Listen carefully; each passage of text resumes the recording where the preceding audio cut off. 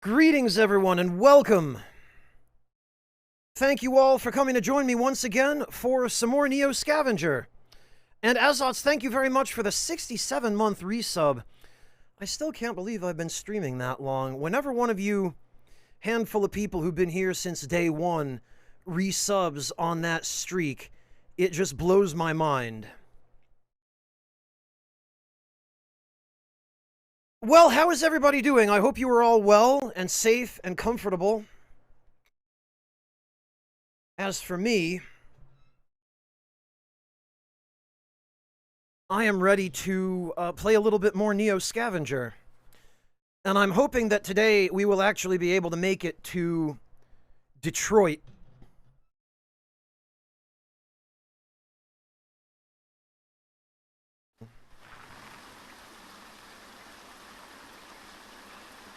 So I did a little bit of the prep work for that after the stream yesterday.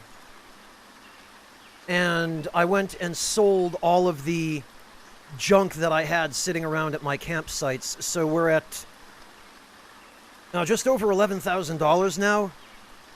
Mostly from those stupid dogmen constantly trying to hunt me down, and then me having to kill them for their coats.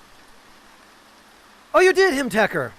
Well, I hope you enjoy it. Please, once you had a chance to play it a little bit, let me know what you think. Not that I had anything to do with developing it, but...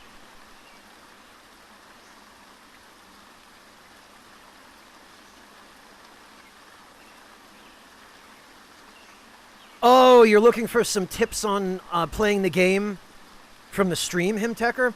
Well, if there's anything specifically that you have questions about, I'll do my best to answer it. But to be completely honest with you, I'm still learning how to play this game myself.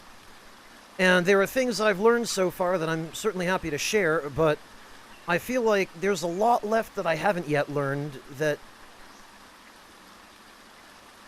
I won't have the wherewithal to be able to pass on to you because I don't know it. Welcome back, Monotone. How are you doing? It's good to see you. I hope you got some nice groceries. I hate grocery shopping, but I like having food and a full refrigerator. So it's one of those, unfortunately, necessary evils.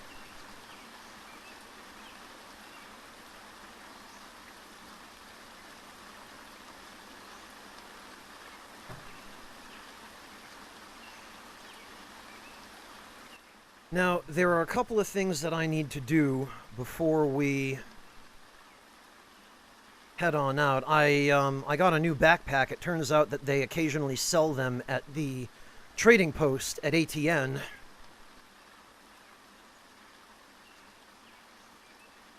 And I also need... I need to figure out what to do about the contents of this bag. Because this bag is about ready to disintegrate. It's at 1.9% durability. And it has some important stuff in it that I would really like to be able to take with me. So I might have to prioritize and empty this out and move some of it over to my survival bag here. Alternatively,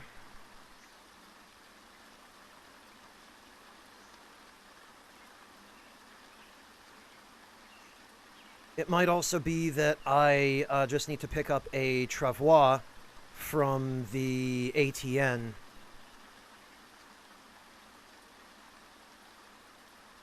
Oh, I'm sorry to hear it, Monotone. Life does tend to throw everything at you at once, doesn't it? Especially these days.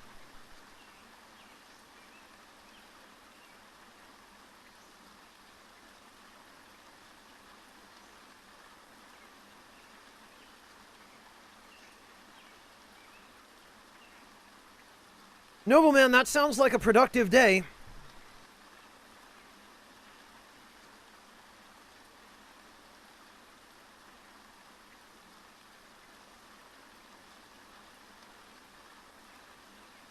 Alright. We've got a more worn out backpack here that I'm going to use to carry stuff in the meantime, but...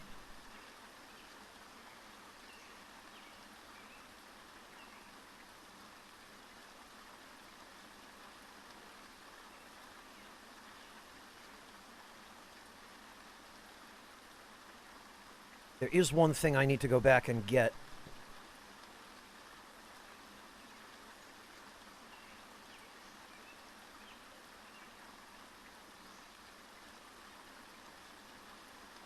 Geez, Monotone, I'm really sorry to hear that. I wish there was something more I could do for you, Monotone, but at the very least, for what it's worth,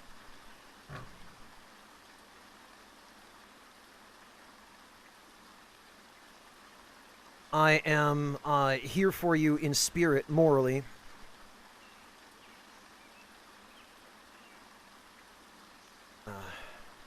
We might as well just deal with this now.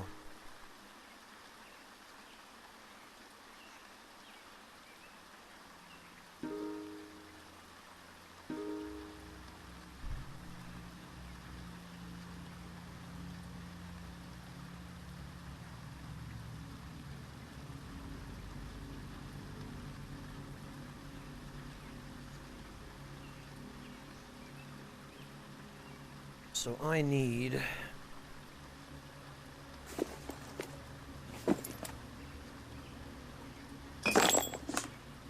all that crap.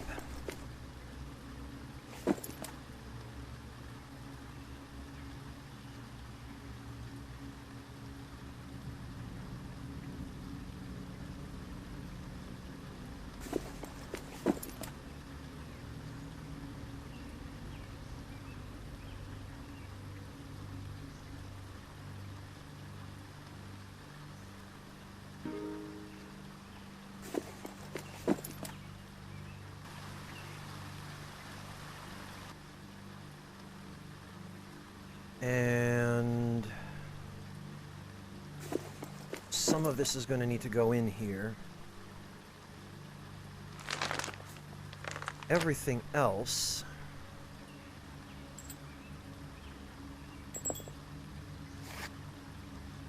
let me just make sure that these bullets are the correct kind. Nope, they're not. That figures.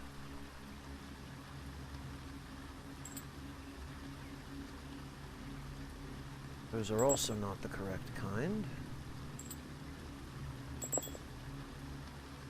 I could have sworn I had some more bullets in here.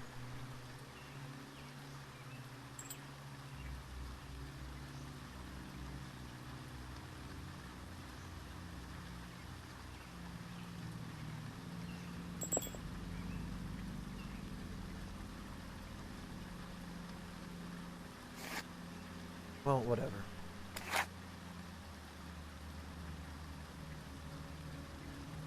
So we are going to need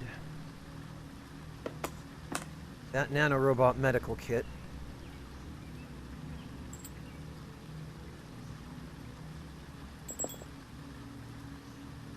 These, I think, are 45 caliber rounds.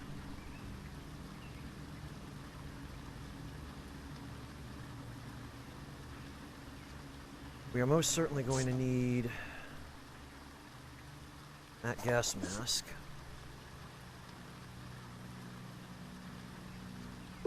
We're also going to need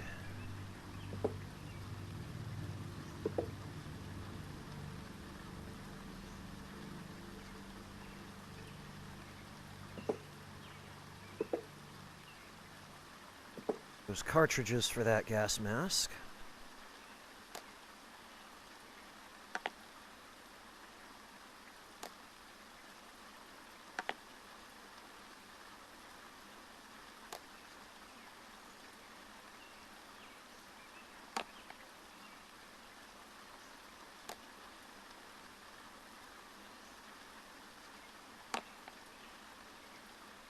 And we're going to need our sleeping pills and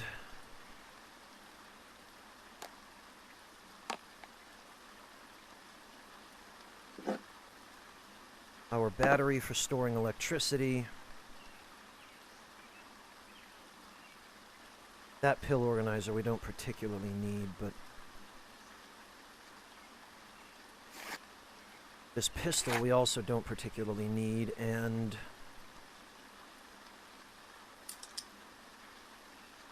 We are going to want room for that. And a couple of lighters.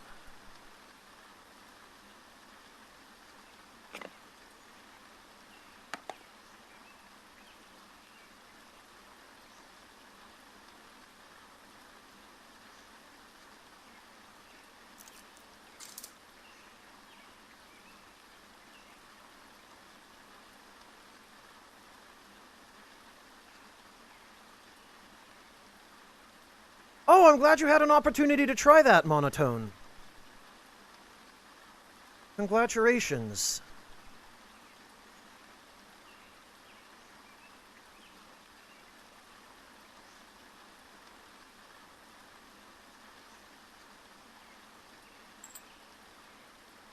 Guess we can just take some bullets, because we never know when we're going to find a gun. Thank you.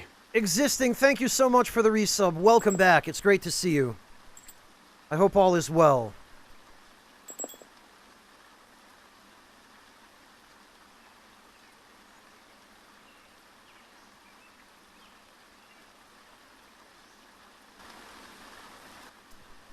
Oh God, Monotone. I don't even...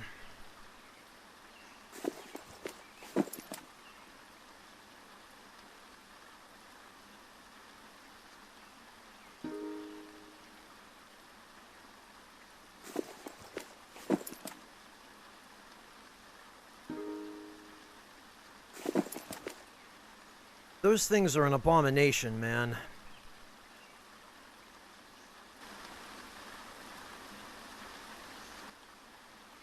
Alright, these... needs to go there. Some of this stuff we can take back to the ATN and sell it, because...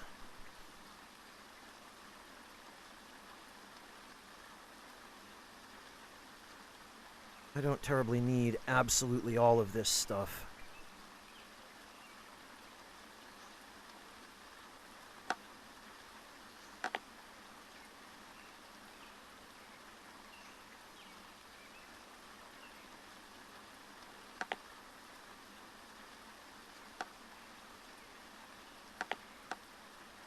We can sort this out as well. Put those in here. And then that way now I have a full supply of amoxicillin and painkillers at this campsite. I found a bunch of amoxicillin after the stream yesterday, and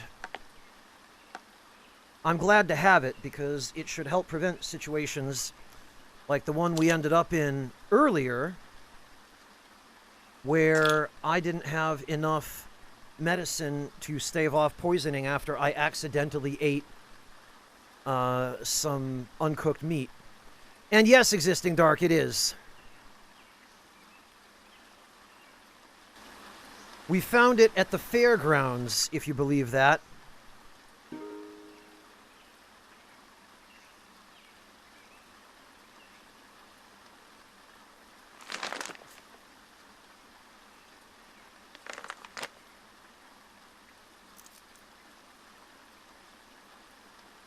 Right, these will leave here for the moment.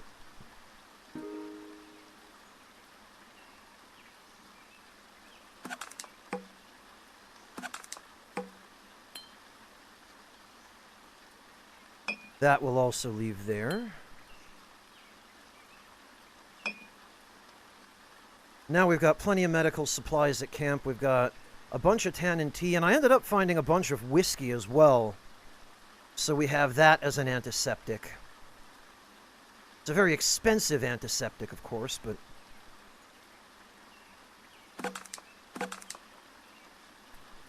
And then there's that lighter in 100% condition.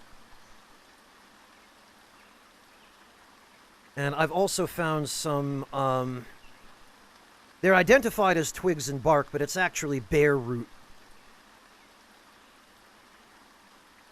And this is a medicinal item. It's for, I guess, some sort of... I'm not sure exactly what it does, but I know that it helps with your health and maybe cures illness.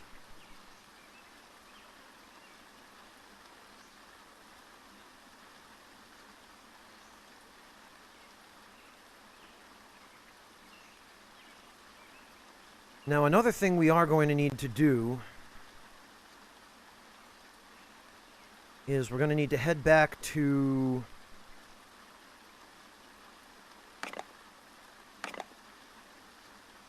Zomzoms, because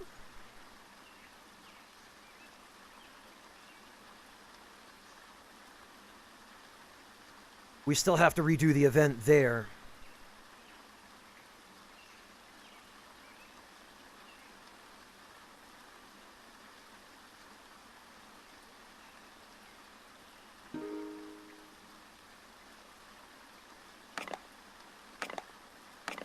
These lighters are all, I believe, yes, they're all in 100% condition.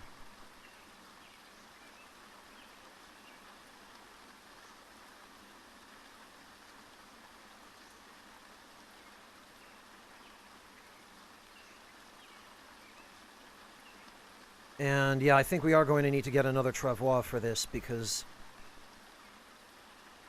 the other packs I have are just falling apart. Even the shopping cart's on the verge of falling apart.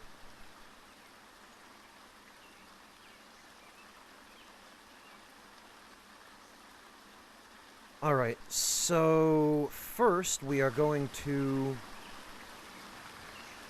head to the ATM and sell these couple of things.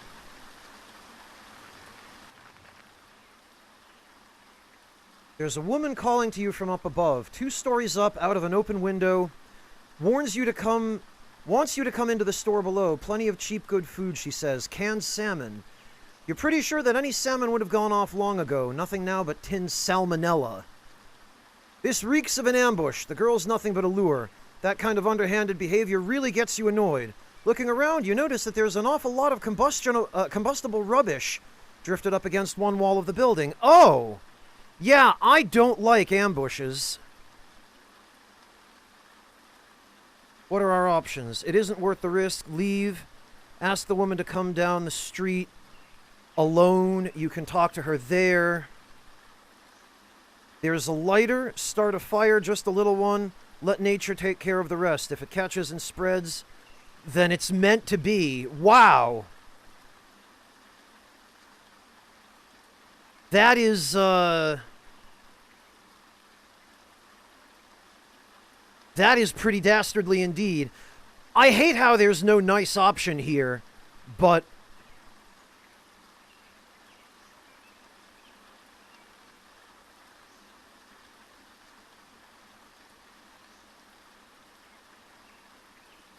all right. Hello, amateur. Welcome. Yeah, I'm not a fan of ambushes, so I think we're going to smoke them out.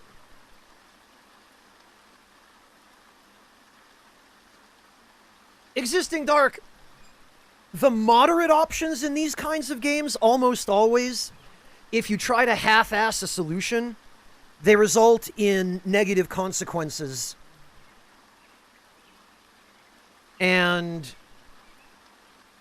sometimes in this game will just result in an instant death, which is the equivalent of dying in a cutscene in more modern games. So, being that this is the Wasteland, and being that it's a dog-eat-cat world out here, they think they're going to ambush me. A good spy always makes the first move. We are going to set fire to the rubbish and fan the flames. Burn the whole building down with everybody in it. They're not going to trick me. As the flames lick up the walls, the woman starts screaming. You stand near the entrance with some rebar you found nearby. As far as you can tell, there is only one way out. The rats will be leaving the ship any moment now. Strangely, only the woman and a man run out, their clothes and hair burning. You manage to fell both of them and extinguish the flames. Neither of them look anything like the lowlife that you thought was inside. No matter, the man was holding a worn rifle. Hope it still works. Oh. Worn? It's in 100% condition. Don't mind if I do.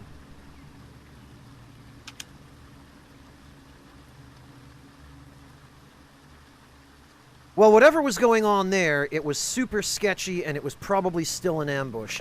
Oh, and we got a new lighter. Nice.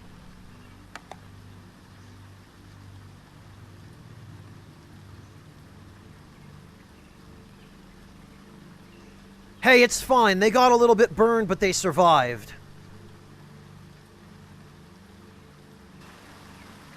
They're just a little warmer now.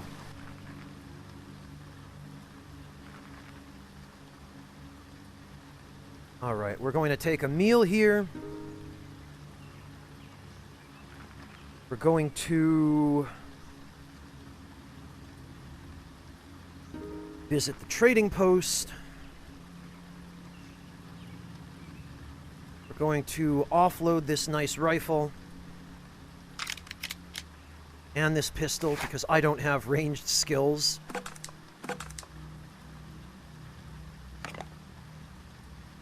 Whoops, I don't want to sell that lighter.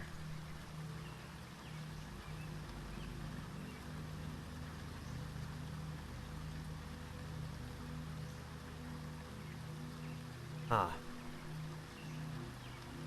Oh, and they already had a lighter. Guess I'll just take a couple more.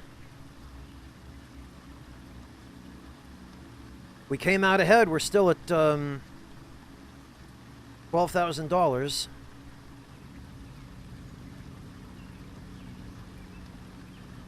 And I'm sure they're fine, Existing Dark. I'm sure they made it.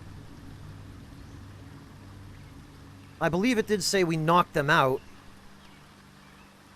Right, actually, we are going to take some berries. Because those are very cheap to buy, even though I don't have the botany skill to purchase them. Yeah, see there, that's just bare root. And it's much more expensive when it's identified.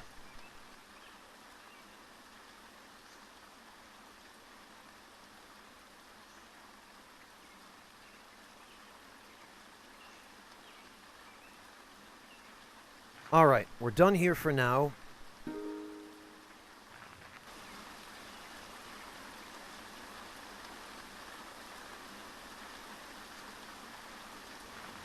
Now we need to make one quick trip to Zomzoms.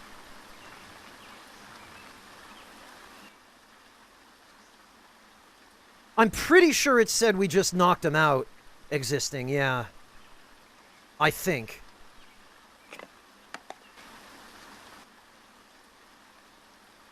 I'm sure somebody who really cares to find out can go back and check the VOD.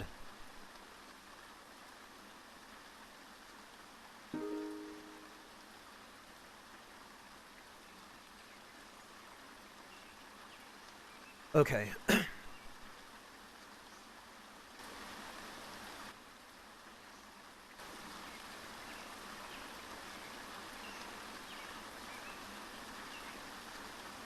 Oh, blast it. I meant to buy a travois while we were at the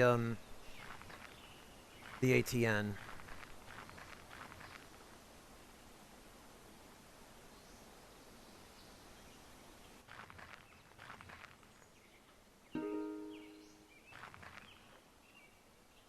Oh, they don't have one.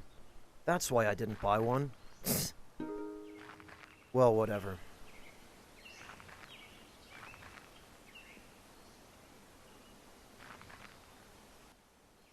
Sheesh. Well, if you're gonna threaten me with a good time...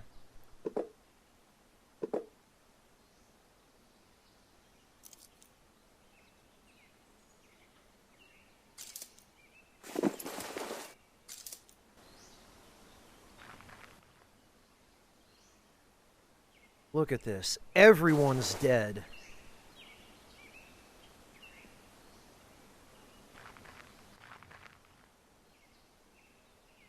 It's the smell that got your attention, a distinctive smell that's hard to forget. 3 ragged-looking types roasting a small corpse over an open fire in a bank lobby. A horrified woman clutches her baby, staring vacantly past the fire from the smashed remains of a teller's cage. The bandits appear unconcerned over your presence and hold up a piece of cooked meat. But that's not what you're looking at. It's the anguished mother and her baby. You want 'em? Drawls a bandit. Gonna cost ya. Oh, God. Oh, man. What are our options?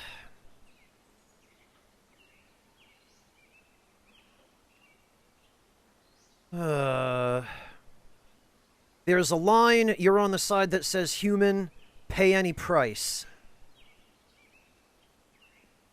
Where there's life, there's hope. You can't save the baby, but maybe you can buy the woman her freedom. You're open to new culinary experiences, might help you decide. There appears to be an overabundance of protein. Perhaps if you offered to take care of the preparation, there'd be enough for all. Jesus Christ!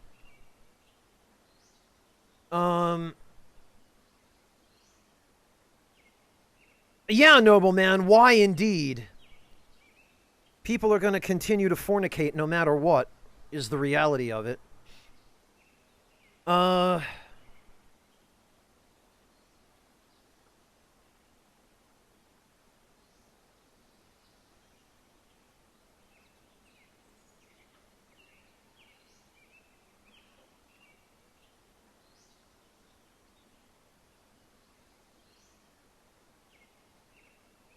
Well, let's try to buy their freedom. I don't know. I mean, we've got money, but I don't know if money is what we're going to be asked to give.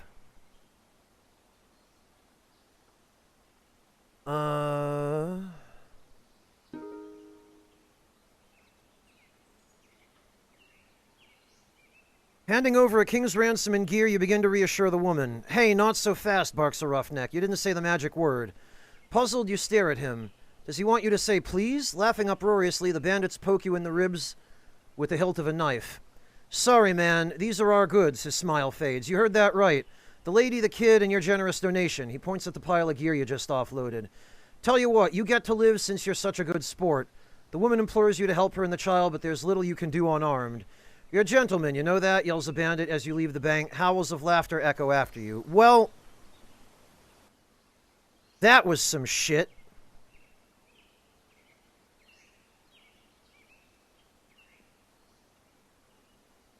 Although, it looks like all we actually lost was the rifle.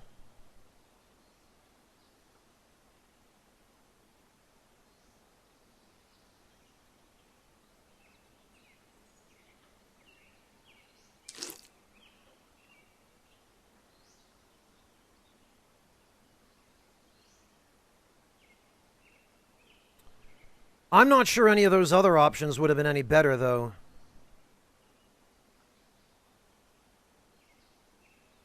Because this is one of those situations where it feels like the game is trying to troll me. And just say, yeah, you know what? Nothing you could have done would have made a difference.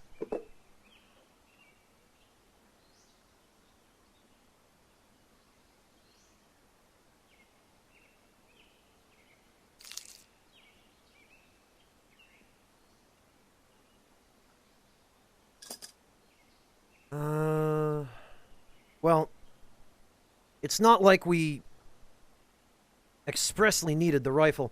Existing, I had no ammo for that gun. It wouldn't have done any good.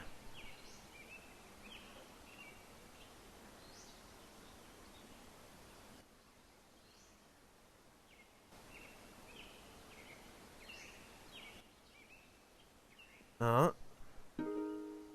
it's one of these guys. Ceasefire.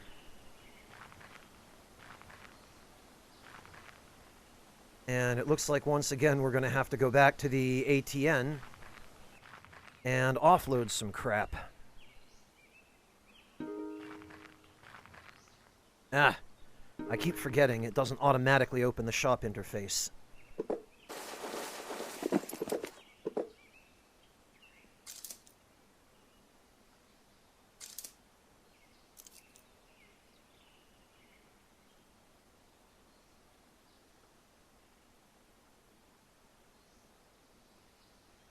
Tell you what, we'll also buy some edible mushrooms.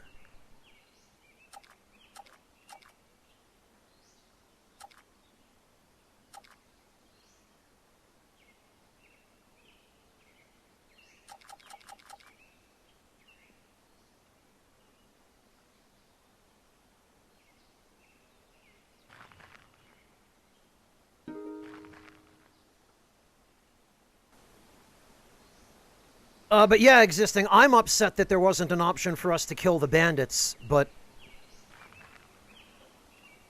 At least we got out uninjured. And that's more than you can say for some of these encounters.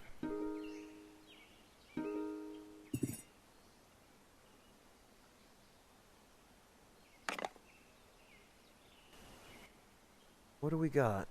Oh, black cargo pants. I need a new pair of those, actually.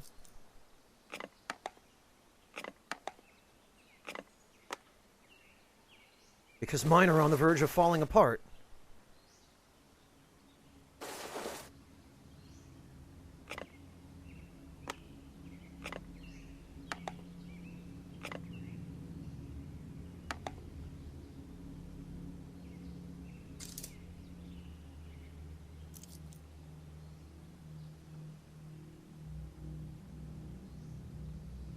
Yeah, exactly, existing. It's a crime that we weren't able to just go in and chop them all up.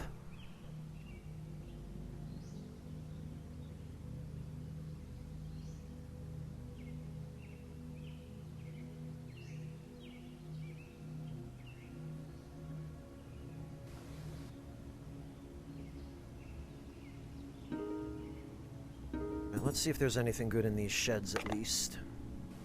Nothing.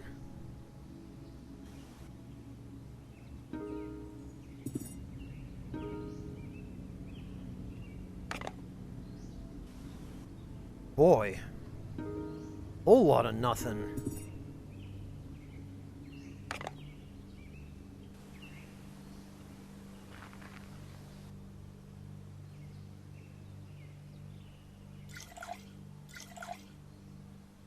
Well...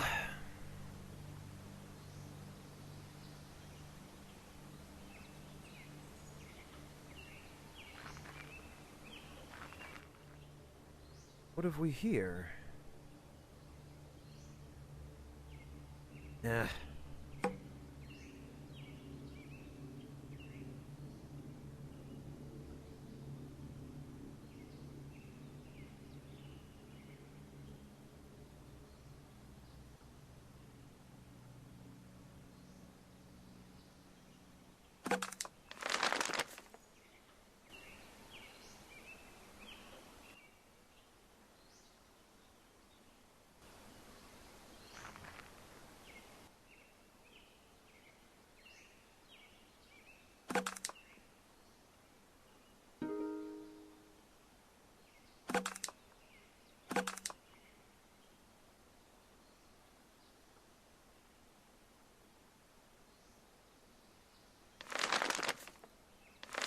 There we go. And that stack of tarps I'm going to take with me when we head to Detroit. The important thing is going to be I will have to bring basically an entire campsite with me in a sled, and we won't be able to loot any buildings along the way because my carrying capacity is going to be pretty well spoken for.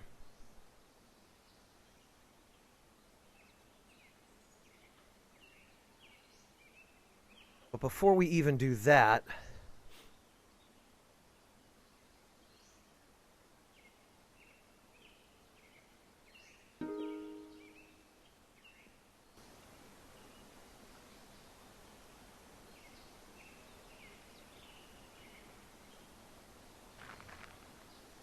what time of day is it? It's day, huh?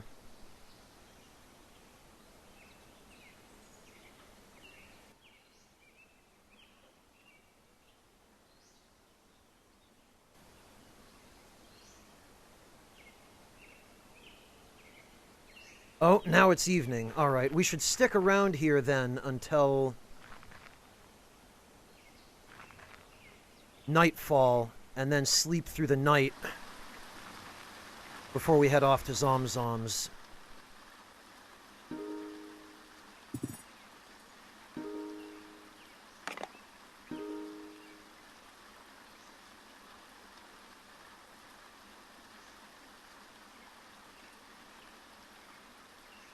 We've got a water tester with some charges in it. Guess we could hang on to that. We got... oh, some bullets. Those are 45 caliber bullets because they stack to 7.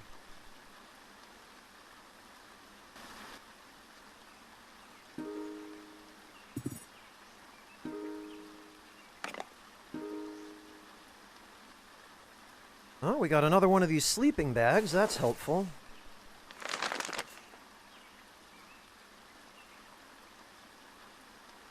Most of the rest of this stuff, unfortunately, is not.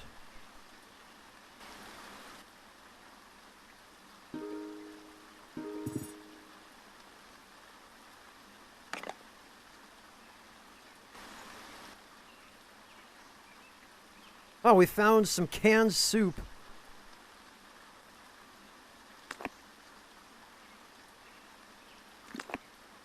And some potato chips.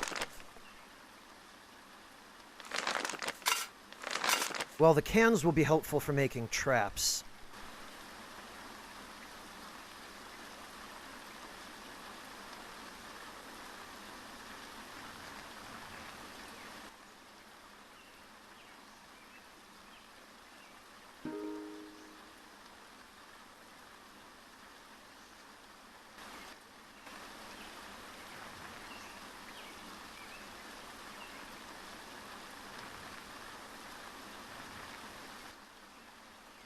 We might have something promising here.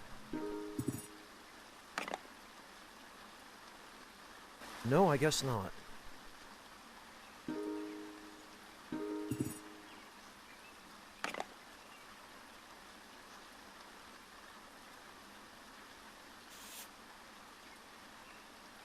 Most of this is just crap.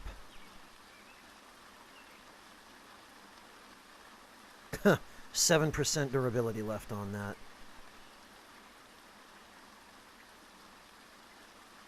And it's the one I already have. I need the left one.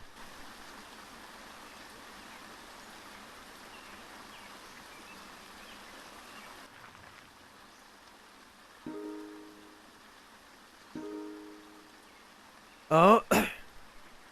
Okay. We've got a dude with a hunting rifle. And it's a bad mother, so he's going to want to fight.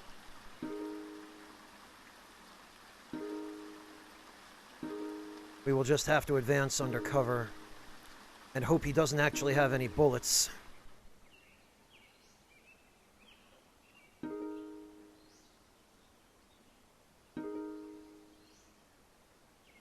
Apparently he doesn't have any bullets, so we are going to leg trip him.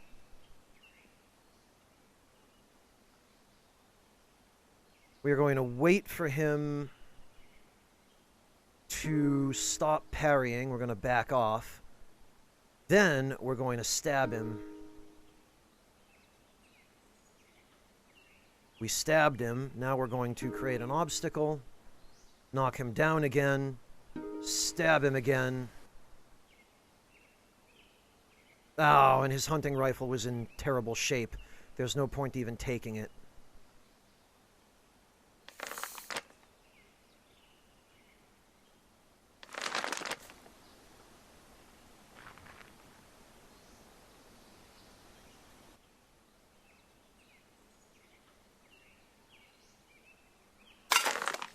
Okay.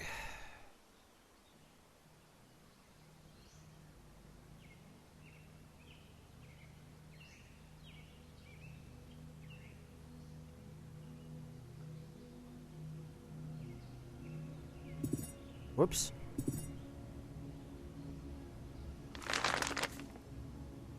I want these.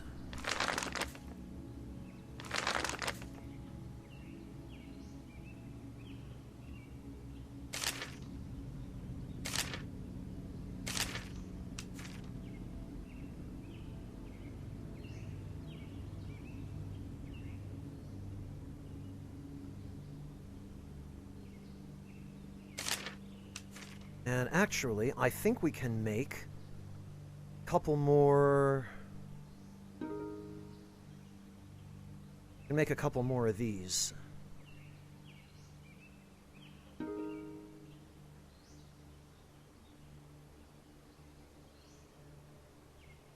I really hope so, nobleman. I really would like to think I am.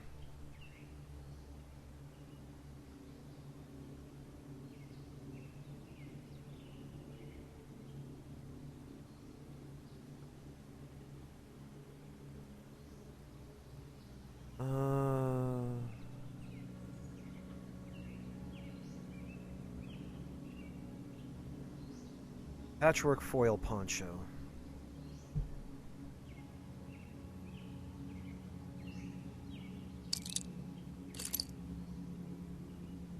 And I want to use this.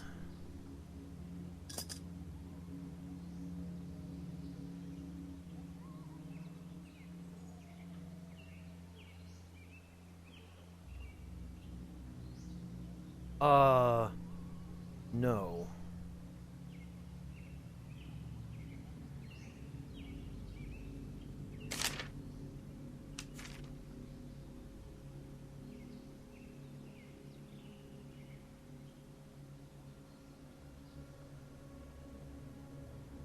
Oh, do we not have enough string?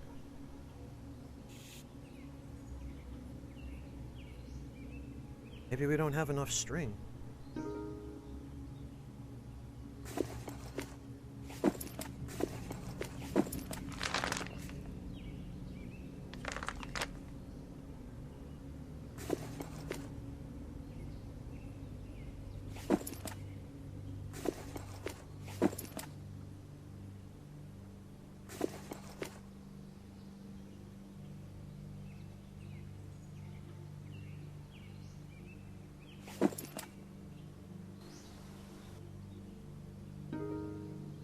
Well, that's fine. This still gets rid of...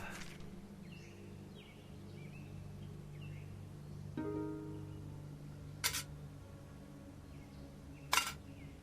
whole bunch of stuff that we needed to use up.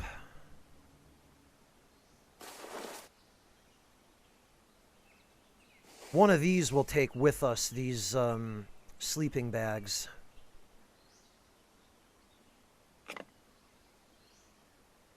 That we'll also take with us.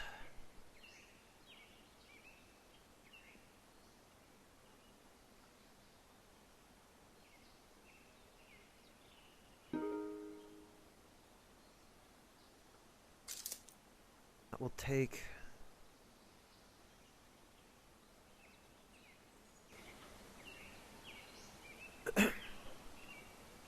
Then we will hide. Then we will sleep.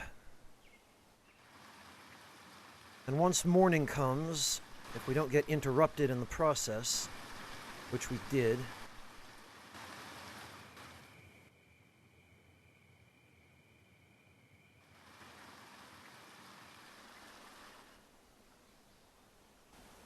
there we go. Now it's dawn. Oh, whoops. I keep forgetting to unhide. Somebody keeps randomly leaving sandals everywhere. I wish I knew who it was. And why.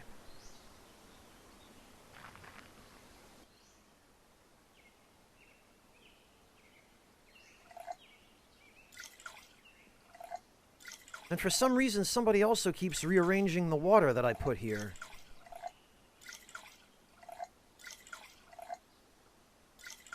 After I've gone to the trouble of checking it to see if it's drinkable. Yeah, that's who it is, amateur. There's just a little fairy who flies around the wasteland leaving sandals.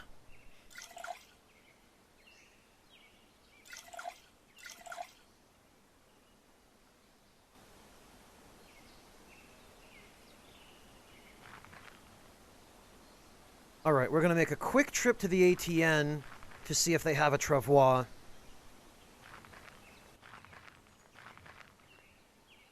Oh, and we're going to eat. I really appreciate that they're willing to share their food with us every day. Blast it, that's not... And to go to the trading post. Oh, they haven't updated their inventory. Curses.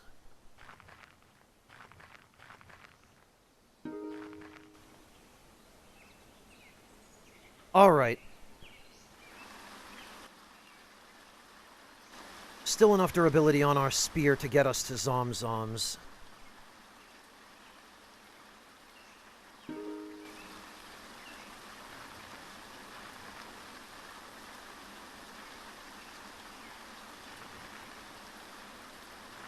So that is what we are going to do.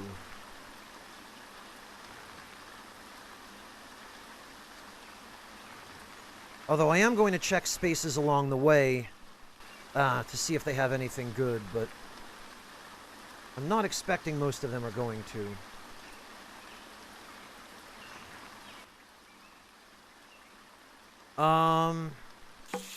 Although, there's some Twinkies.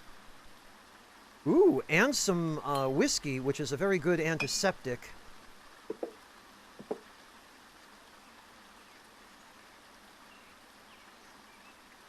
All that stuff can go, but...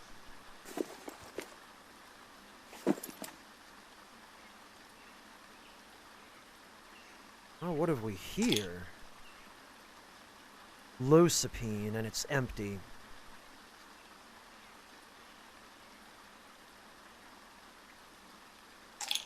This is Losapine, and it has glass in it. Amazing.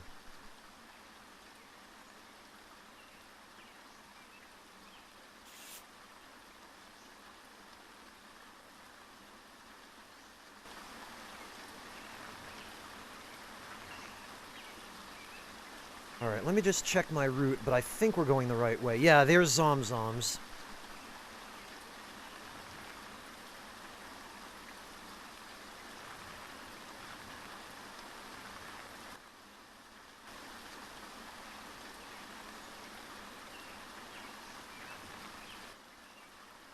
Oh, berries. That will help a little.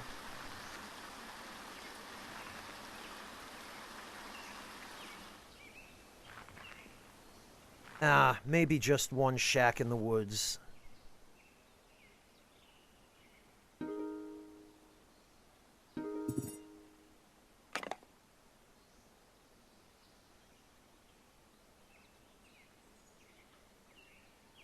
Mostly clothes, which are no good to us, and a nearly dead lighter. Hello, Kurt. Welcome. Good afternoon. Thank you so much for the 100 bits. Well, Nobleman, I don't know if you were here for some of my original runs, but before I had any idea how to play, I was getting killed constantly. So, how much you know about the game seems to be directly proportional to how long you survive. Who would have guessed?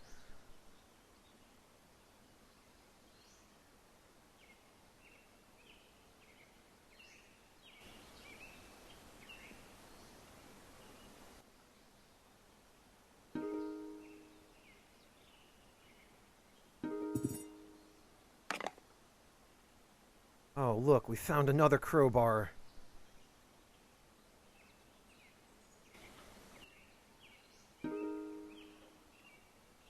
The thing is, sometimes these shacks have medicine.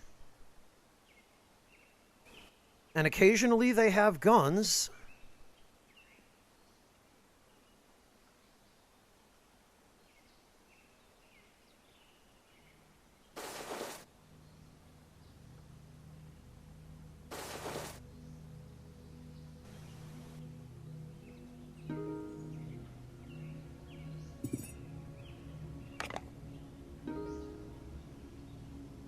Ah, see, this is what I'm looking for. First aid kits. Oh, look at that. And we got a nearly new canvas backpack. Replace our 24% durability one. That is helpful.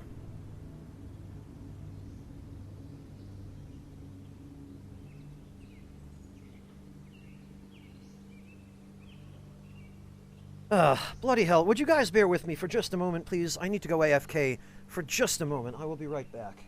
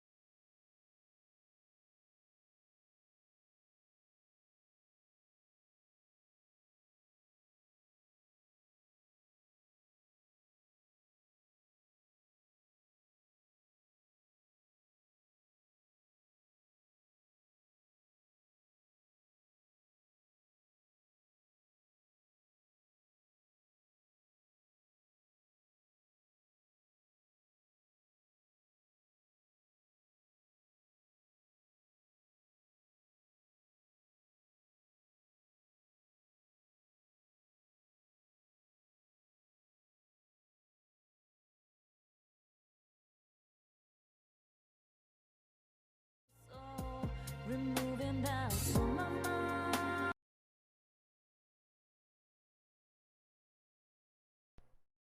Sorry about that, everybody.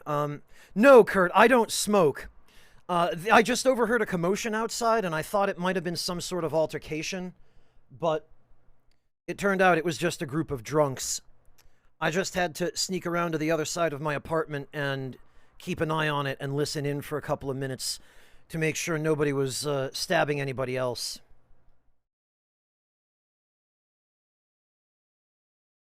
That doesn't happen too often around here, but every once in a while, when the local drunks are on their way home from either a bar or each other's houses, they will start making noise in the street.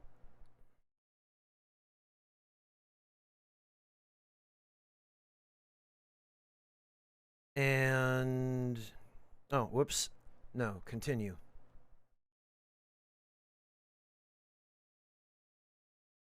And yeah, that's what.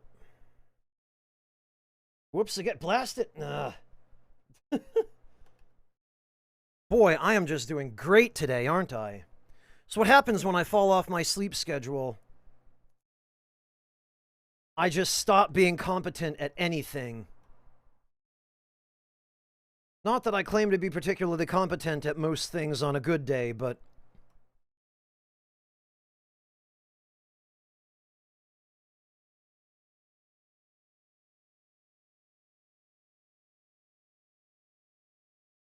Hey, Anon Maru, welcome!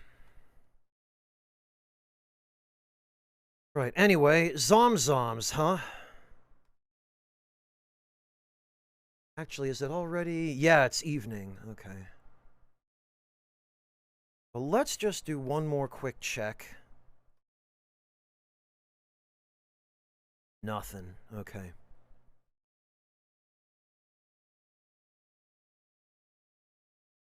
Now, we've already done the events here during a previous playthrough. However,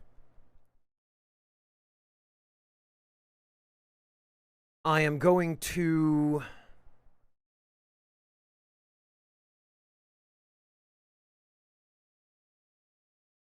Oh, look at all the crap they'll accept. Wait, what? Where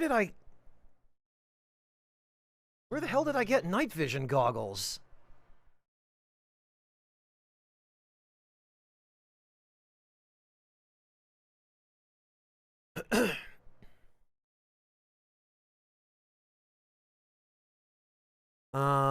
They seem to accept lighters.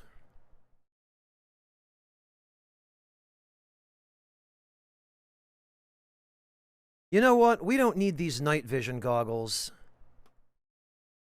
I don't even think I was carrying any. I don't know where they came from, so we'll just give them those. Confirm. Okay.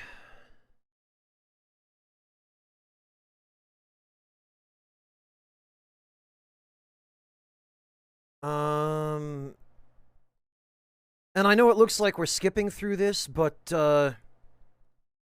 we've already done this during a previous stream, which I am going to highlight. The point is, I chose the incorrect options last time, so when we meet this guy here, the Stoat, I wanted to ask him about that trade. And he wants us to go investigate Camp Grayling.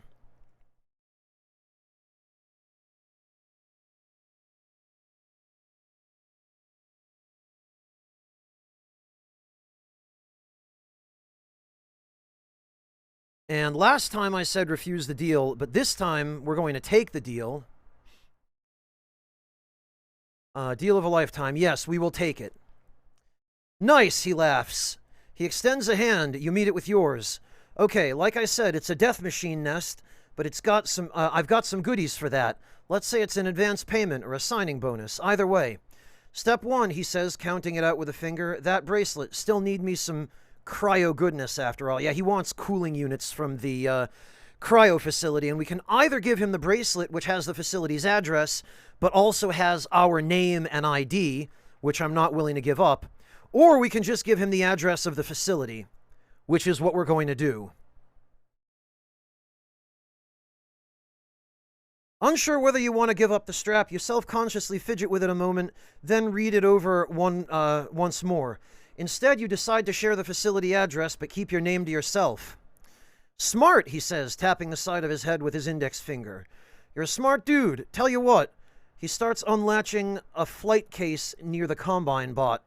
An array of electronic parts and gadgets fill the case. Scanning his hand across the range of parts, he selects one, then closes the case again. Here, he hands you some sort of measuring device. It'll keep you healthy. Remember it when you get there. We got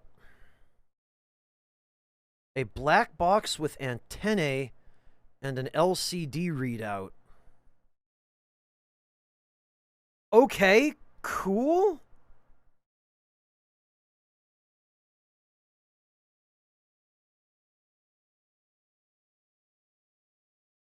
As for me, I may have to check into your fancy clinic soon. I think I'm coming down with a little something. He fake coughs and clears his throat, grinning. Step 2, get inside. The goodish-baddish news is that your new toy will help, but you'll likely need to supplement it with tricks of your own.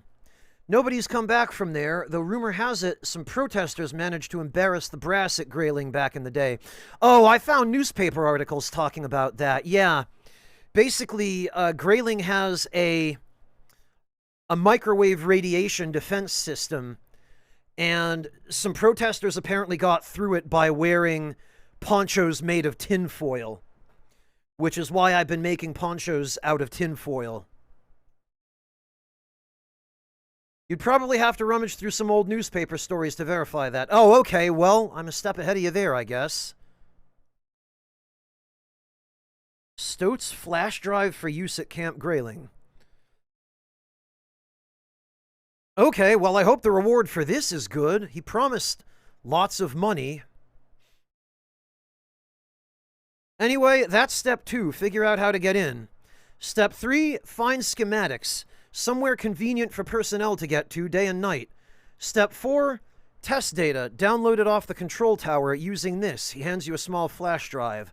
Plug and play. Easy. Step 5, bring it all to me. Got it? He looks over your shoulder.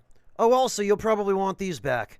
You turn and see a familiar face from the front gate. She drops a lockbox with your checked items. You cast a glance back at the Stoat and he shrugs. What? I can't do this alone. Your safest bet is to go along the fence where they went. He thumbs over his shoulder, indicating the route the mechanic and patron followed.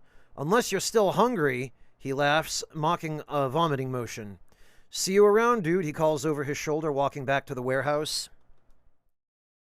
Stoat's friend waits as you gather your things from the lockbox. Better make sure you empty that locker while you have the chance. Once ready, you head along the fence and return to the wastelands towards a higher degree of normality.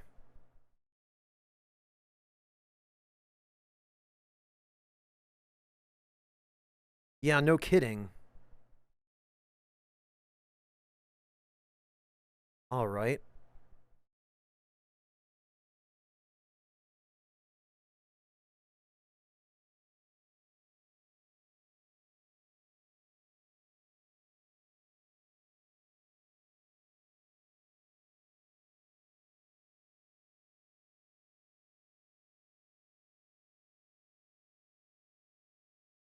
Stoat's flash drive, huh?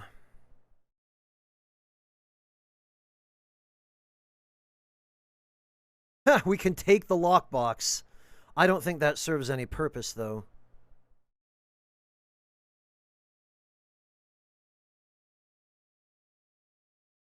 Alright, so what we want to do here is we want to go back to Zomzoms.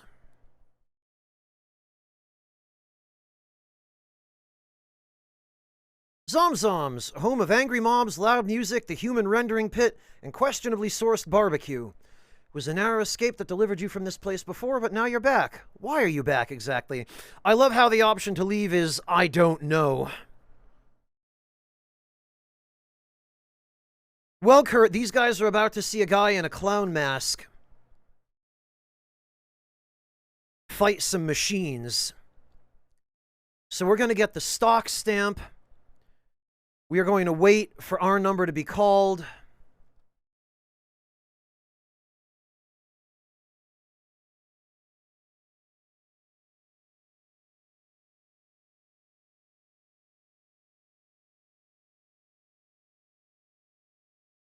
Try bargaining with the Dogman footage. No, because that's not where we want to use that. Okay, so now we have two options to get rid of this robot. We're going to use them both. We're going to have to come back for one. We'll start with trapping.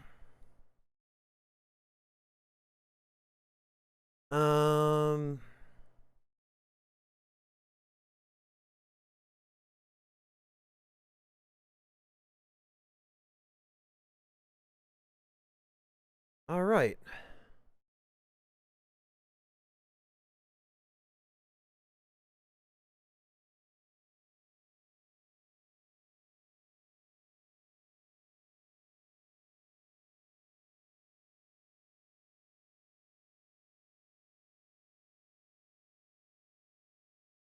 This stuff at least is easy to re-equip.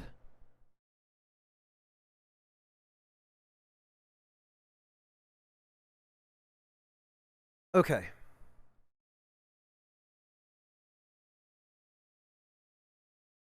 And we're going to go back in. I don't know if there's actually any benefit to doing this, but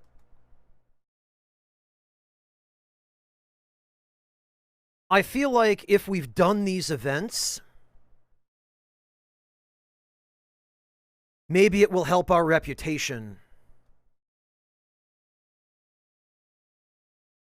Because some of these events seem to be able to lead to other events.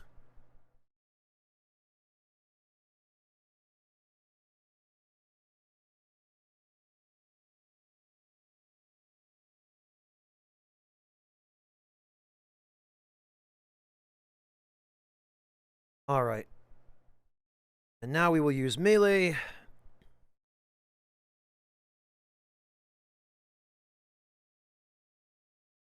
Oh, our upper left leg was battered.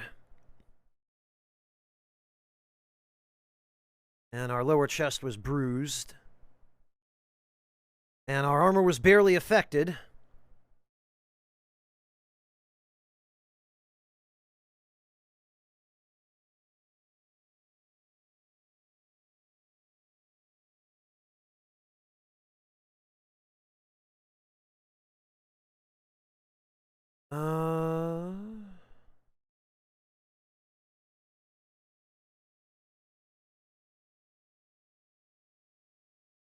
All right.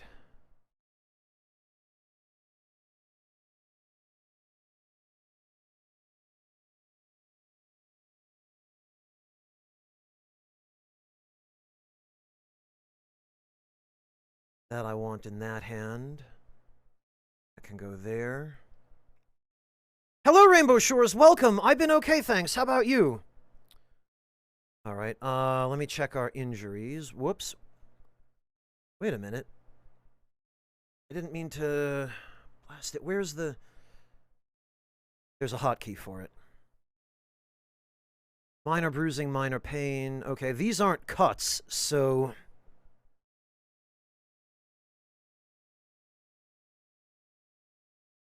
Sorry to hear that, Rainbow. I hope things start to improve.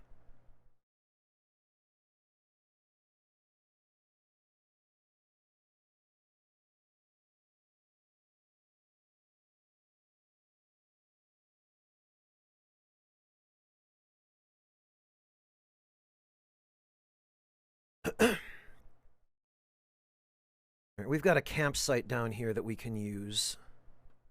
In fact, we've got a couple of them.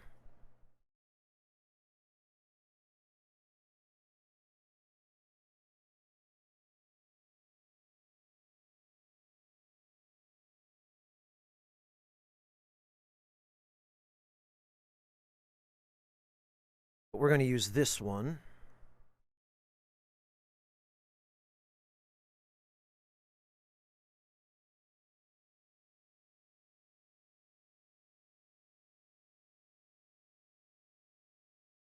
And what I came back here for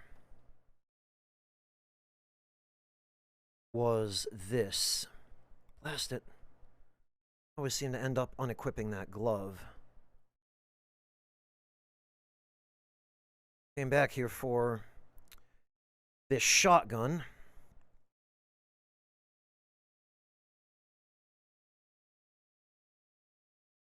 But while we're at it, we're going to grab one of these brand new broad spears.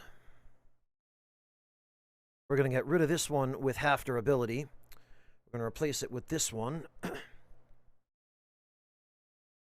Well, I'm glad to be able to help, Rainbow. And I'm glad that you were able to find a little bit of time to stream. It sounds like things have been really busy. Which maybe in some ways is good. At least in my view, I would rather have enough to do than just be sitting around feeling like my life is passing me by and I'm not getting anything done.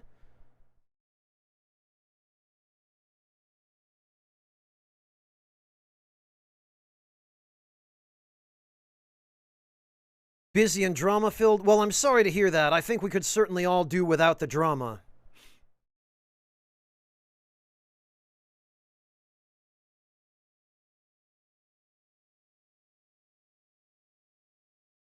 Alright, we're gonna hide. And we're gonna rest.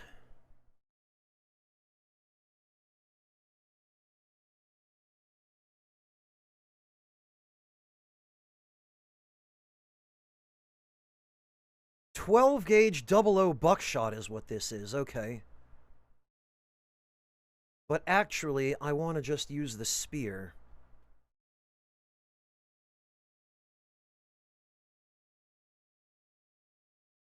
Oh, now he's running away. No, you don't get to do that. You don't raid my campsite in the middle of the night. You don't show up looking for a fight and then turn tail and flee.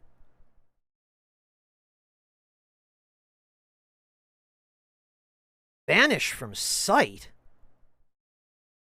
Disappears from battle without being seen. Must see target. When did I get the ability to do this?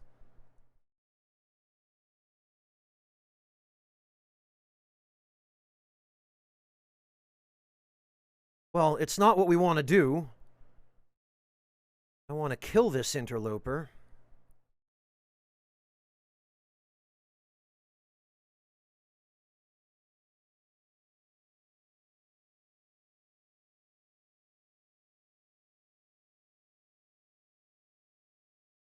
And we are going to skin it.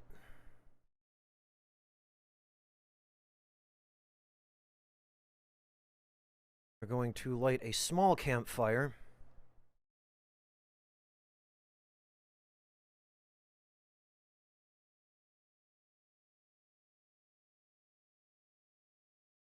And we're going to have some dinner. Hello, Knight of the Edge. Welcome. This is a survival scavenger. It has a lot of roguelike elements, including permadeath, although there are a lot of mods out there for it that can change the way it plays or add features to it. It's been around since 2014. I think it was first released in retail in 2014.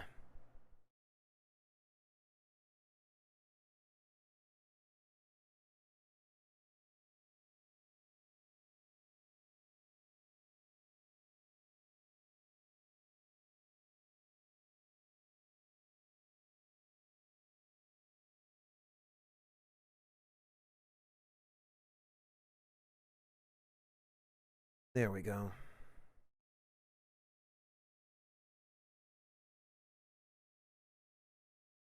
We're going to take a few of these for the road back.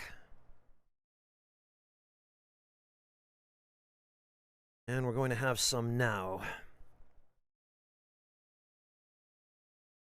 We're going to hide again and then sleep.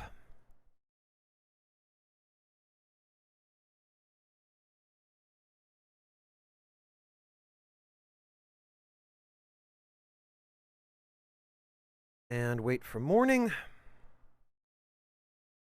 There we go.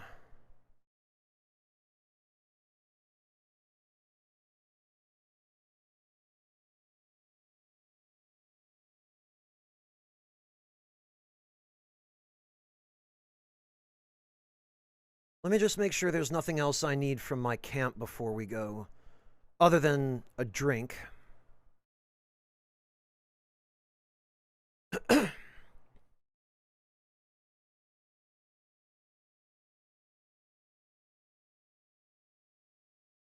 actually, we can bring that with us.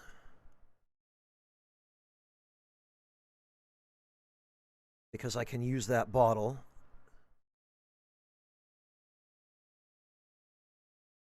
All right, now...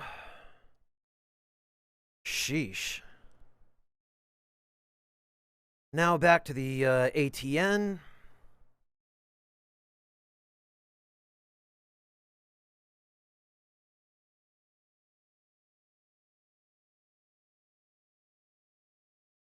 Bloody hell, I forgot I was hidden.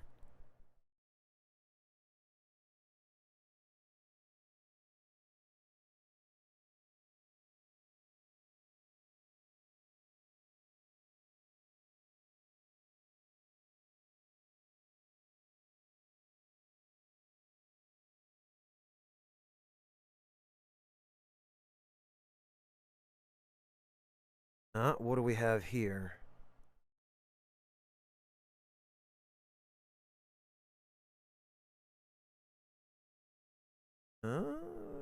Some recipes. And some junk.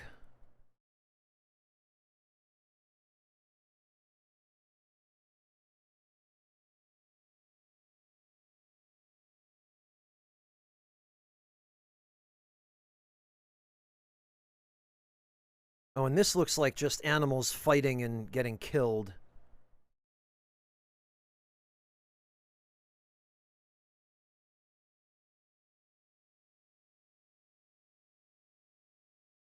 How is outdoor temp still affecting me negatively? We've got so many layers of clothes.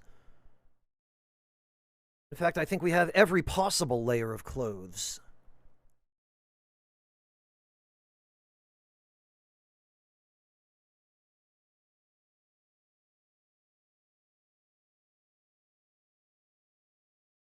Welcome back, Monotone. My sympathies.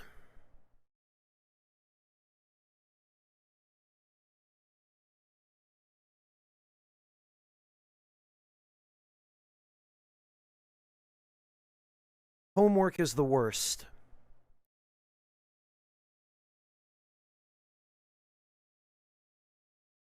Lights out. Battle Creek residents claim they are being made prisoners in their own homes because of because of City Council's controversial streetlight switch-off.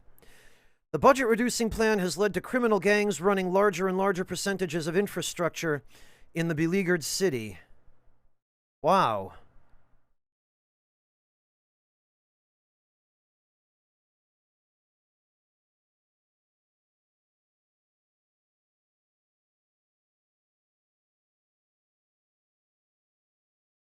Race to the bottom. 17 more lives, including those of 3 Coast Guard crew members, were claimed by smallpox Sunday night.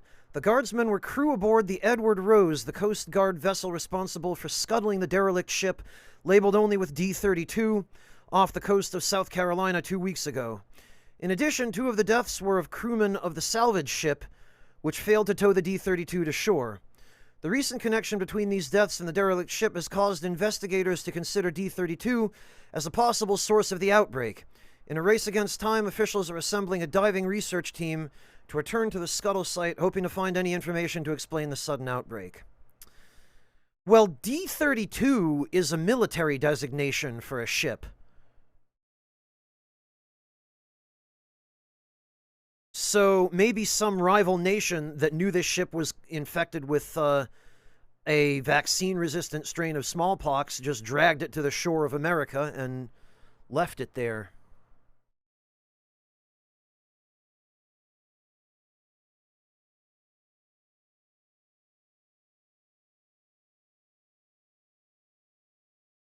Monotone, this professor seems like she really isn't in her right mind.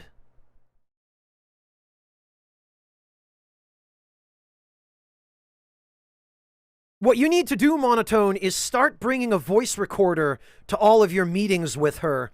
record everything she says verbatim and just play it back to her when she pulls a stunt like that.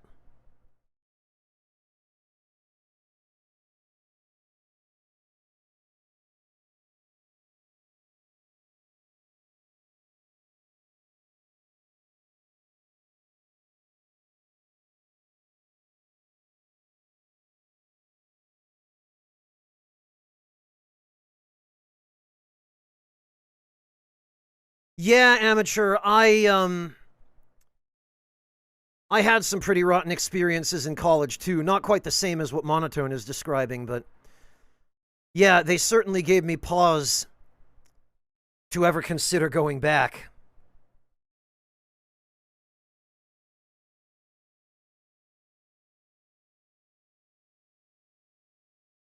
Yeah, Monotone, actually, I can kind of relate to that because my occupational therapy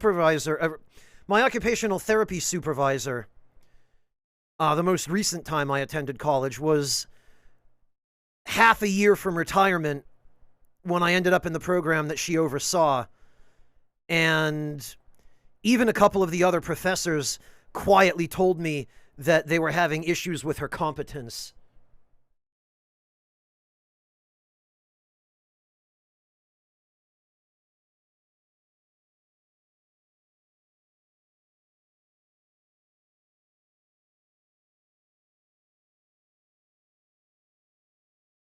Yeah, amateur, I can certainly understand that.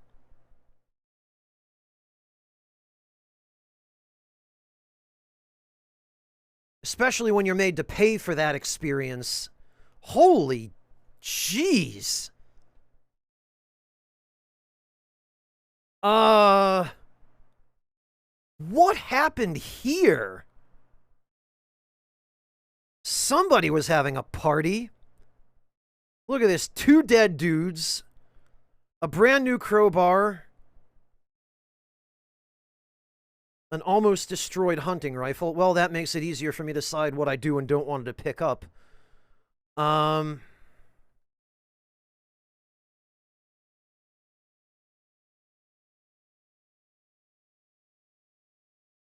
brand new backpack, again. A first aid kit. A couple of bags of potato chips and some roasted meat. Don't mind if I do.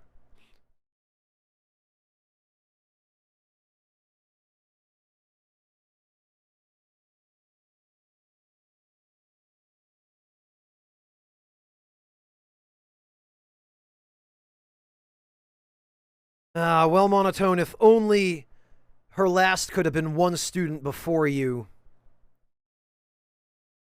Alright, let's clear some of this crap up. Oh, look, 10 packets of ketchup to go with those potato chips. Some distilled water. 2 pill bottles, both empty. Yeah, these guys really were having a party. And look at this, khaki cargo pants with a pair of blue jeans in the pocket. A pair of close to new binoculars.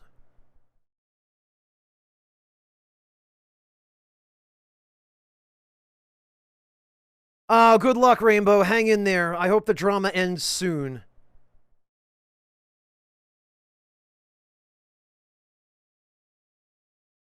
Yeah, Slim Lippet. I wonder how deep the rabbit hole can go. I wonder if you can just keep putting pants in pants in pants.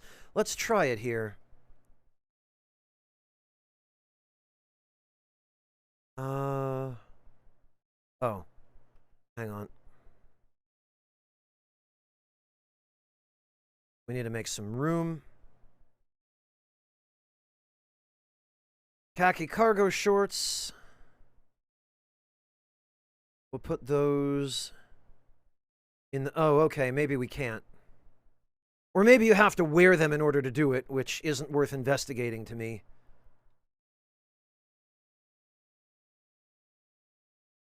Well, anyway.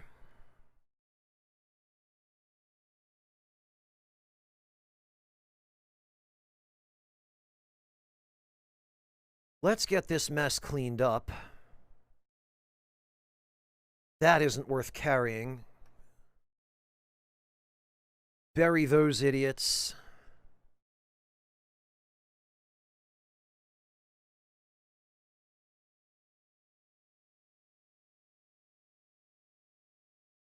Eat these chips.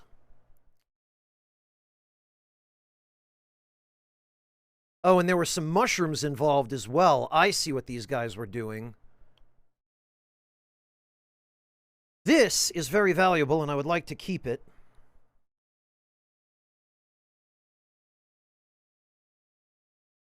Well, Rainbow, maybe you shouldn't. Maybe you should just stand back and let people work out their own problems.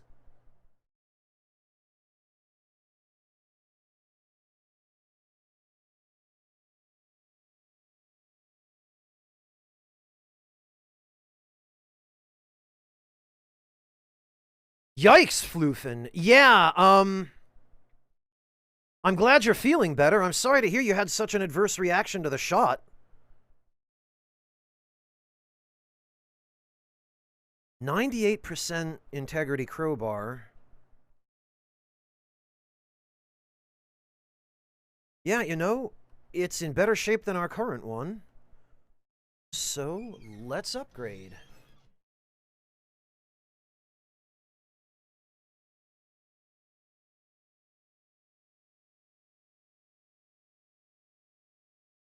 I suppose I can appreciate that, Floofin. There is logic to it, to just get it all over and done with as soon as you can, rather than have to wait.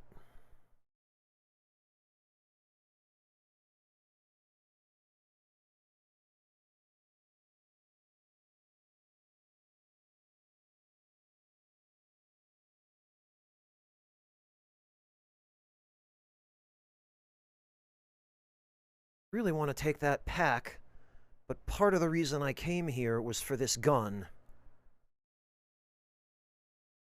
Here's what we're going to do.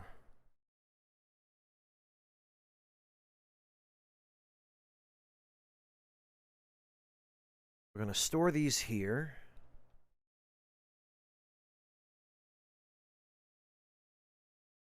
And this is actually right near Zomzoms, so it should be easy enough to find.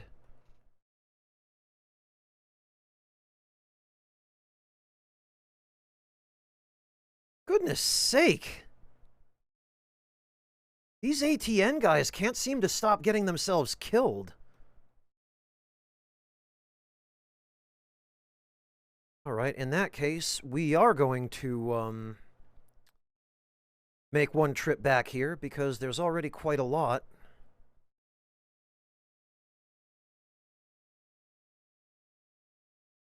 Of potential money to be made, and it's actually not too long a trip.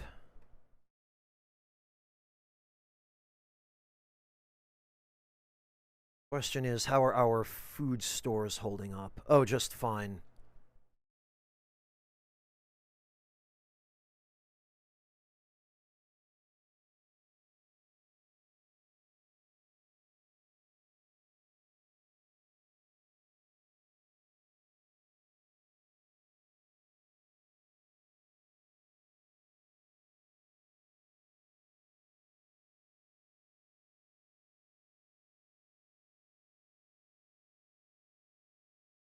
Okay, and we are drawing near.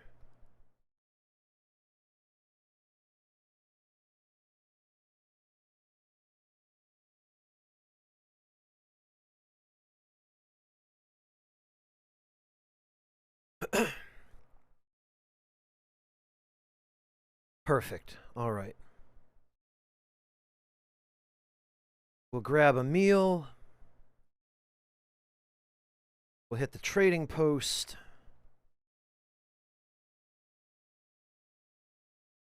I mean, that's what it always was, Existing Dark.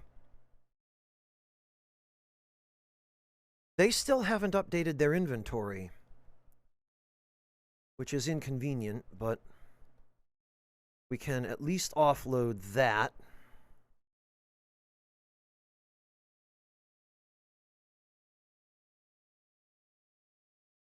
And $26 in total for a few packets of ketchup. Not bad.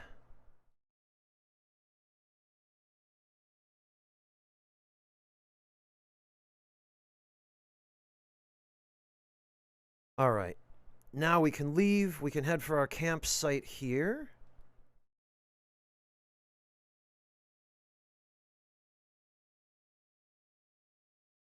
Oh, and it looks like there's some new stuff.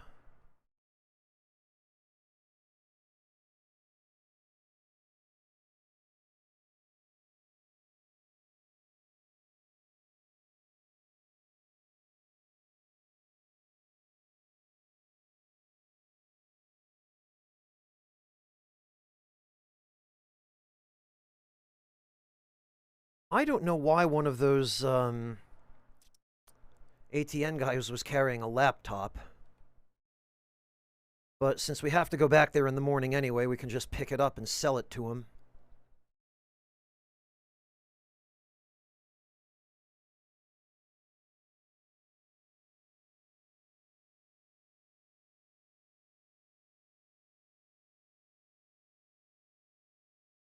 And it looks like there's a new item dropped over here. Oh.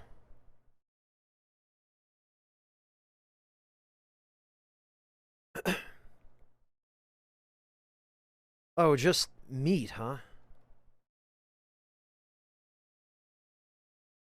Why is the meat that these guys kill always spoiled? I think this guy was hunting deer, but...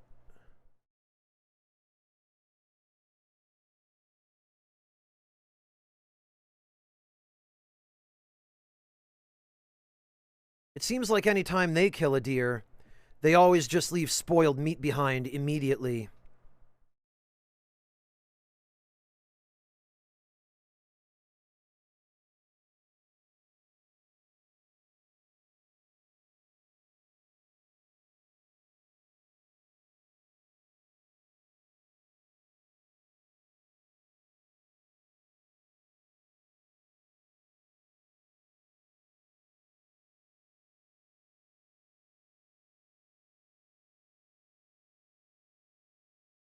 We're going to take these bullets, and we're going to put them in here.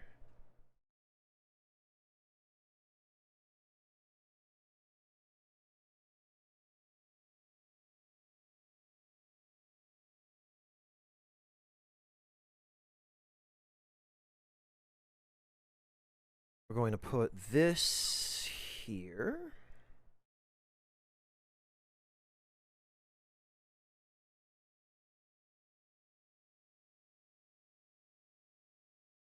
The rest of this stuff we're going to store.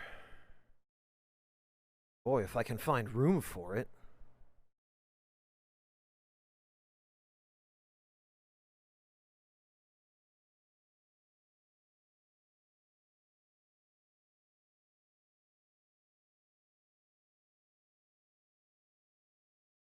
We fit this in here? We can!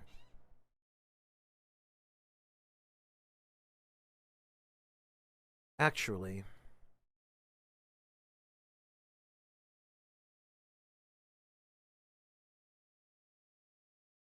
we can put the sleeping bags...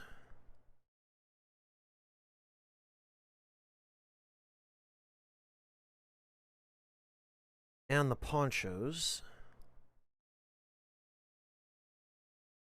in that shopping cart. How about that? Now we've got a lot of room.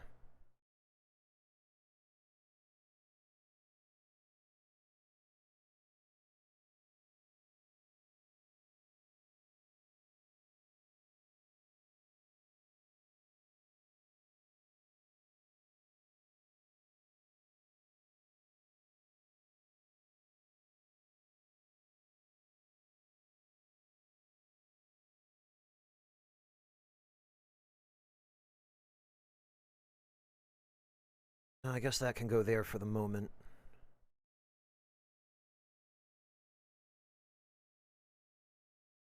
That's fine there.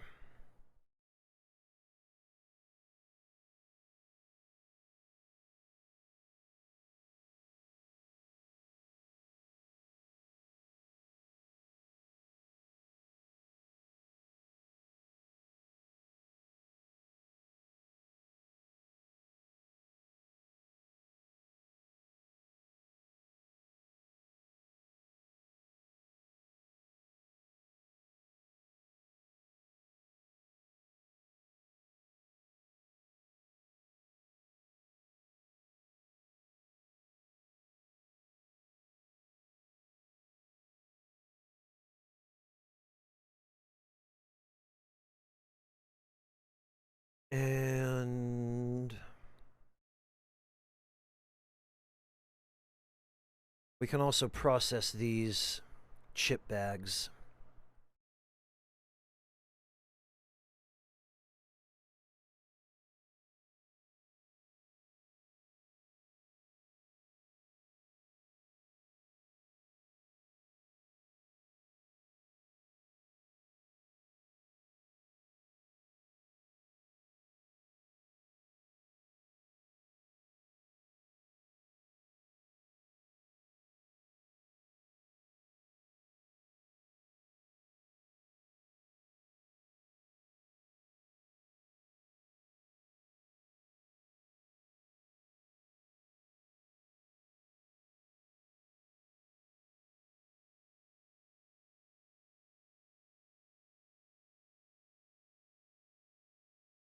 Look at that.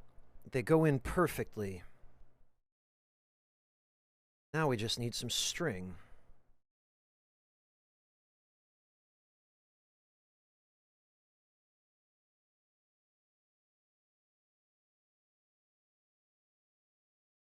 We'll throw in some bare root there.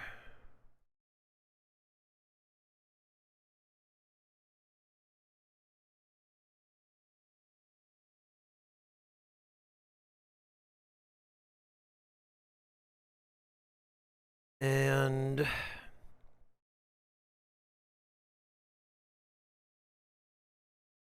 do we have room for these water purification tablets in this backpack? I don't think we do.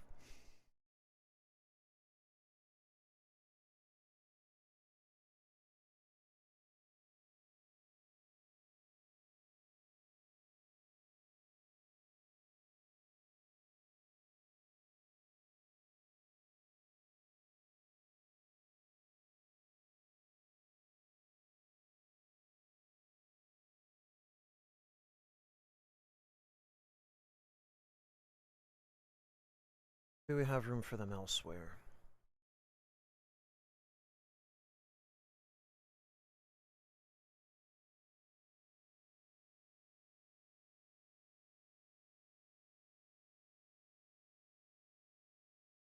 Actually, I have an idea. We're going to need to bring the cans here with us to our next campsite.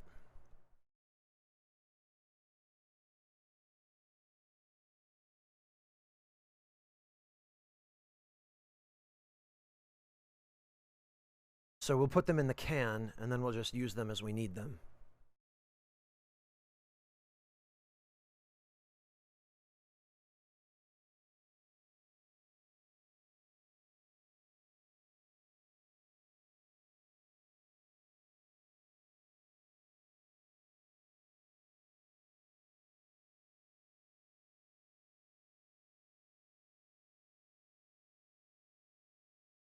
All right.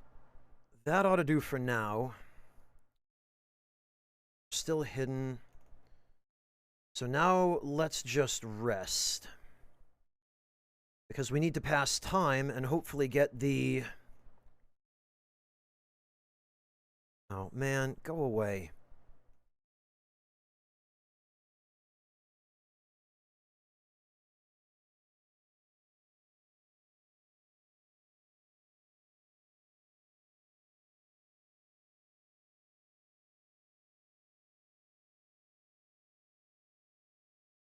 Those idiots constantly wander into my camp and wake me up.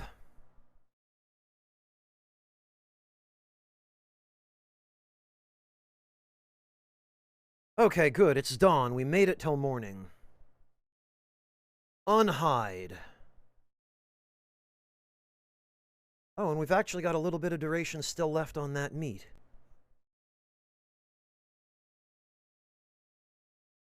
Oh, blast it. I didn't mean to destroy that.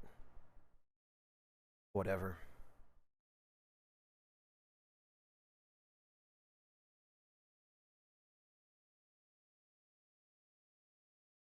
We'll just stop at the river on our way and drink some of this water that I already verified is safe.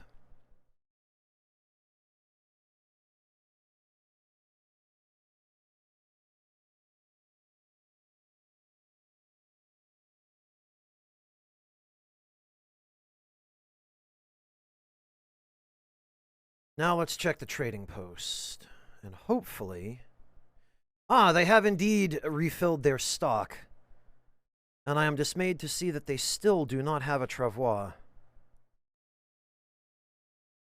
At the very least, however, we can offload this laptop. And how are we doing for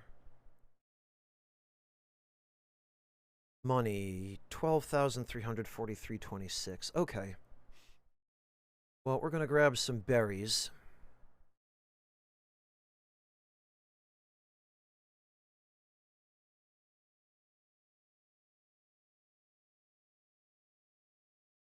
Oh, and it looks like that can is free. So we'll take it.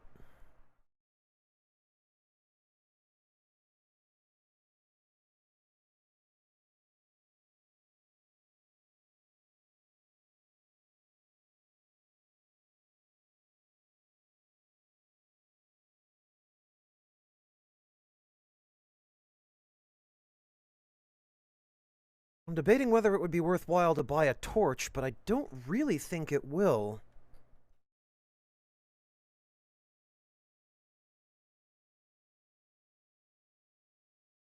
Because I'm pretty sure that the lighter gives the same amount of boost to scavenging. I could be wrong, though. It might be worth trying out, and the torches are certainly inexpensive.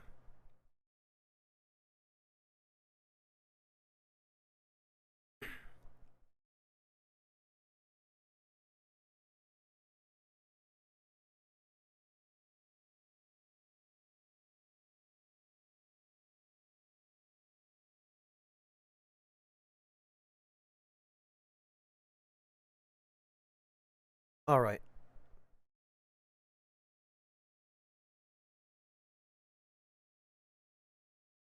Done all we can here, then.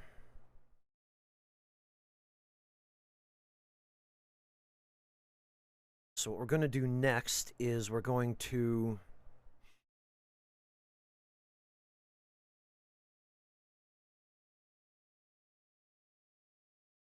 head back to camp.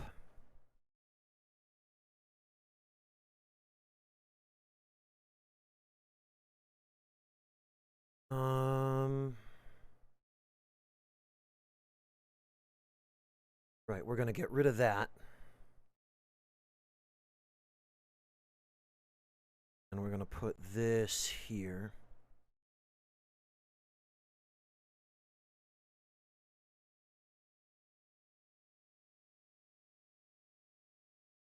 We're going to go back and gather those items from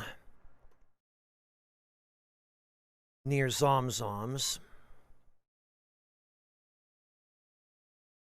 And hopefully by the time we come back, there will be a travois available at the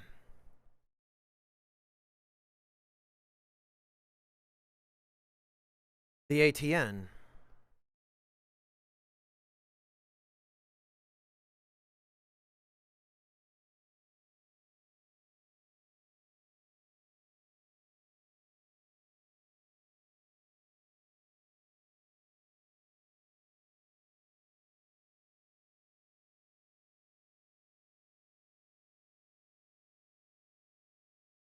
But let's also check these for medical supplies. Squirrel snare, incredible.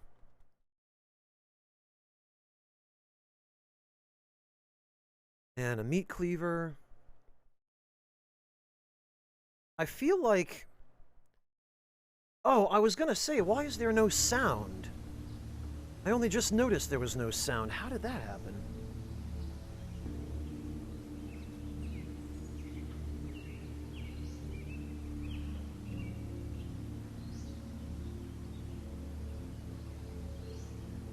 Oh, that's embarrassing.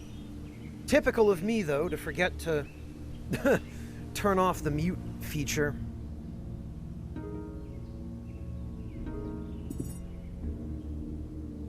Oh god, that's embarrassing.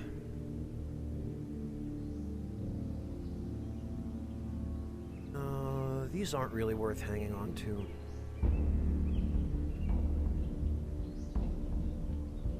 lighter with 3/4 of its fuel still left is, though.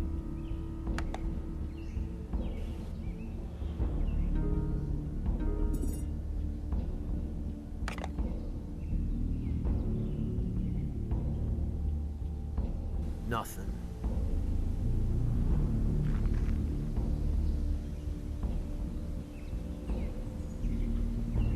Looks like a... Oh, looks like a stranger. Ah, there he is. Let's get him. This guy is clearly up to no good. Sneak towards. Yeah, he's using a crowbar with a strap.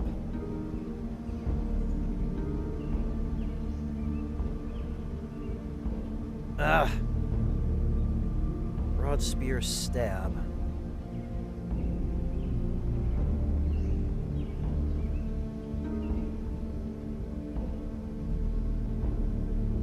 Bad mother. Okay. So he was just standing there searching. Well then. Stab.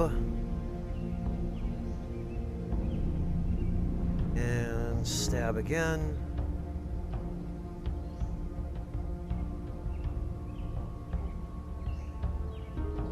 And stab again.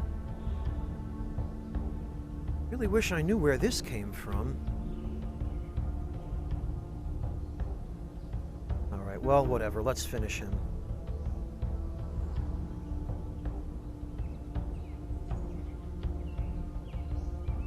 Whoa, wait a minute. Hang on. There's another one. Lethal trap. Leads target into a deadly situation, killing it. Must be closer to target than 4 spaces. Both you and target must see each other, rarely of it. Holy hell! Alright, what I need to check my stats because something changed. I didn't have access to this ability before.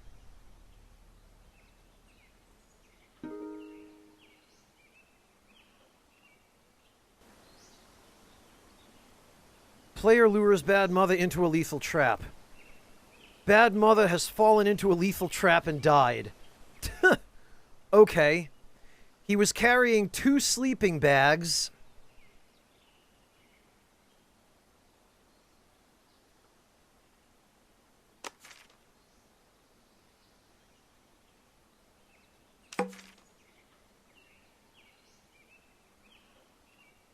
That's this article we've already seen.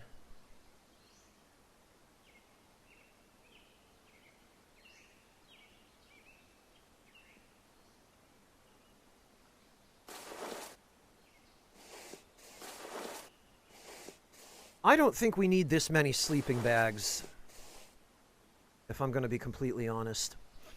We should, however, eat this meat before it goes bad. Alright, hang on. Where am I suddenly getting these new moves?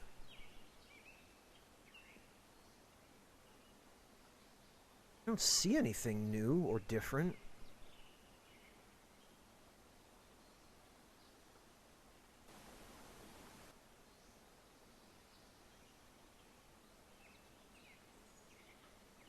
Oh, wait a minute. I think I see it. When did we become elusive? Legendary reputation for eluding capture? Huh?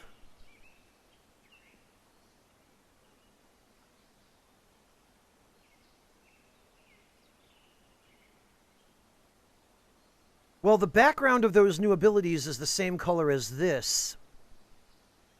So I'm guessing this must be where they came from.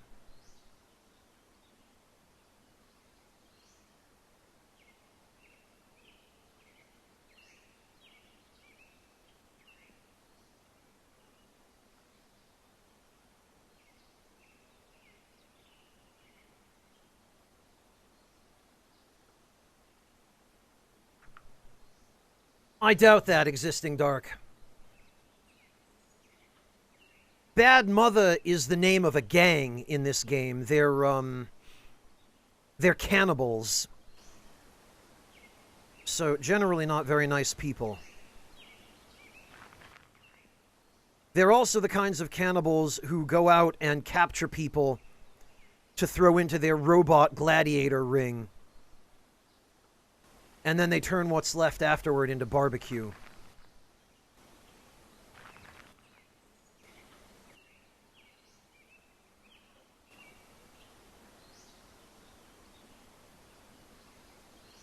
Oh, okay. Looks like a melon head picked up some stuff.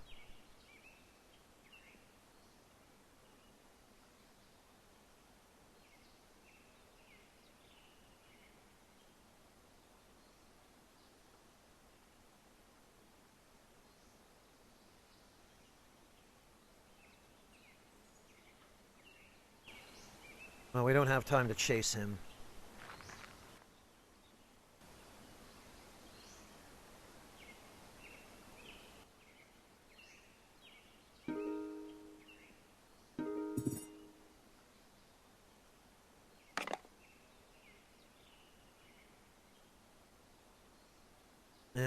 Junk, junk, junk.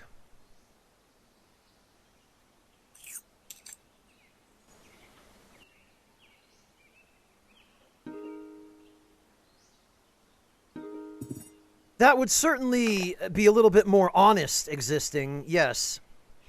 Oh, look, another one of these $80 sleeping bags.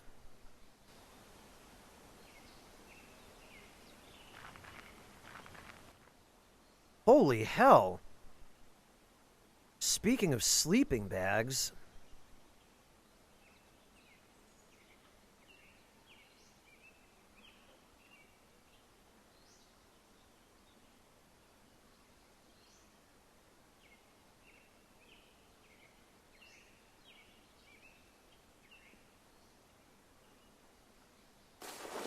What is with all these sleeping bags?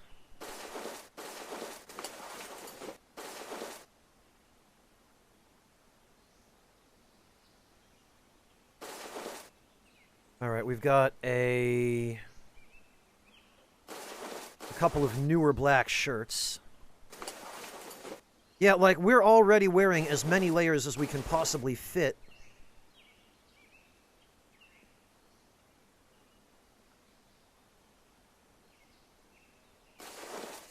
Ugh.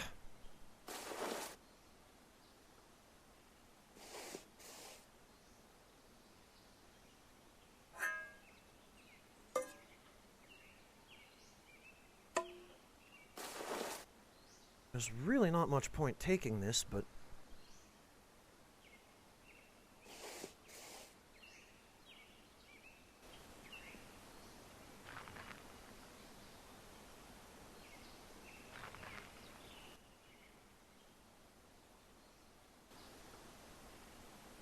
Okay, existing, have a safe trip back!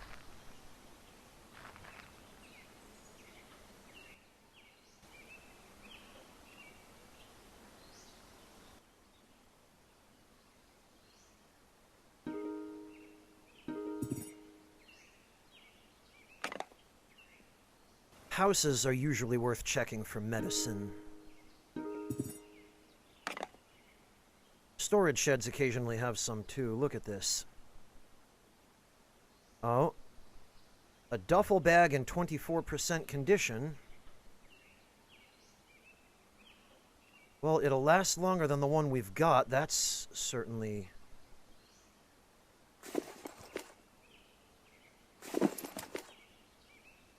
There we go.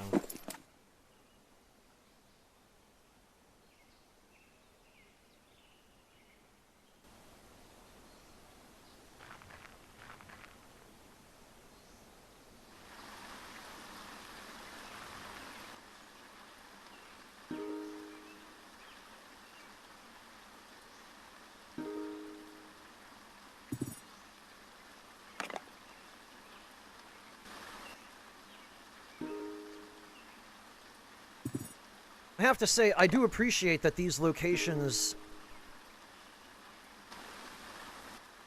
respawn to be looted again.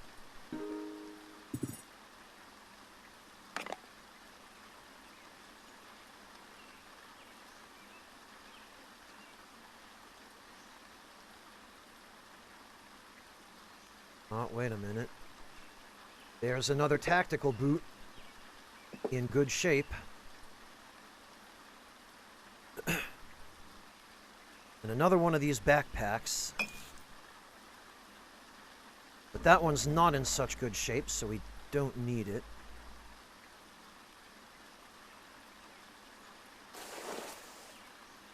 Ooh, whiskey.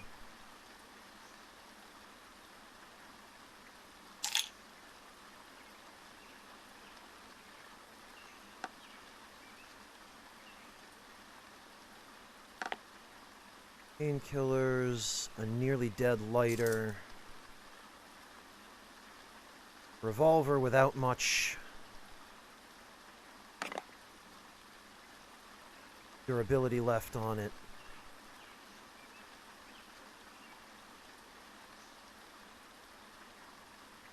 Oh, clean rags, huh?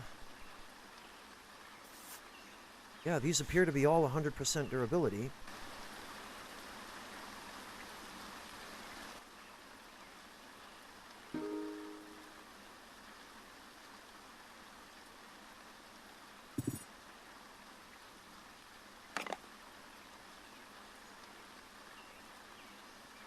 And look at that, another tactical boot.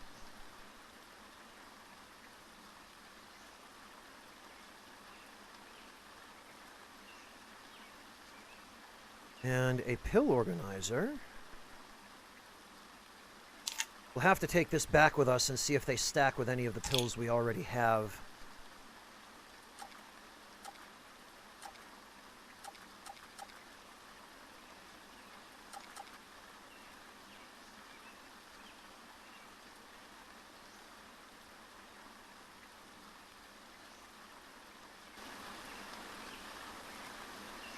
Okay.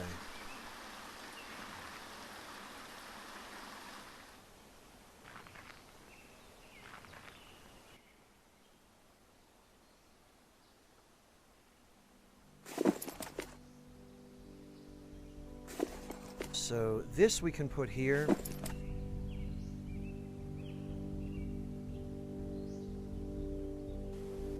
And honestly, I suppose we don't really need this crowbar. We've got a much more intact one.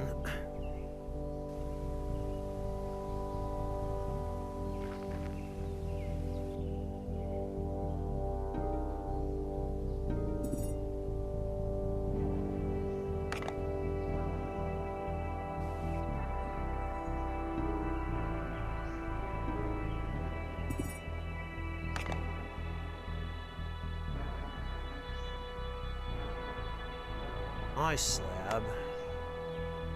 Oh, wow! And that battery has some charge in it yet.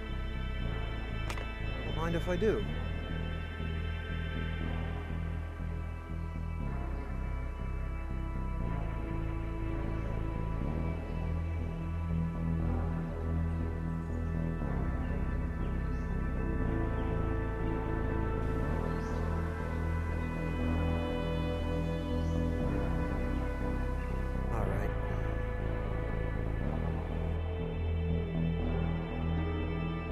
Well, we're gonna have to make do with what we've got here for shelter.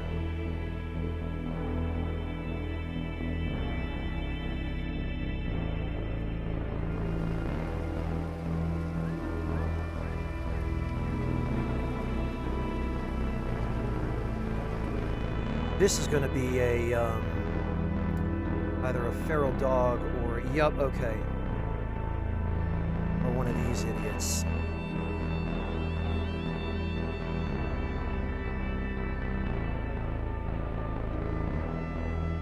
And of course it's going to be somebody who wants to fight.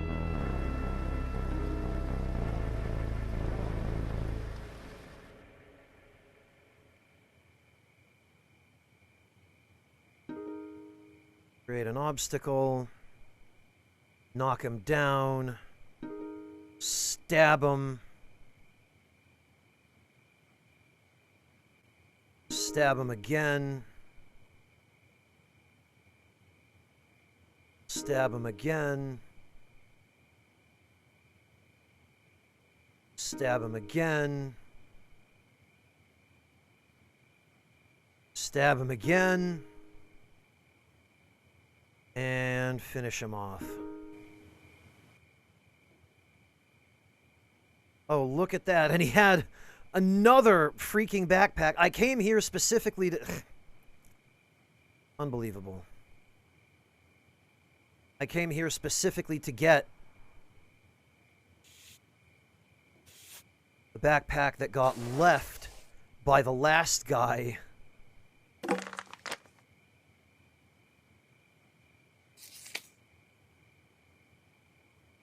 And now one of these guys has the nerve to drop one. Hey, Zyrek, welcome!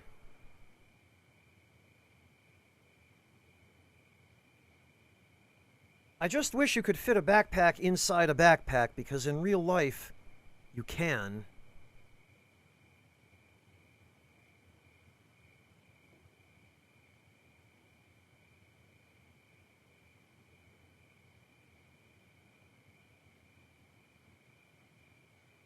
Alright, maybe I take the risk that...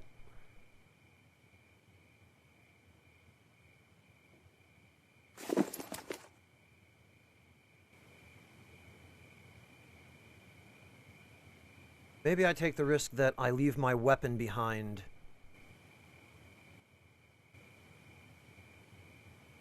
And we,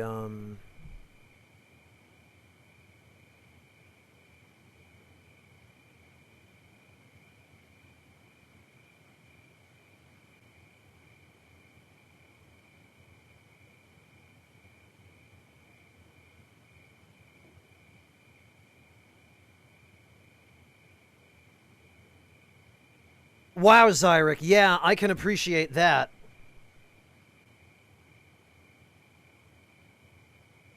With a class turning into more than it should be. I'm right there with you. Oh, great, another one of these idiots. Roll dodge. Stand up.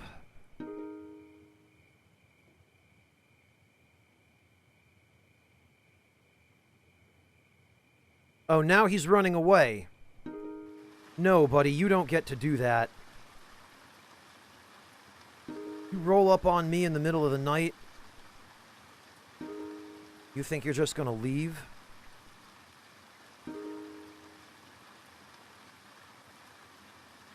Leg trip. You're not going anywhere except straight to hell.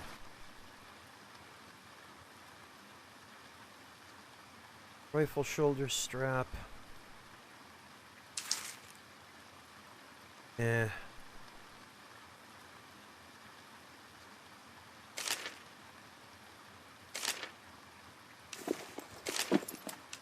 Learn those recipes. You have to put recipe sheets into your hand, it seems like, in order to use them.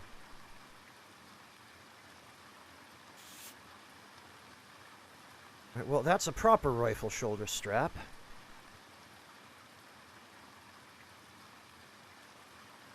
Oh, okay, Zyrek. Well, if it was a positive experience, then that's good.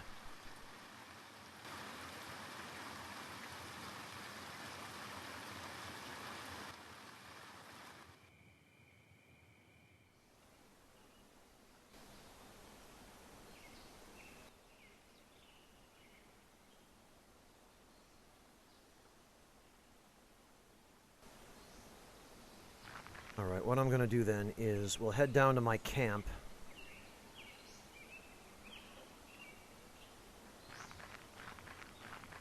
We'll get some water.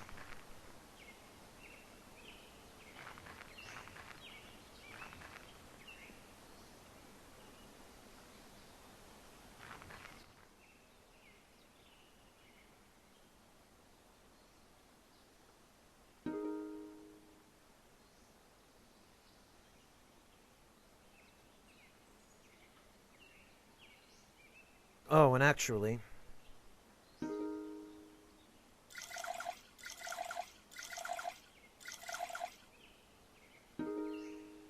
looks like we need to make more,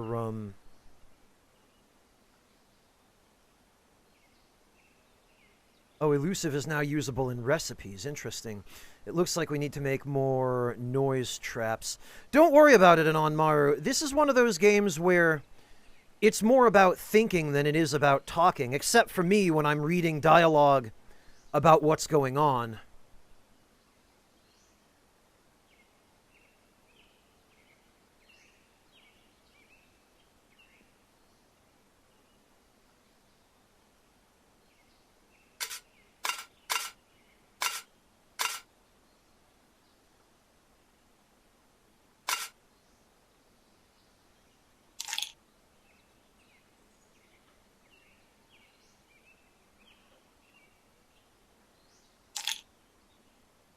Why does this insist?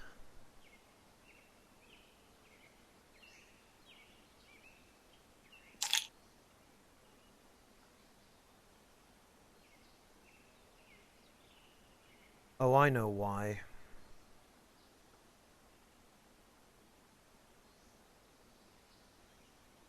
I don't. Where the hell?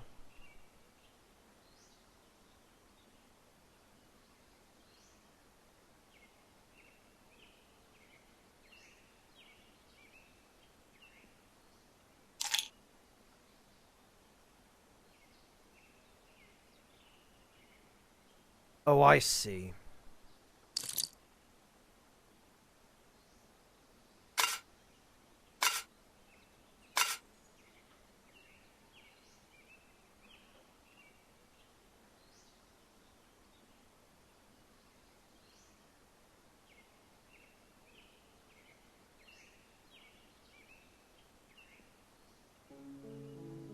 There we go.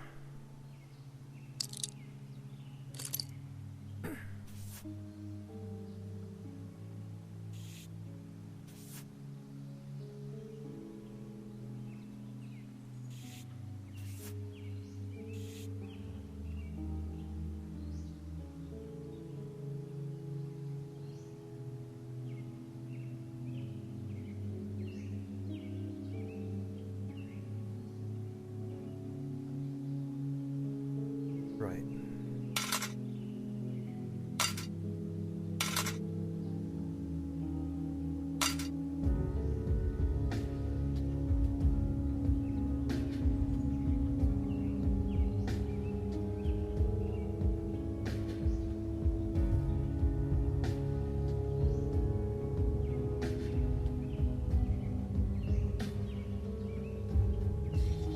Look at all these sleeping bags. I'm up to my armpits in these.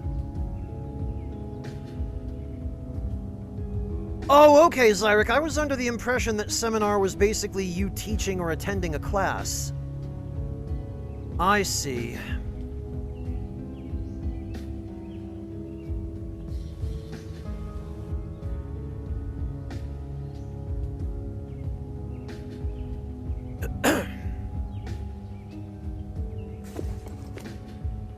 Alright, well actually what we're gonna do then is...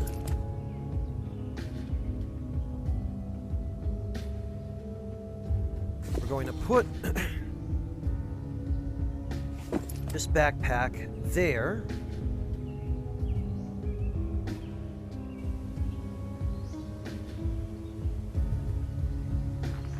And then we're going to go back and grab the other one on our way up.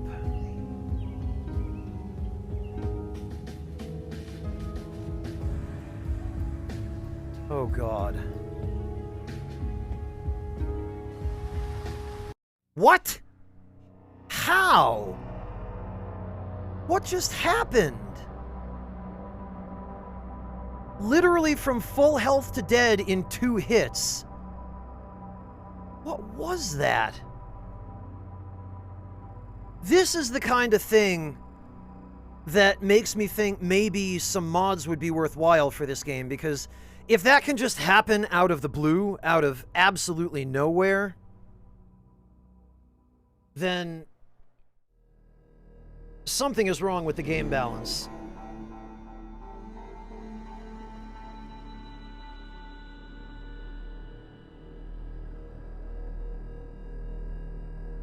Because there are challenging games, and then there's just Holy shit. I don't know, Anonmaro. I have no idea. If I knew that...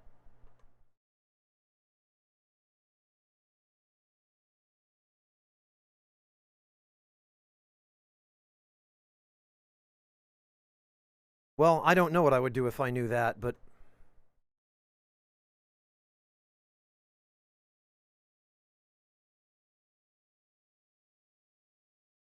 Well, Anon, that was literally just cheated. That was, there was no excuse for that. But that's why I've been backing up my saves, because that kind of thing can happen at any time.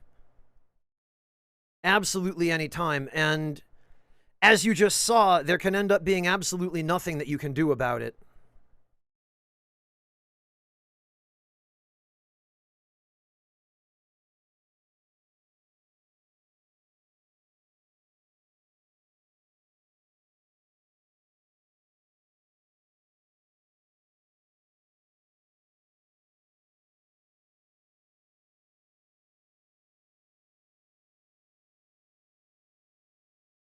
Now, I don't remember how far back we were.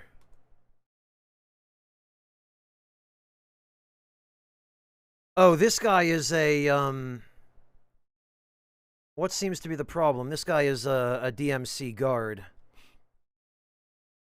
Ask about the local gangs. Any gangs I should be watching out for around here? The guard seems suddenly interested. Yeah, definitely. Could be some crooked sprawlers around. But gangs aren't unheard of around here either. He looks past you. Bad mothers are the worst of them. Damn cannibals, you ask me. We get some butcher boys, too. Looking back at you. You just keep close to town, though, and you're better off. A message over the radio calls him away.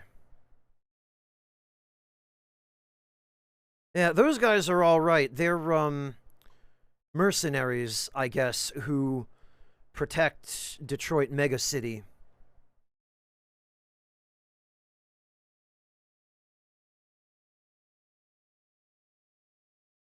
Oh, and then there's this guy again. Right, we're just gonna leave.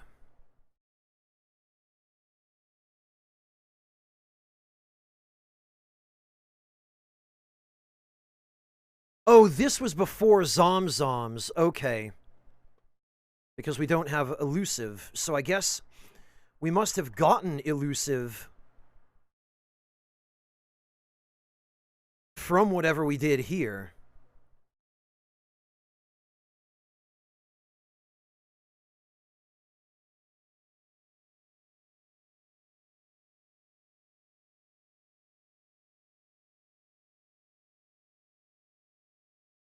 Okay.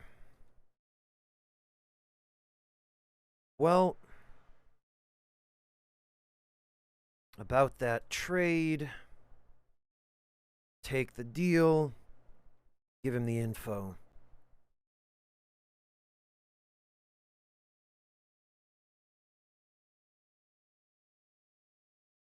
Well, that's vexing. It's bad enough to lose that kind of progress, but...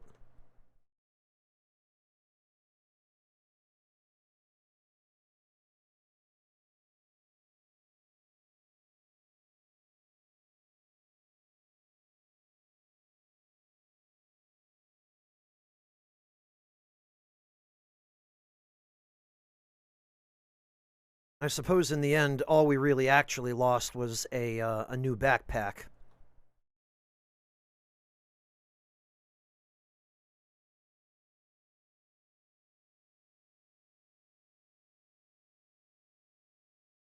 So I wonder if what we did here is what got us elusive. Let's check after each one of these.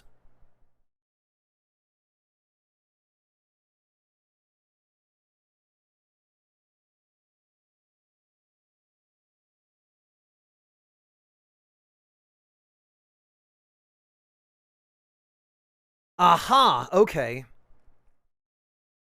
So elusive came from fighting that robot, I guess.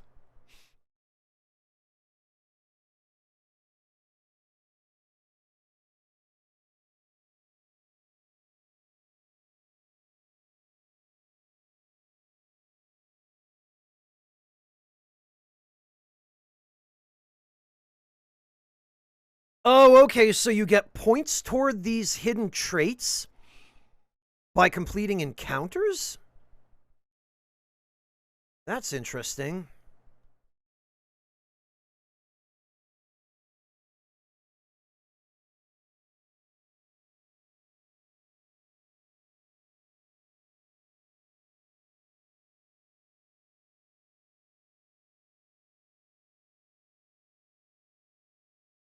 Oh, and you know what? I keep forgetting.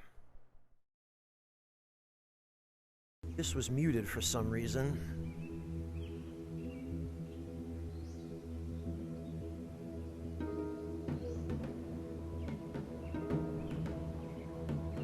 So we should probably do the melee version of this then as well, for sure.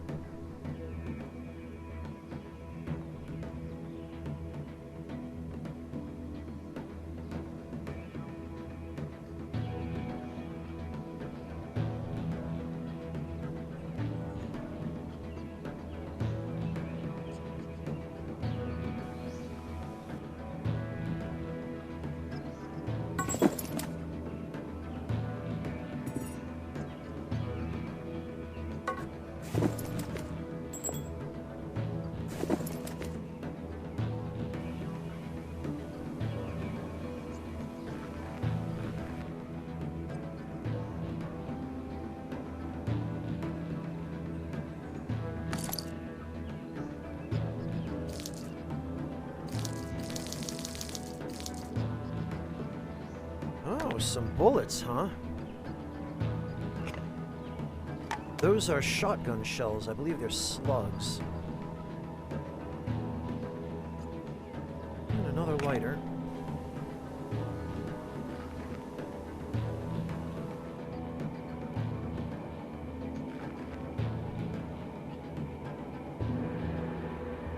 You know what?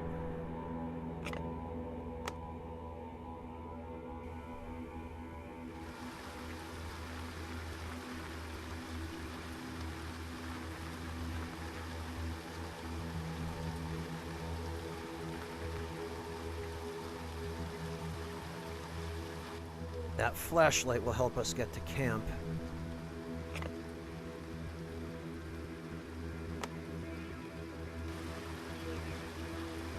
Where we will hide.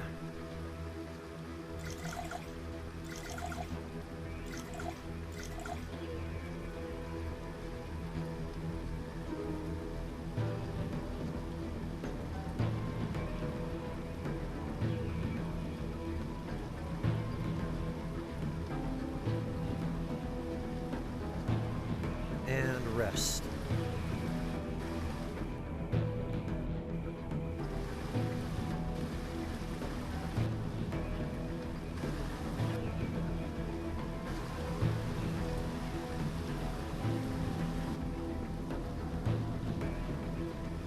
And as before, that spear we will replace.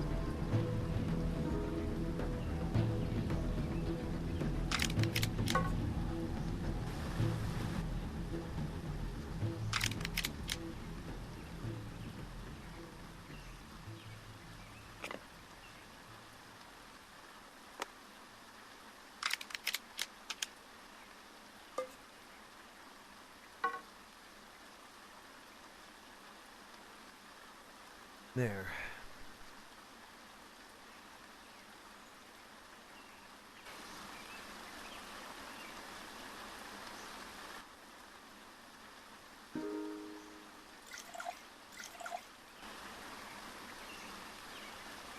Oh, yeah, Shadowkay, I just found that. We, looted an old fairgrounds. And there was the Ronald McDonald head at the fairgrounds.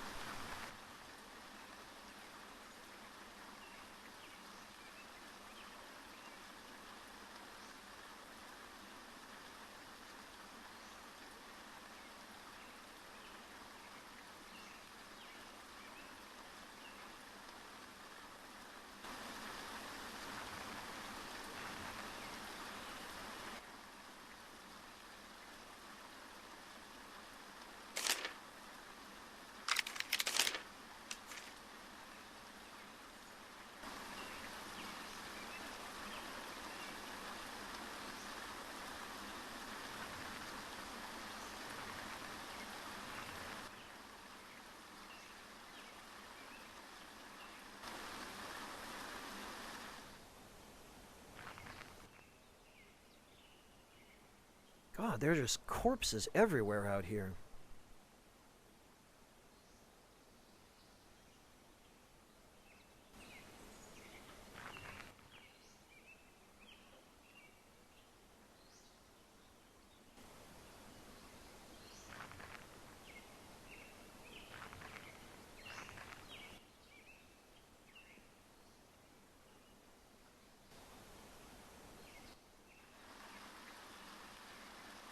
Oh, a stranger with a monkey wrench, huh? Why? Why does this...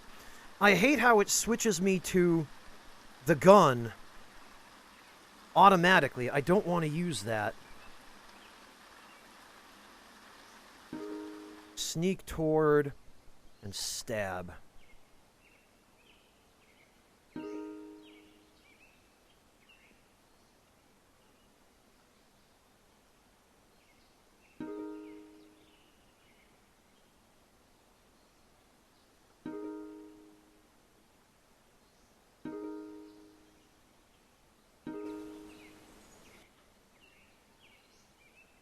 Oh, and he had an almost new rifle.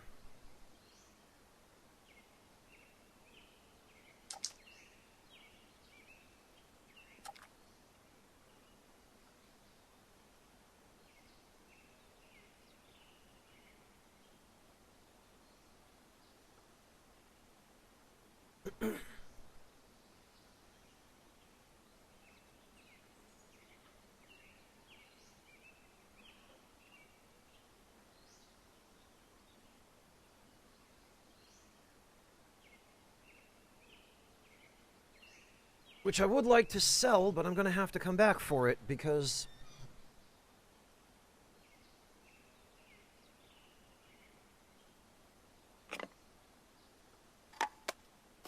I really want this shotgun.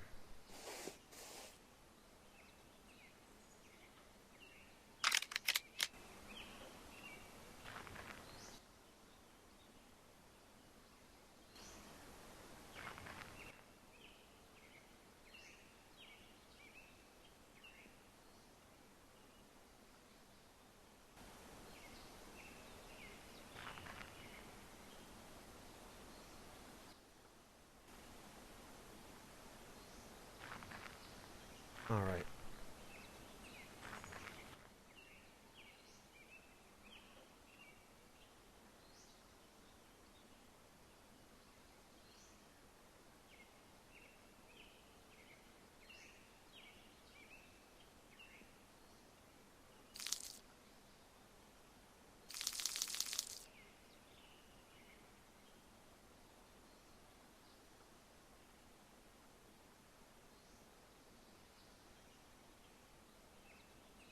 Oh, and I think this is that hex where the, we found the corpses of two guys before who had fought. I believe that was here.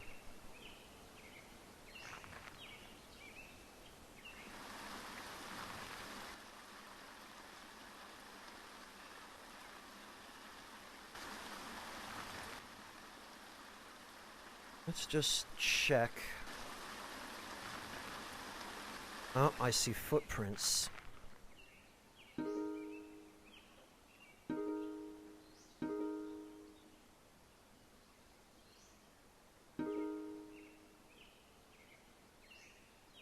God damn it, why? Don't want to use the stupid gun. Ugh, why does it always keep switching me to it? I hate that.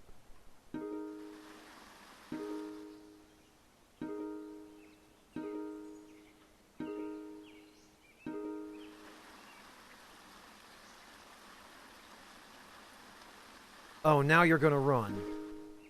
No, you're not, buddy.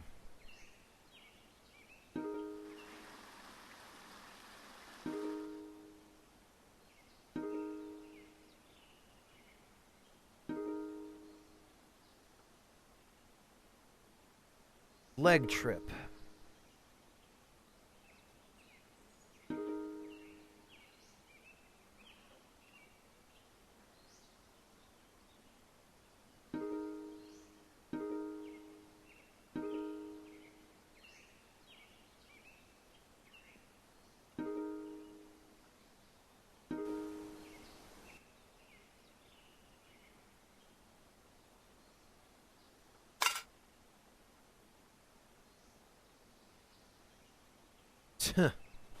After all that, he had nothing but trash. Oh. Well, okay, there's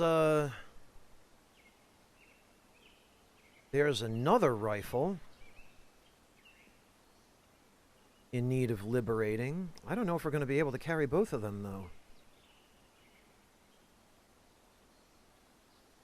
I mean, maybe we can just hide from everything, run away from every battle.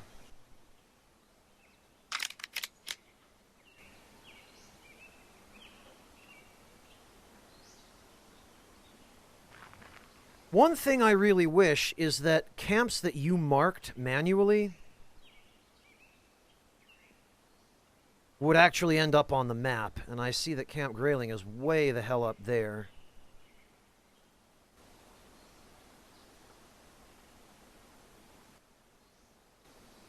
Oh, okay. I don't know how we...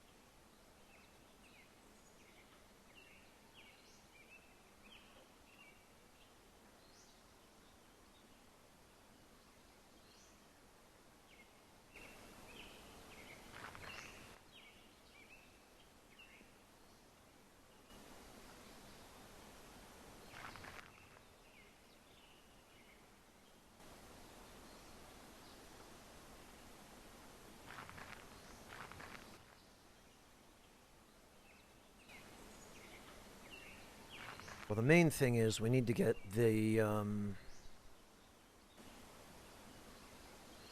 we need to get the shotgun and some of this other stuff back to camp.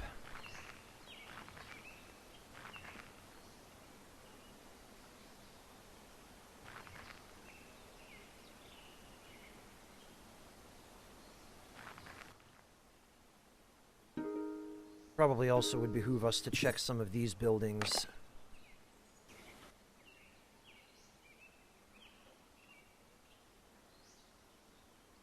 Here's a little more whiskey.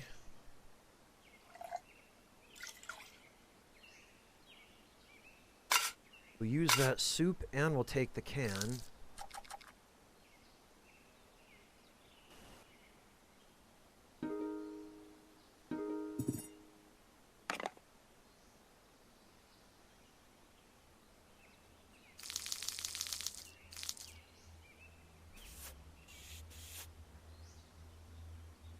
Life's a beach, then you die of smallpox. Charleston's health authority said Tuesday it is investigating 12 new smallpox cases, including one that has been linked to an emergency landing of a private watercraft in the Atlantic. A number of the reported cases involve visitors to the South Carolina beaches. Dr. Sunil Reddy, senior medical officer at South Carolina Health Department, has ordered a general curfew of all beaches in the area until an investigation into the cause can be conducted. So that's basically, the smallpox did come from that ship.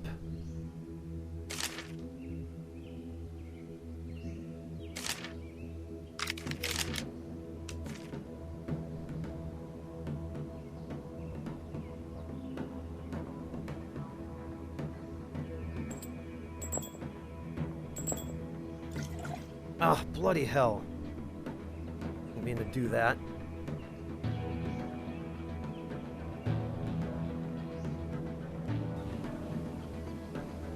Now we're going to have to take some amoxicillin just in case. Actually, we'll take some bear root.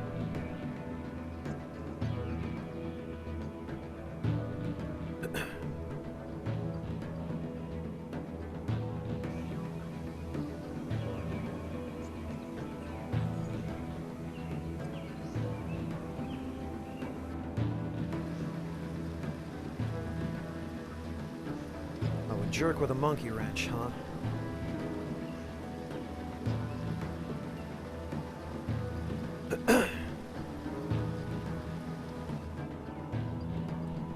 God, why does it switch to this by default?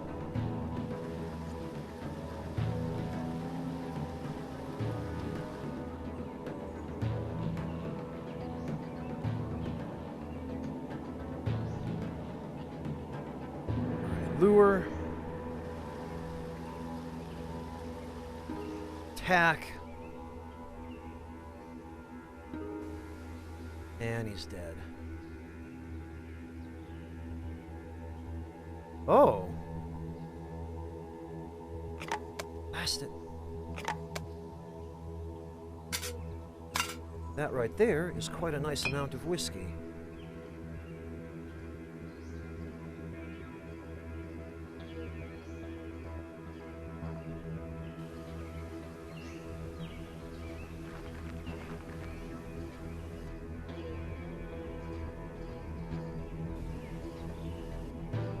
And we're going to use some more bear root just in case.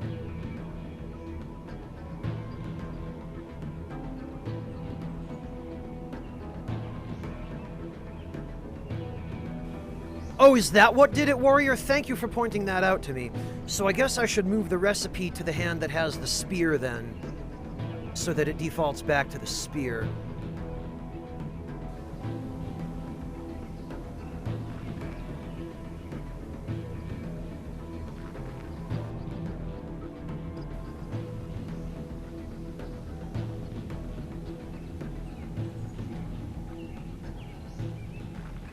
We need to get to camp because we are about to collapse from exhaustion.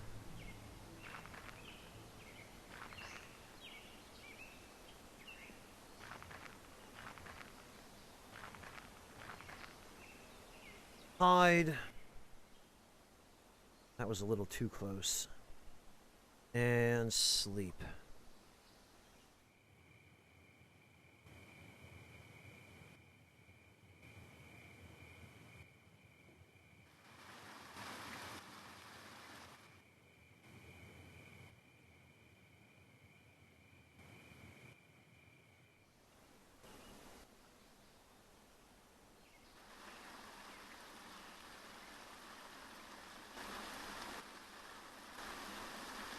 Okay, unhide.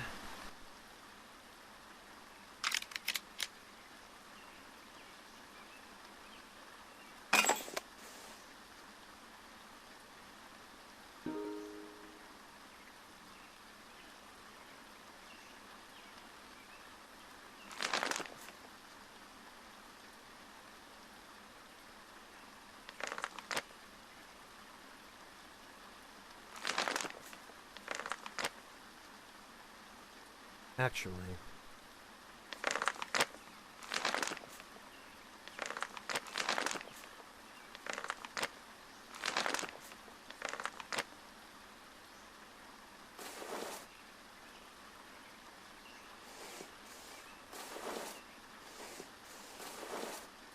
Wow, we can't fit another one of those.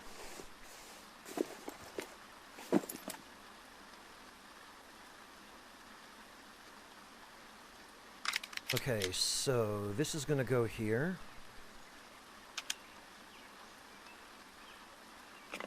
This is going to go here too.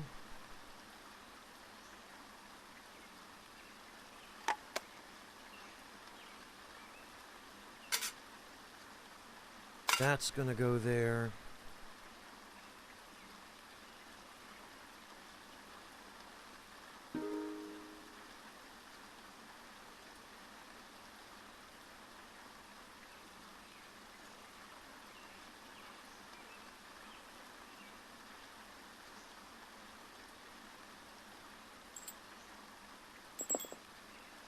Those can go in that pack.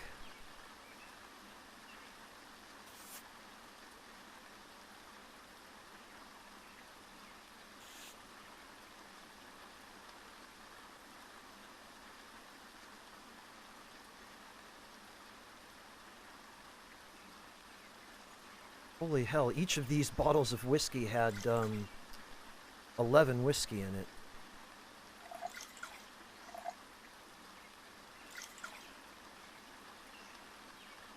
So that's 12, 12, and 12. And 12. My God.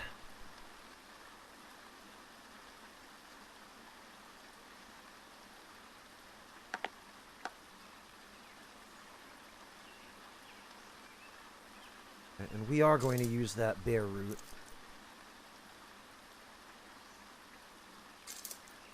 Just in case, because you can never be too careful.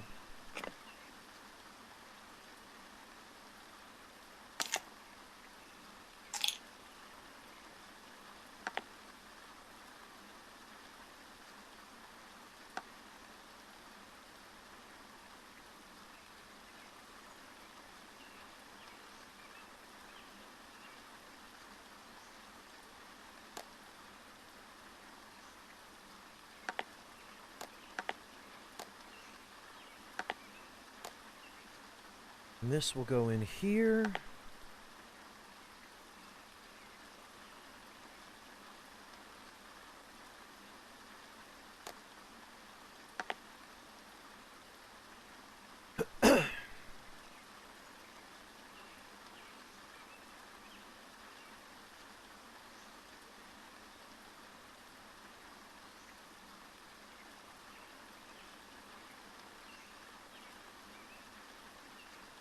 Oh, actually, we can put more clean rags in that pack. Now we've got a nice even 30.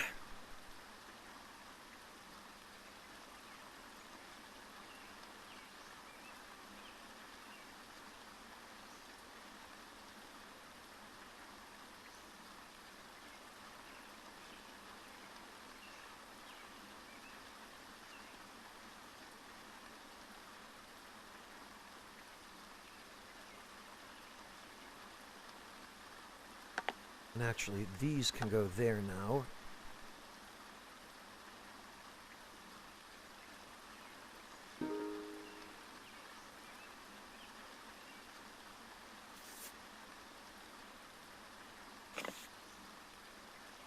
What? Oh.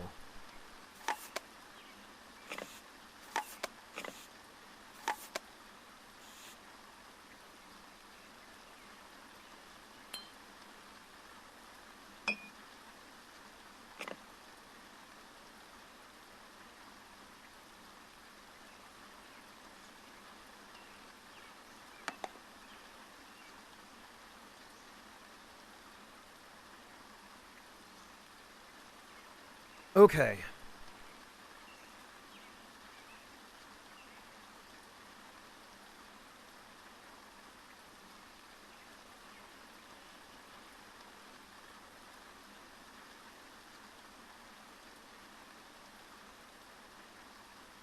In that case, I don't think...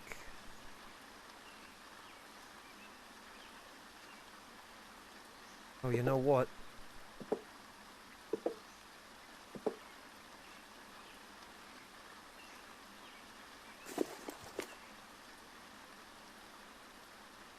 Oh, that's too wide. Ugh.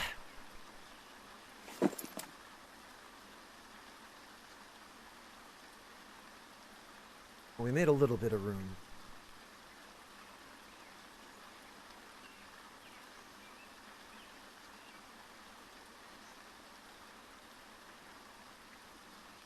Uh...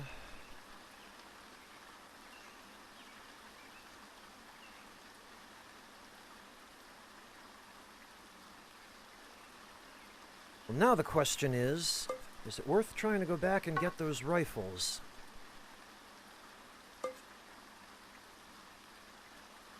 We're gonna try, and then we'll just sneak away from every encounter.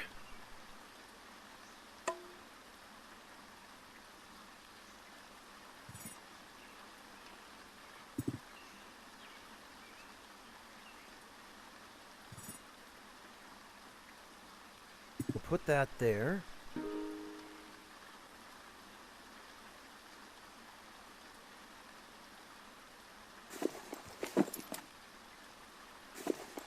And we'll take some strings so that we can make a strap.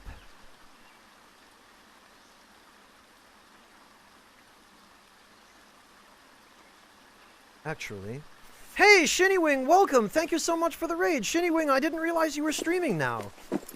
When did you start doing that? Actually, this way, if we can carry one on our back, we won't need to give up the spear. Because leaving this behind is really dangerous.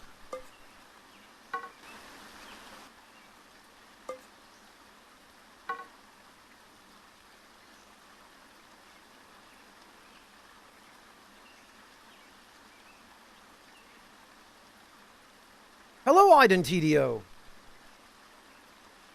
Welcome, I very much appreciate the raid. Shinnywing, you've been streaming for a while and you didn't tell me? Why wouldn't you tell me?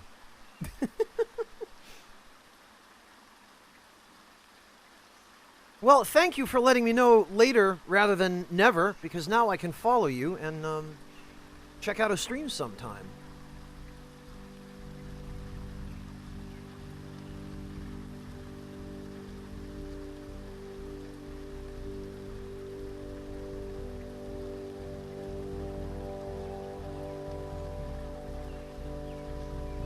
Yeah, Zyrek, how dare Shinnywing not keep a foreign intelligence agent informed about their activities?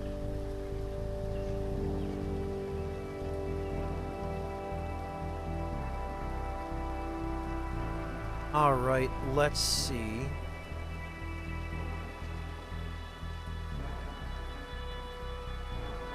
Oh, you were playing the SMT3 remaster, I see. Very good. SMT3 remaster, I see. Oh, and you're hosting Very me. good. Right, because you would be. You just raided. It's been alright, thank you. Apart from an incredibly cheap death that we just had.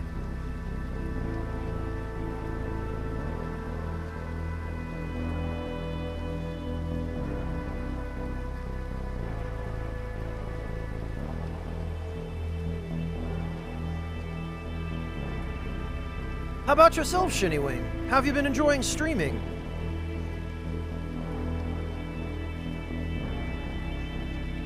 No, Zyrek, it was just, I went to follow Shinnywing and I forgot that they just raided us.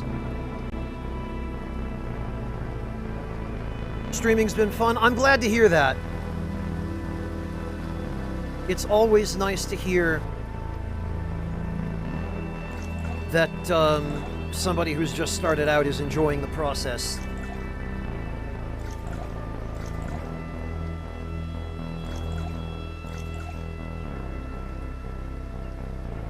You get yelled at for breaking things? I mean, some context wouldn't hurt there, Shinnywing, because I can think of a number of things that you might be breaking.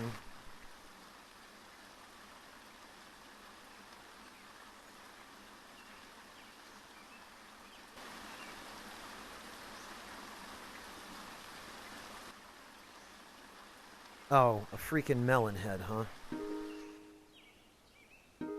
Let's sneak a little closer. Oh, good. Now he saw me because I fell. And now he's gonna run away.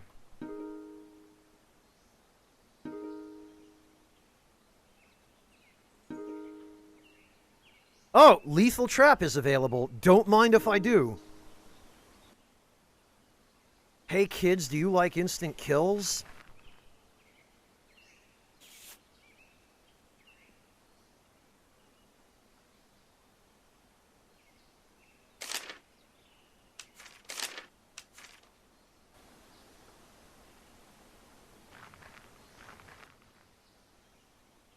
Sheesh. And a gas mask, but one with nothing in it.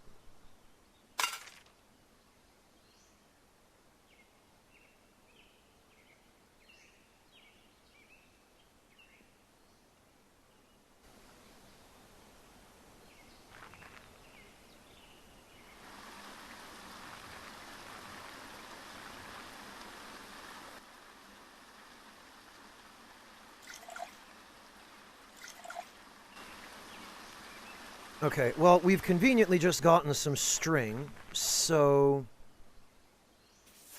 and put that there. I think this'll be enough.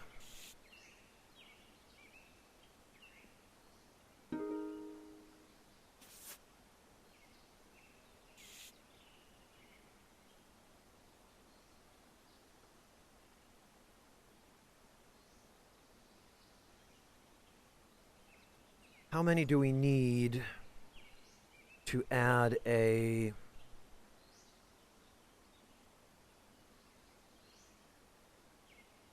one medium thread.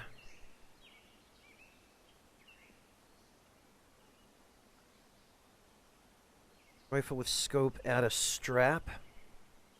Medium thread and mechanical parts. Okay. That's a good thing I checked that.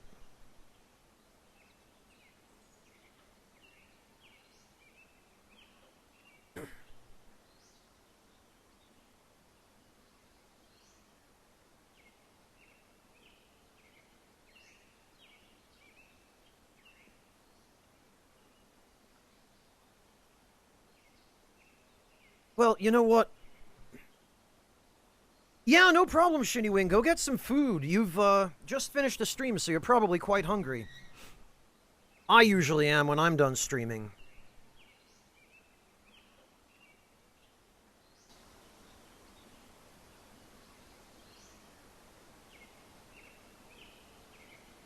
Speaking of which, even my character is hungry now.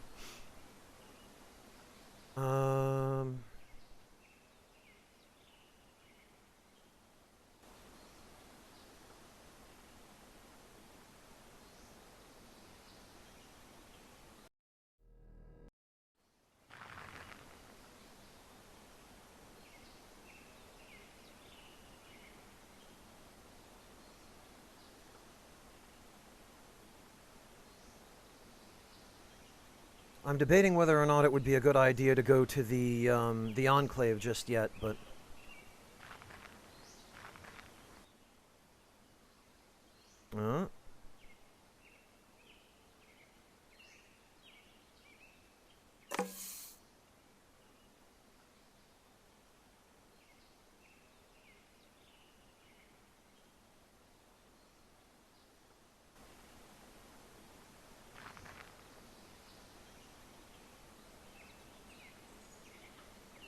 Actually, we probably should, because I really need a travois.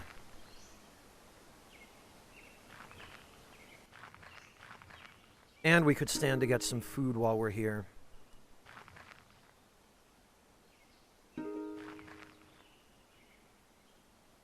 Oh, they have an empty first aid kit.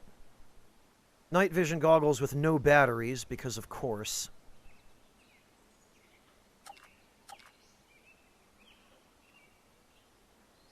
And no travois.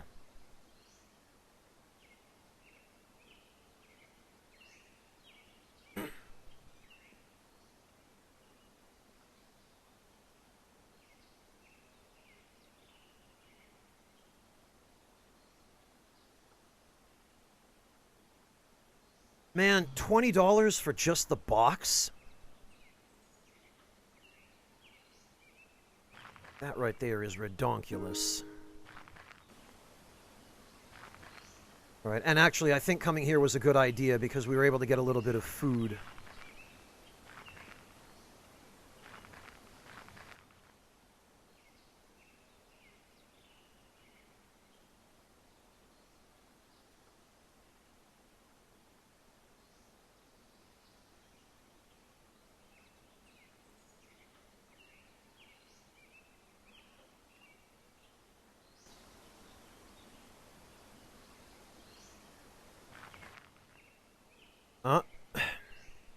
Well, and there's a little more food.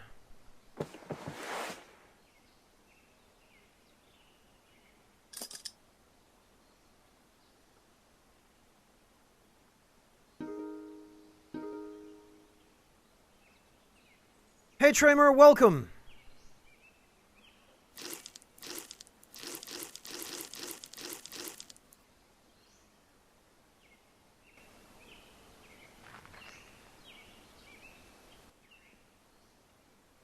Now we need to build a fire.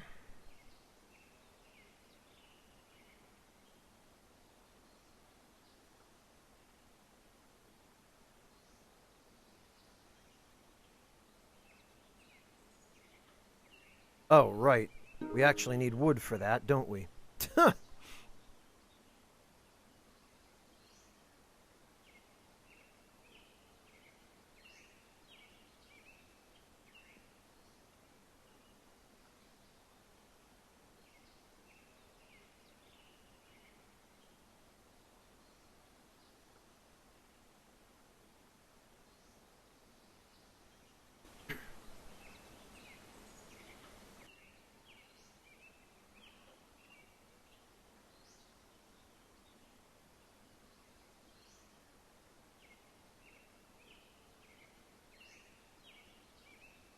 I tell you what, I would much rather eat venison than those stupid feral dogs that keep attacking me.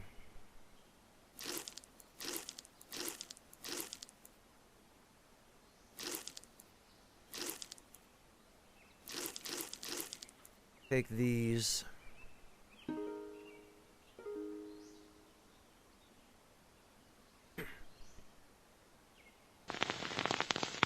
And we'll do the responsible thing and put out our fire.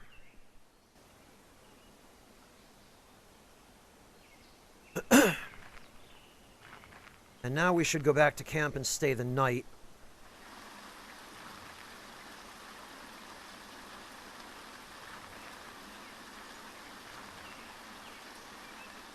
We will hide, sleep.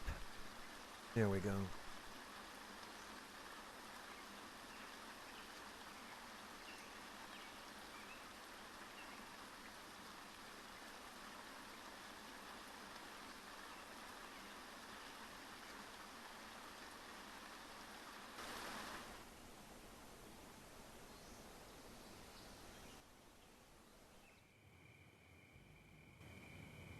Unsurprisingly, notwithstanding the fact that we're insomniac, we're going to have even more trouble sleeping because we're already well rested, but... Oh, or I stand corrected. I'm happy to be proven wrong on that, actually.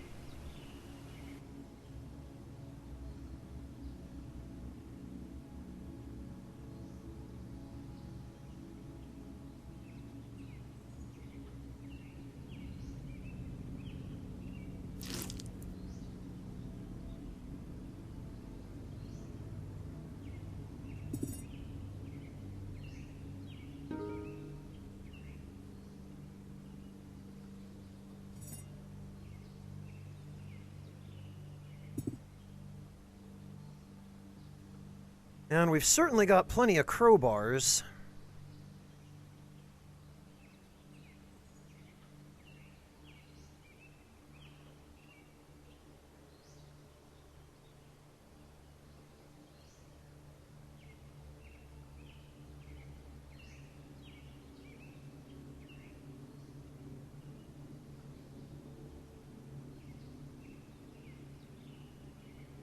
Wow, boy, it's nice to see every meter green.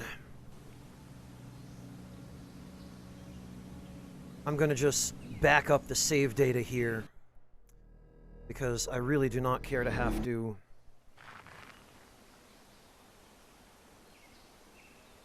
do that all over again. There we go.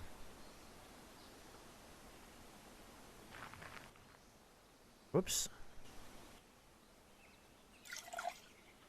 And we're going to grab some water.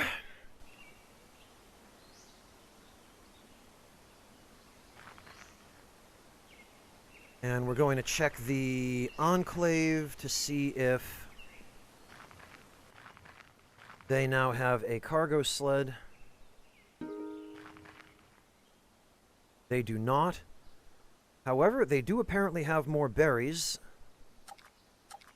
I will gladly... Oh, look at this. Deltec 1911 45 semi-auto. It was a 1911. Okay, well... This we actually have ammunition for, and it's in good condition. So I think we are going to take that. Goodness knows we'll have plenty of other stuff that we can,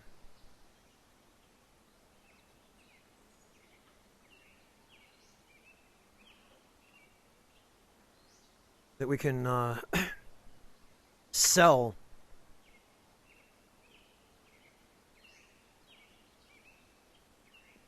Now we just have to go get those 2 rifles, and we will make back more than what we spent on this. And then, as soon as we can get ourselves a... Well, actually, maybe there was a recipe to build a travois. We might not have to wait around.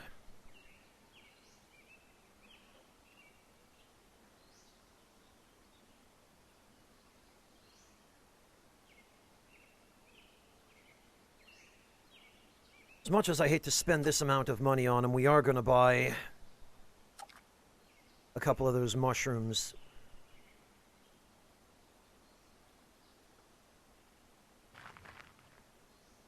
And we're going to head out.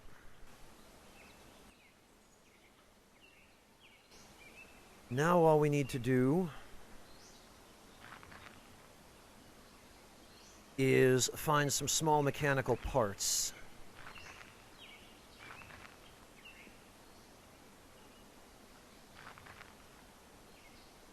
Which I'm sure we shouldn't have any trouble doing in any of the urban ruins.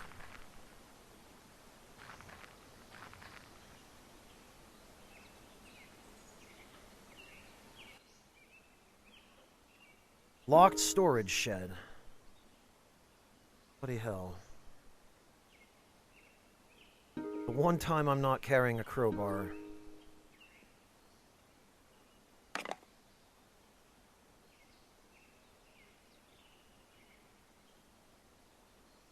Oh, and indeed, there are exactly the number of parts we need. And an empty pill bottle, of course, it would be empty. Police in a downward spiral. Overworked law enforcement personnel report an inability to keep up with emergency calls. Officer turnover are at record highs as reduced police presence makes law enforcement increasingly dangerous. Representatives of Skycore Security have begun regular meetings with Governor Richard Jones, possibly involving discussions on supplementing law enforcement with private security firms. Oh, having private sec do your dirty work, huh? That always ends well, and by always I mean never. Lol, got 'em.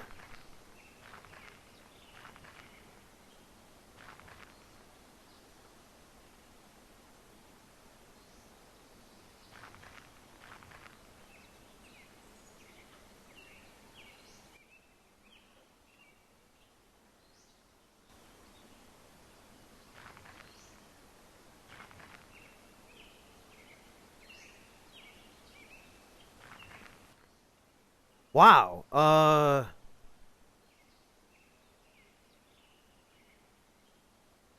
okay, the presence of this crude arrow suggests to me that maybe this guy got shot by one of the, Anishinaabe. Why he had a can trap is beyond my ability to explain, though.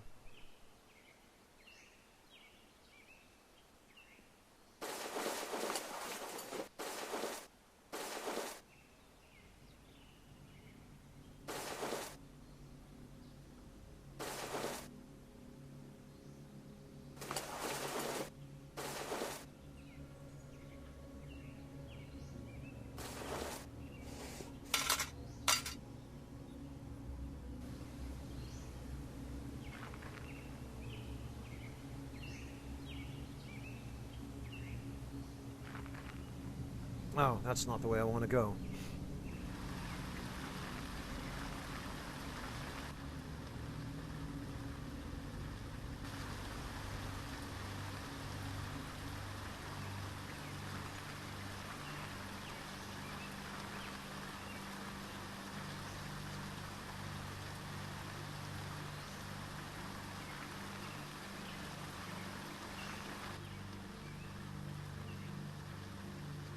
Well, you know what? we'll take that crowbar for now.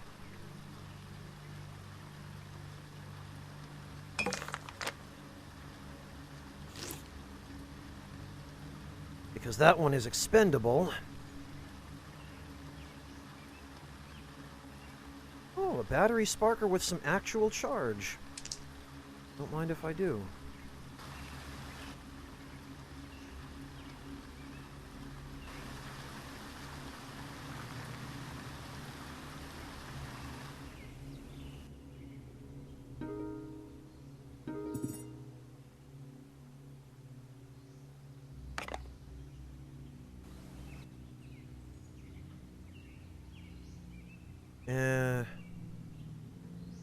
Water purification tablets.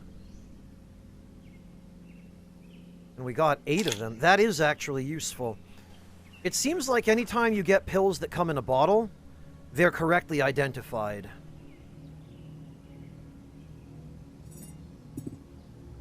And it looks like this crowbar with the strap is in slightly better shape than that other one.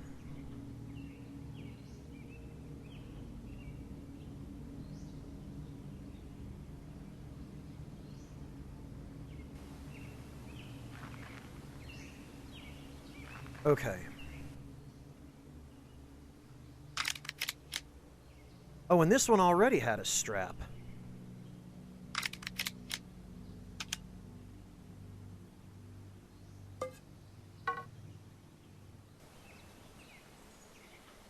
So all we need now is the other one from way over here.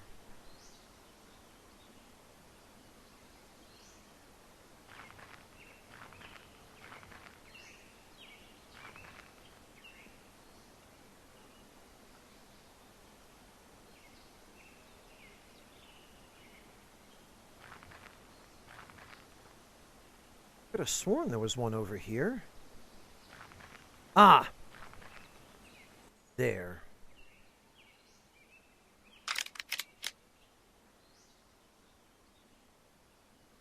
So I guess this can now go...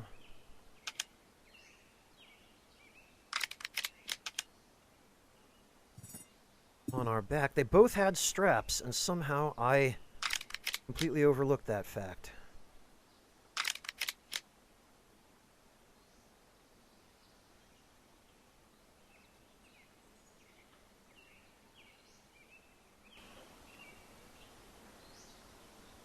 Alright, well, we're going to need to find a place to rest, so I'm going to use my camp.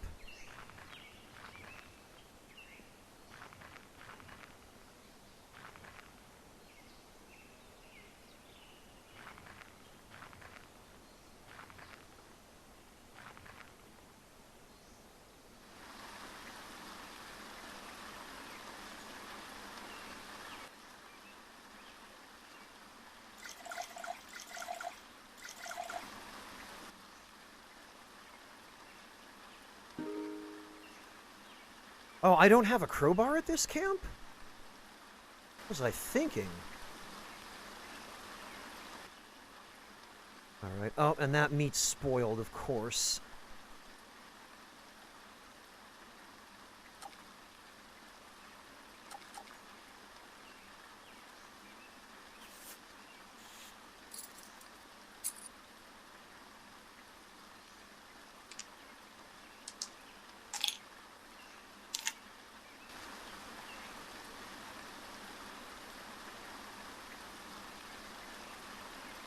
Now, as vexing as it is,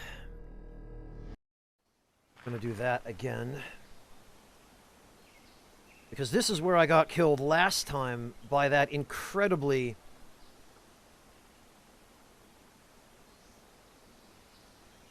unforgivably cheap, just the game said, no, you just die now. This run just ends.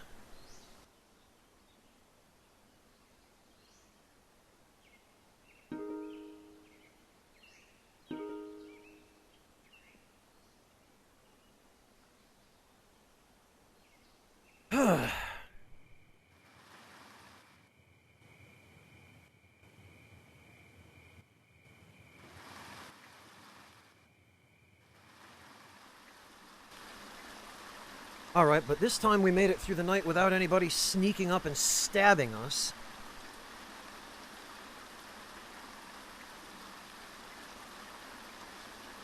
So it is time to head back to the Enclave, sell these guns.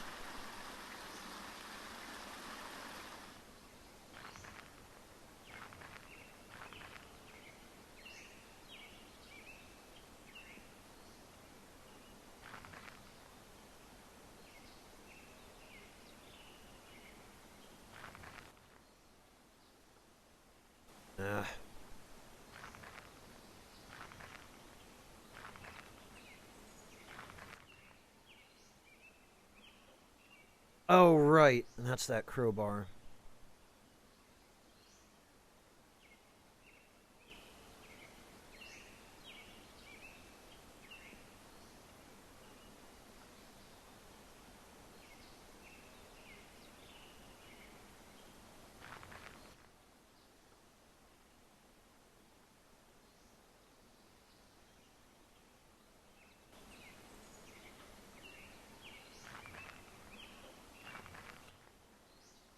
Oh, somebody else got killed here recently, and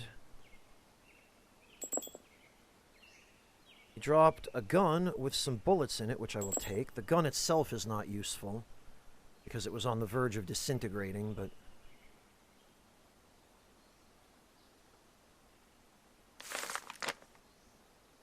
Ooh, ketchup. You know, I find it funny that in a game like this, I'm just straight up eating packets of ketchup. But actually, when I was a kid, it wasn't unheard of to do stuff like that, where we'd get packets of ketchup in the cafeteria at school, or especially as a young kid, when your parents took you to a restaurant, and the restaurant was a fast food joint that had those packets of ketchup at the table.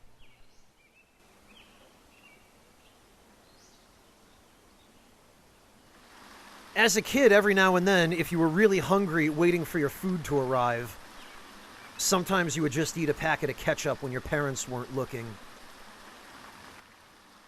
Holy... Wow, well...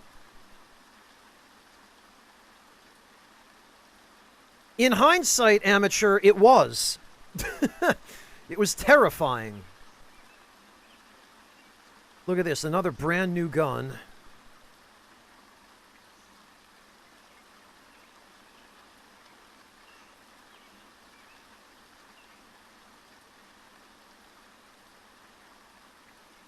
A newer backpack.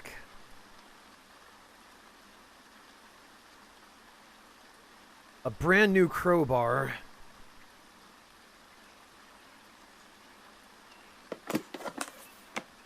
Whole bunch of stuff that we could potentially take back to ATN. And a little bit that we could even use ourselves.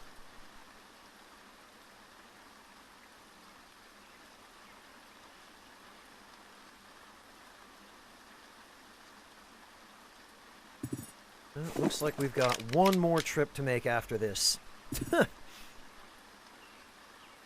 That 66% crowbar doesn't matter, but...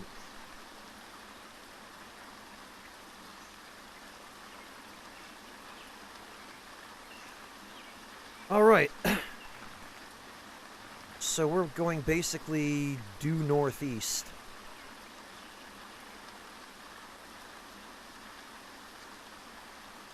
I regard them both the same way now, amateur. That's not something I would ever do today.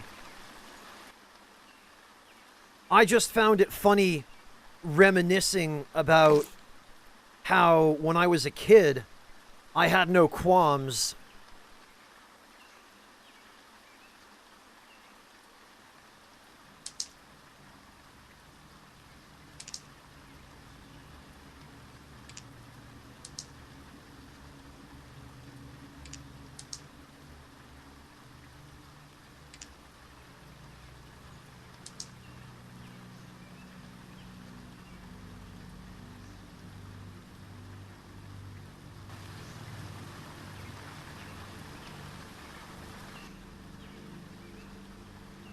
But yeah, no, mayonnaise to me is horrible.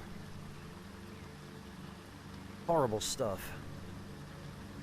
There's a boot in slightly better, like 1% better shape than ours.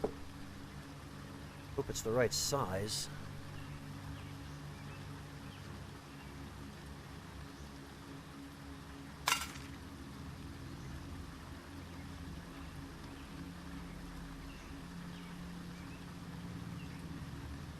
Crowbar in okay shape.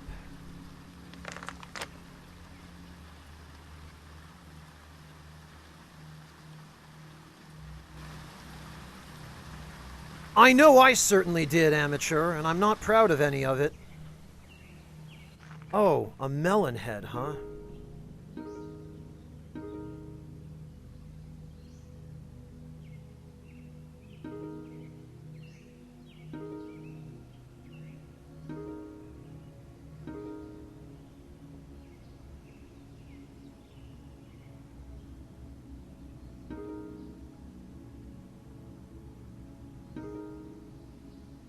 Oh, and now you're gonna run away. No, you don't.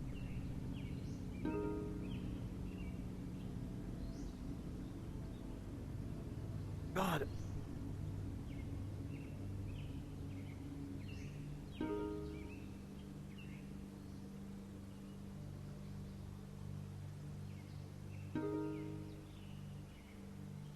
There we go, got him.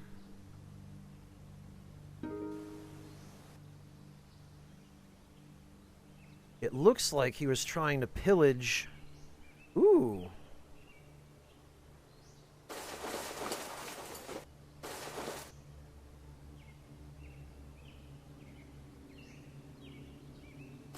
And he had a brand new black shirt. I do believe I'll take that. And he had a brand... Oh, no, wait, that's mine. I was about to say he had a brand new hide long coat. Where did he get that?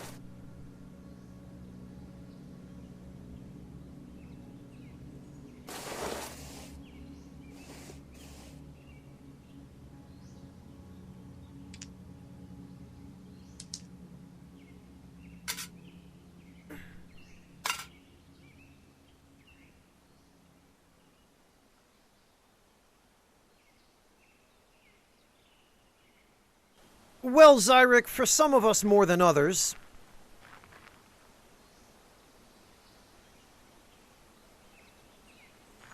in all fairness,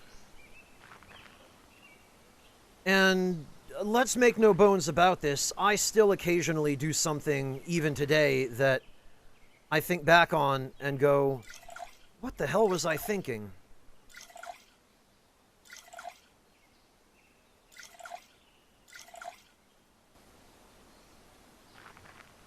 But to my credit, these days, it's not eating packets of ketchup from restaurants.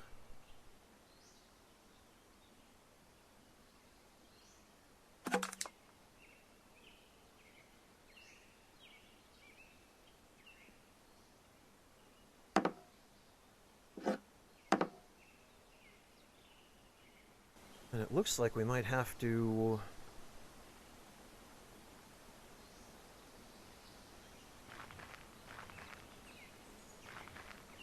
make a couple of trips back here.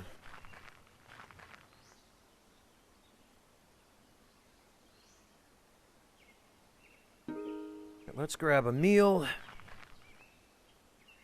Let's hit the trading post.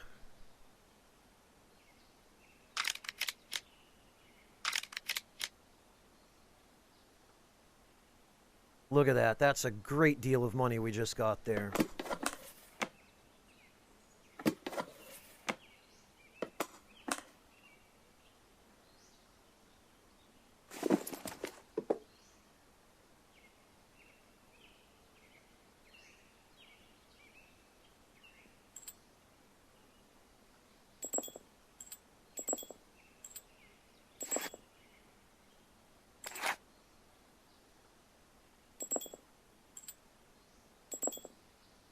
Okay, so these must be a different ammunition type for this gun, then.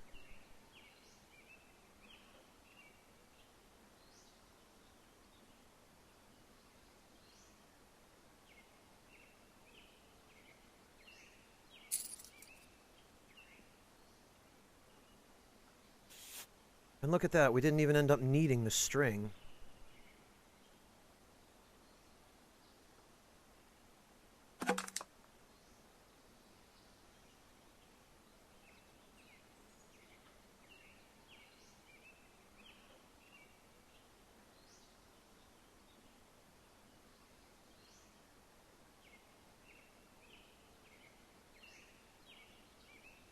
Yeah, sometimes, Zyric, it is a question of whether I was thinking at all.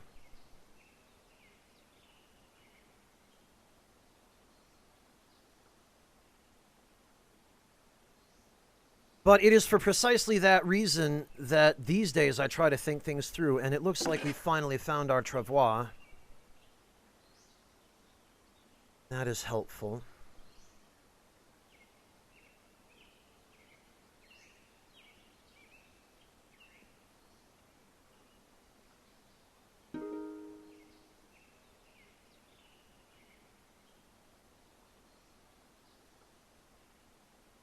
Ah, okay, we can access the camp screen from here for some reason.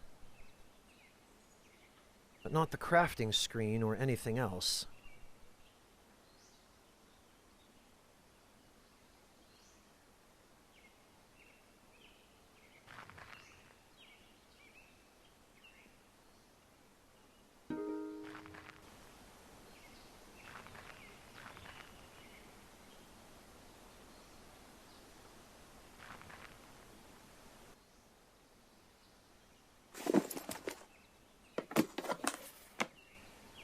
We'll grab those and sell them to the camp tomorrow.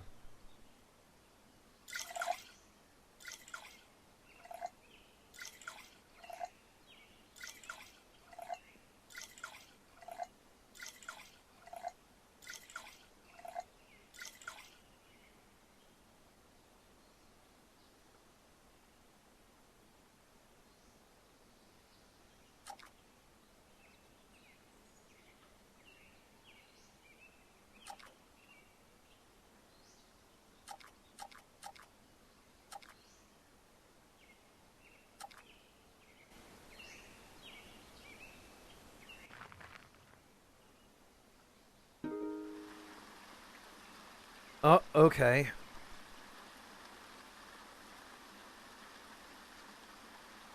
This is a blue frog idiot. Purity brings its light in pain. We were able to get rid of him. Oh, and we got some whiskey, a sleeping bag, and we didn't have to fight him.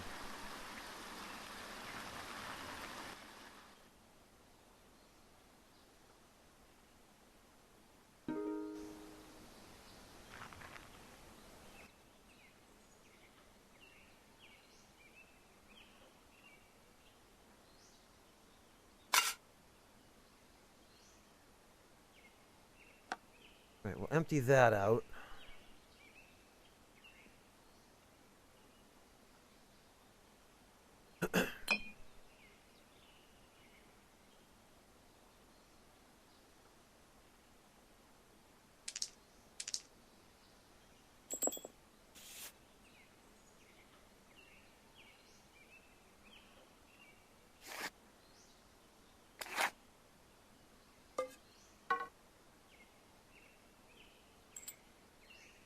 Okay, these...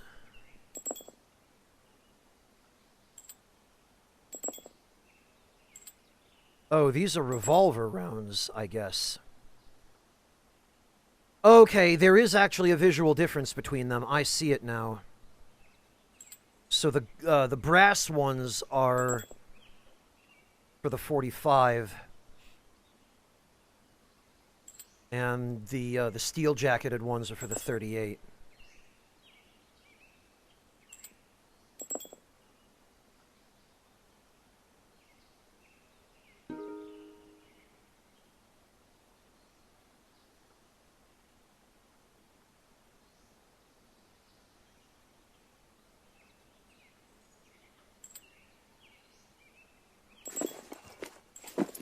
Ah, and we can't fit those.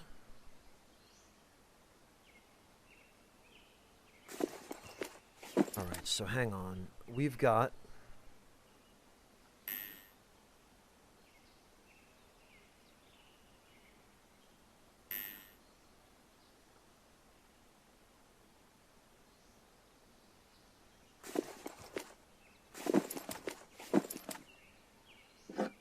a battery that is in need of some charges.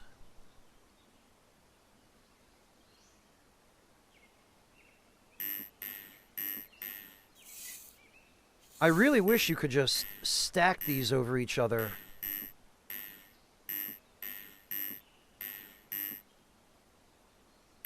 Charge them, but it seems like you can't. So that battery is completely full now.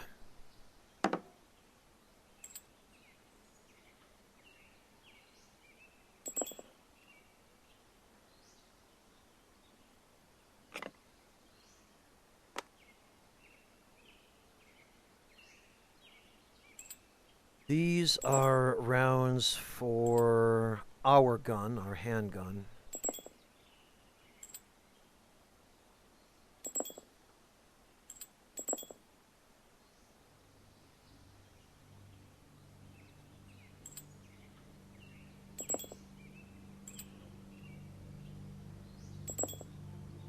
Yeah, okay.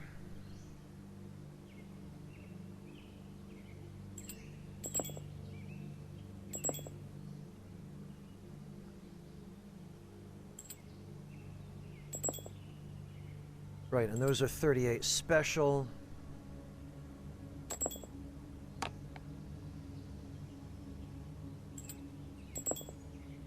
These are 308, I guess.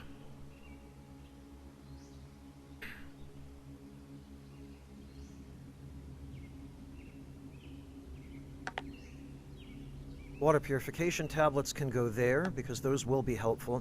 They can be used as antiseptics as well.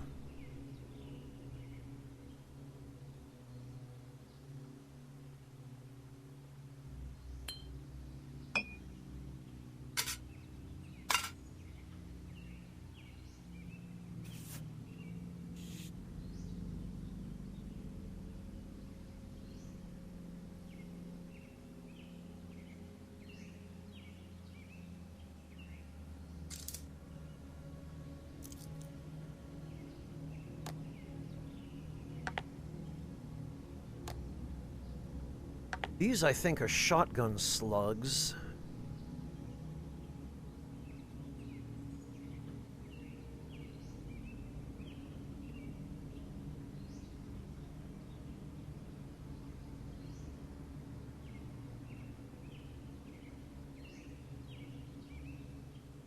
Alright, let's empty these.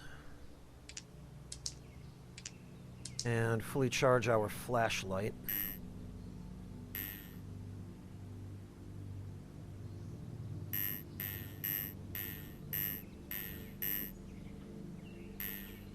I love the idea that electricity is just something tangible that we can just have lying on the ground at our camp. It's so silly. I mean, I know there had to be a way of transferring it, and it would have been cumbersome not to let the player do so using the existing inventory system, but... man, it's just so goofy.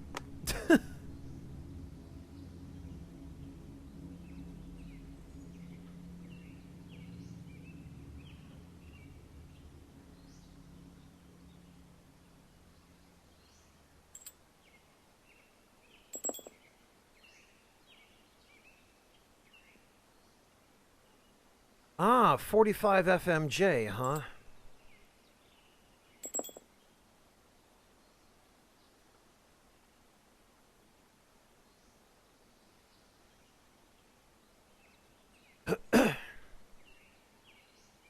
Yeah, with their fingers, nobleman.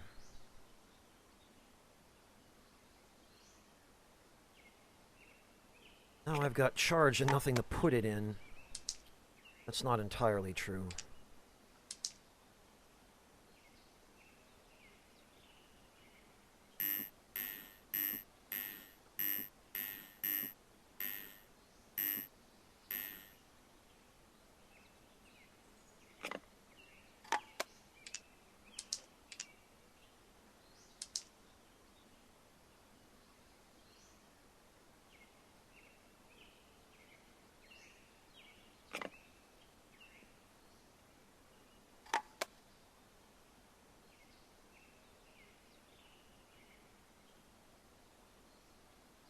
That we can bring with us, actually.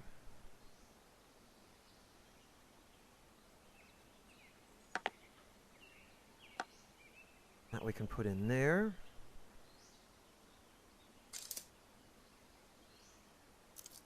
The bear root we can leave there.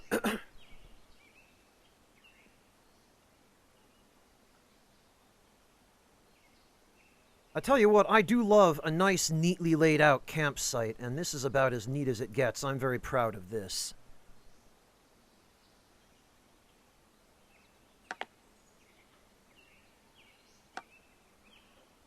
That's almost a full stack of water purification tablets, and a full stack each of painkillers and amoxicillin. So we're doing quite well on medicine, and we've got the nanorobot medical kit as a backup. I have no idea what it does, but its price tag would seem to suggest it does something good.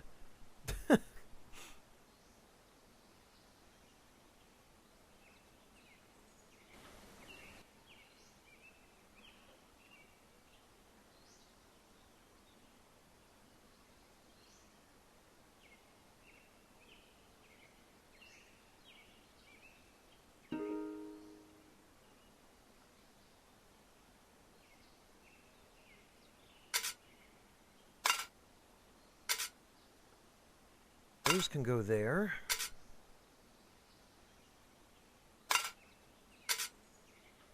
That's perfect. That's just enough cans for 4 can traps, which is just enough can traps to, I believe, to max out the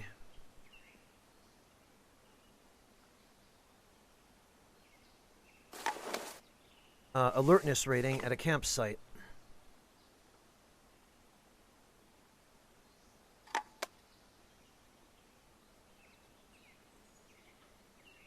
And we've got a couple of these handy little portable sleeping bags.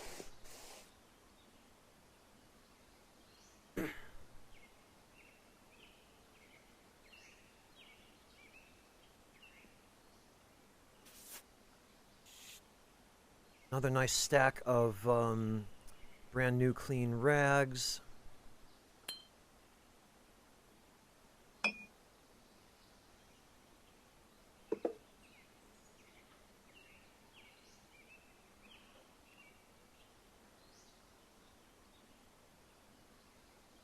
That can go there for the moment, because if we ever find its twin can go there too.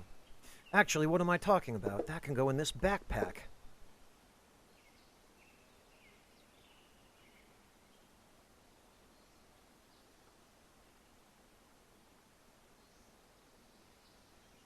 All right. So now we can start preparing our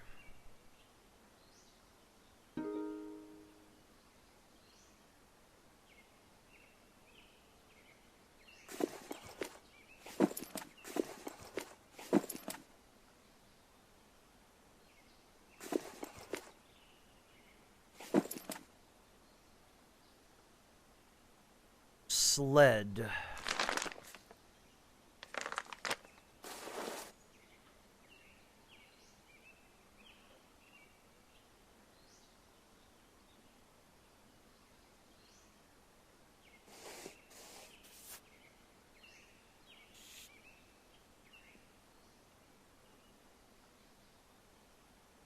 And we need to figure out what else we're going to need. We've got tarps. Oh, we're going to need a multi-tool.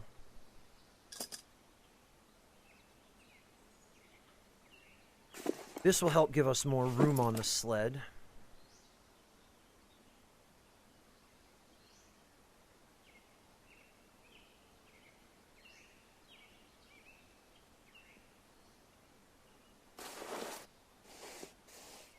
Ah, and then this will allow us to fit a sleeping bag.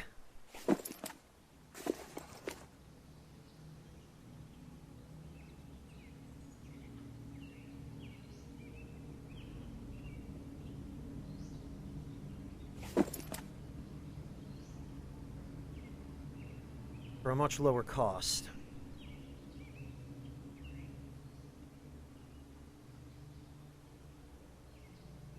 That I don't even know why we have.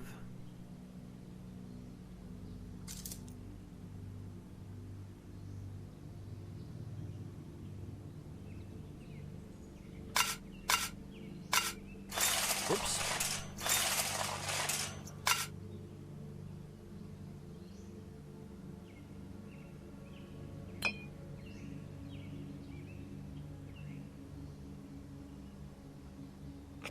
We can bring that because that will be helpful.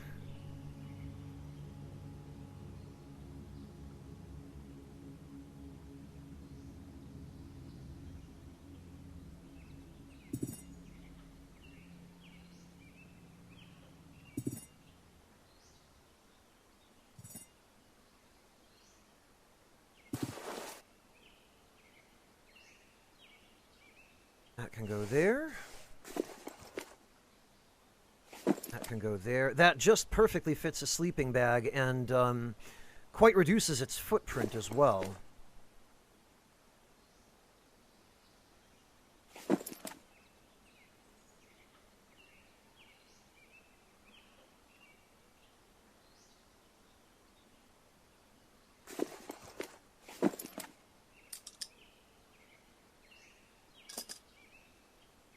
And actually,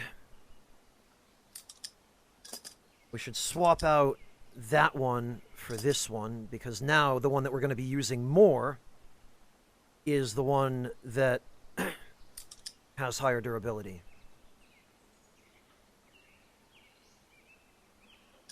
So that, whoops.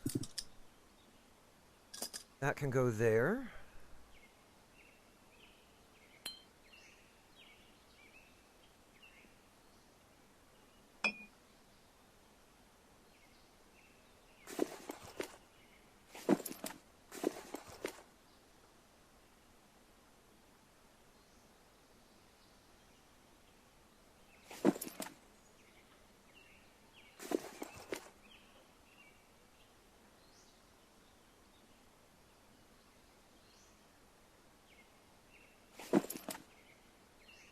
And then this.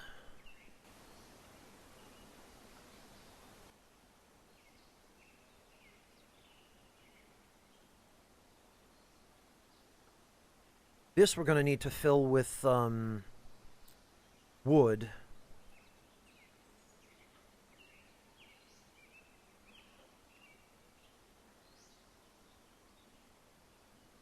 For camping.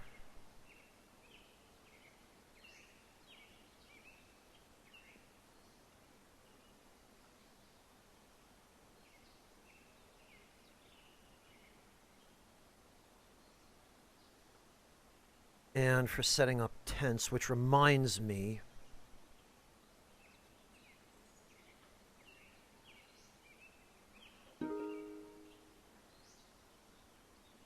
we are going to need some string as well.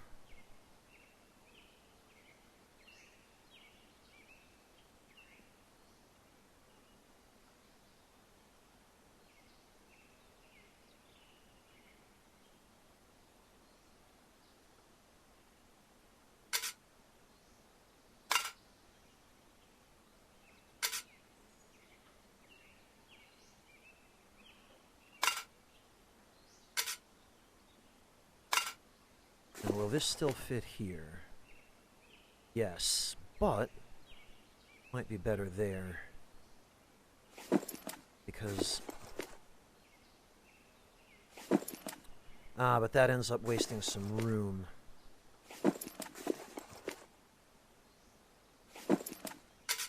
Okay, so what we can do instead then...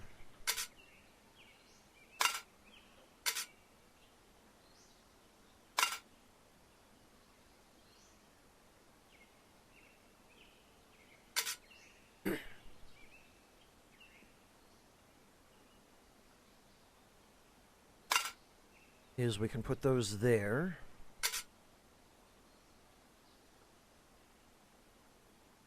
That's not going to work no matter what, is it?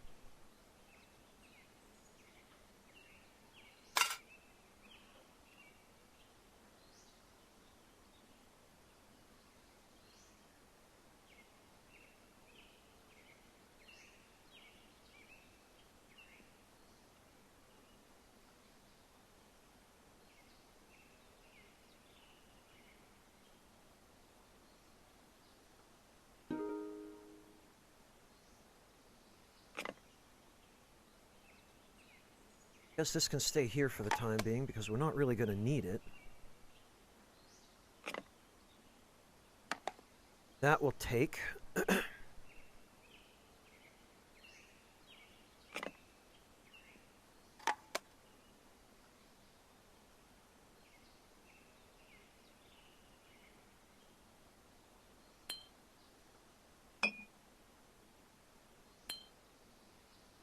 This I would like to take, but I don't have anywhere to put it, really.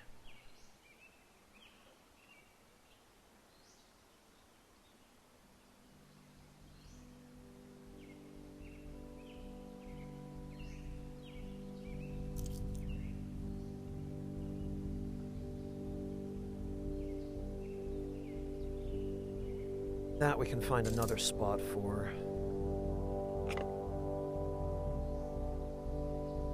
And actually, we can put some of that in there.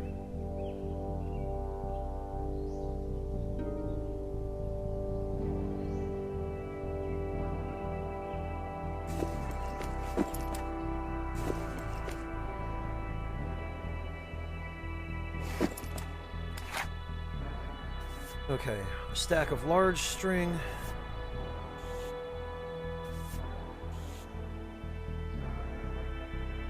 A stack of small string.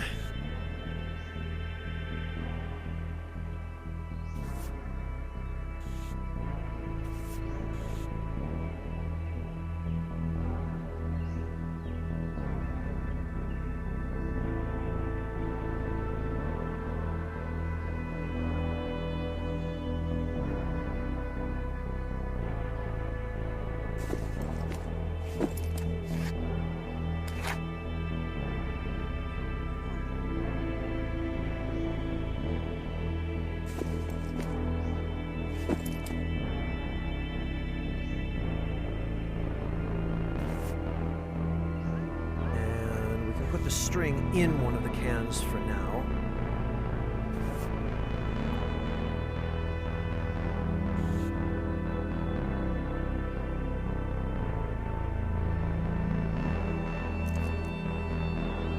That can go there.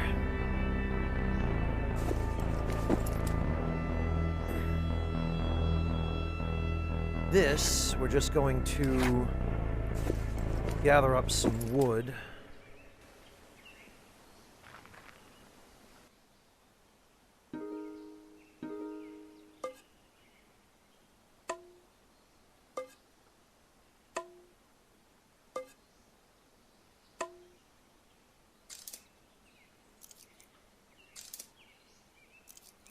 And this way we'll have tinder and kindling for fires, but also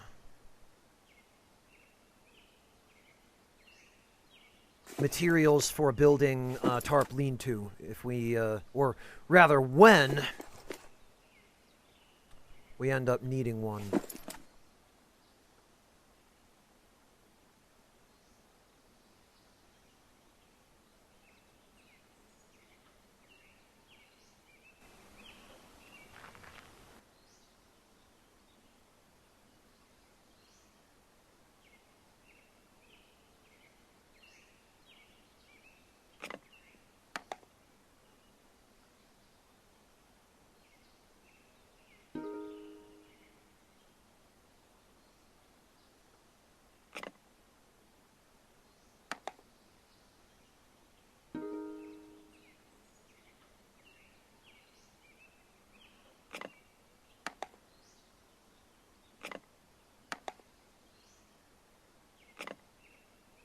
That can stay there for the moment.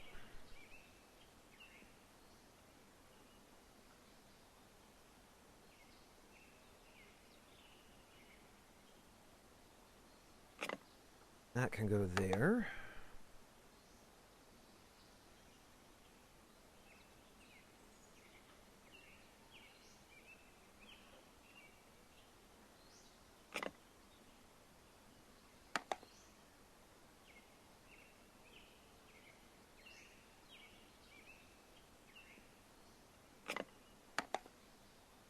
Hello, Borgs the Cat. Welcome.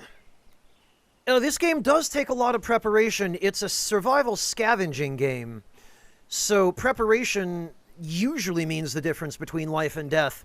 When the game isn't busy just handing you a death because it can.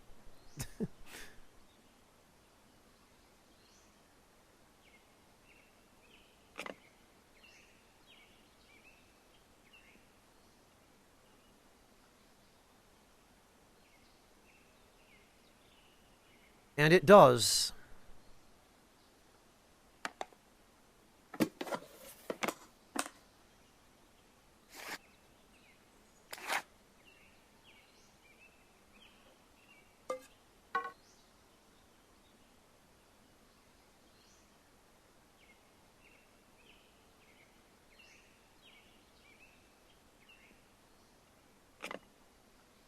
Right, that can just go in there for the moment, I guess.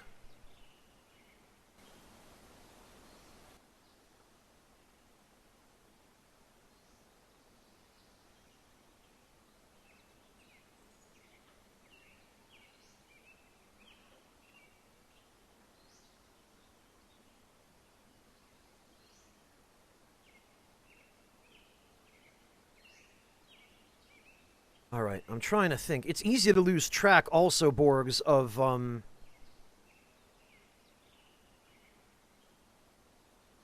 what you're in the middle of trying to do and what you're preparing for. Welcome back, Monotone. Thank you for rejoining us.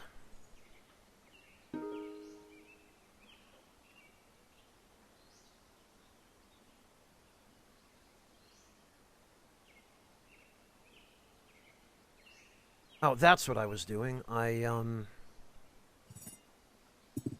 was looking for my crowbar.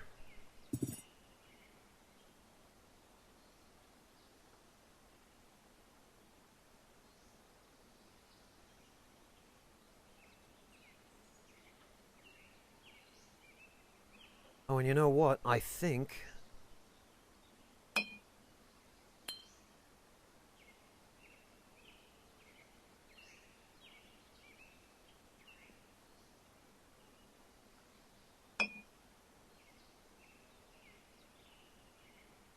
now we can fit this bottle of antiseptic.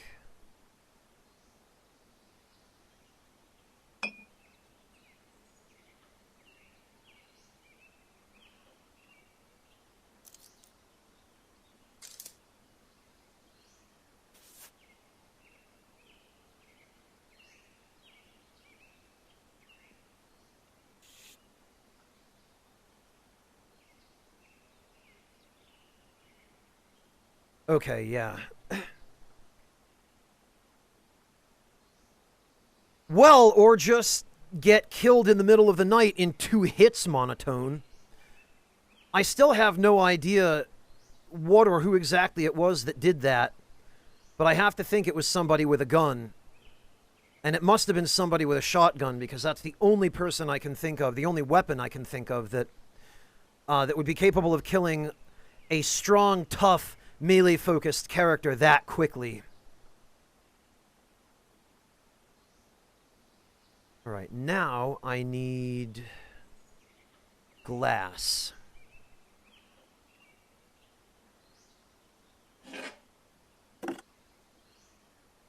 Yeah, Monotone, it did. Just minding my own business, sleeping at a camp, hidden, and an invisible enemy that I couldn't see just walked into camp and killed me in 2 hits while invisible. Well, Borgs, not in terms of its graphics or anything, no. But the survival elements are definitely there. Yeah, that's what it was, Monotone. It was a Sasquatch with a gun. Of course. Why didn't I think of that? How could that possibility have eluded me? Oh, now that reference takes me back, Zyric. I didn't know you were a fan of Infocom games.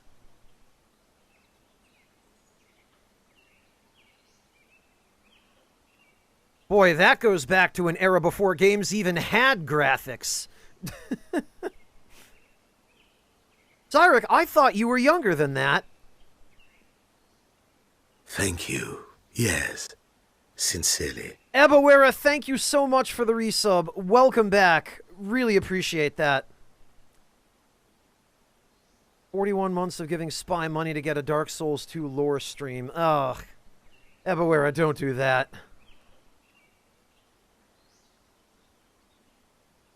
She must be pretty young then, Zyric. If she was interested in text adventures.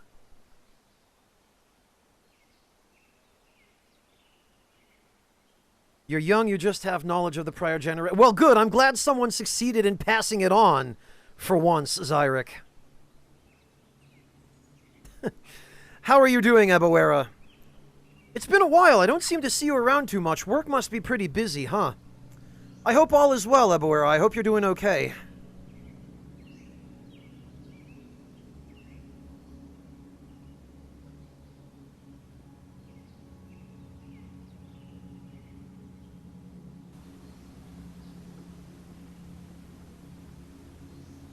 Oh, yeah, thanks, Monotone. That would be enormously helpful so I could play through Dark Souls 2. Yeah, I sure do need a strategy guide.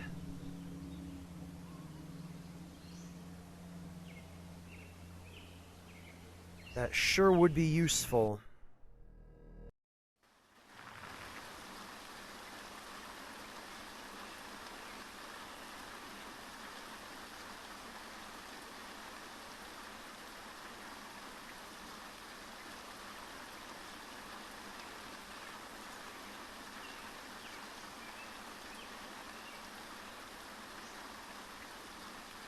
New World? Undead Medic?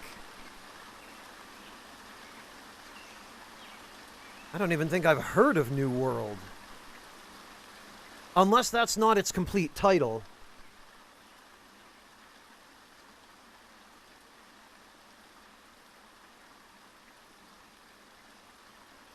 But no, it will be very rare, Medic, that you'll see me playing a game that just came out. Because it seems like most games, modern games, just don't interest me the way that these old school ones tend to. Amazon MMO, Ebawera? The Amazon MMO New World. Well, no wonder I haven't heard of it. Fantastic, and I'm perfectly happy to go right on not knowing about it.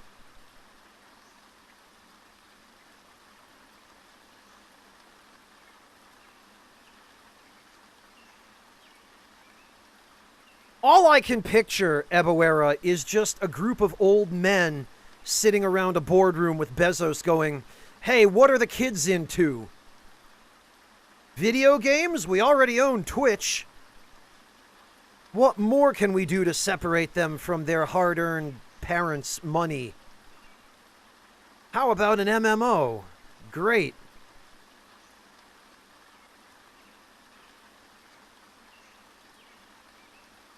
Yeah, Medic, I can tell you, you are unequivocally safe from MMO content here.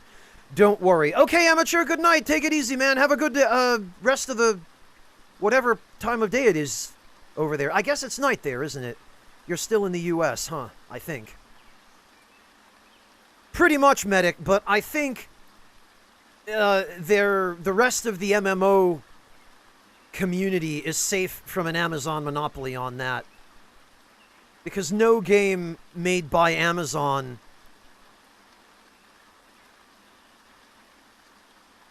has any real possibility of being good. It'll just be generic, focus-tested, mainstream garbage.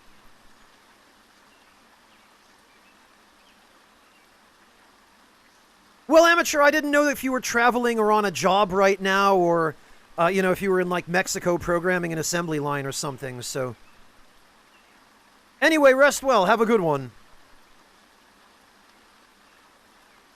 Oh, I see, Medic. I gotcha.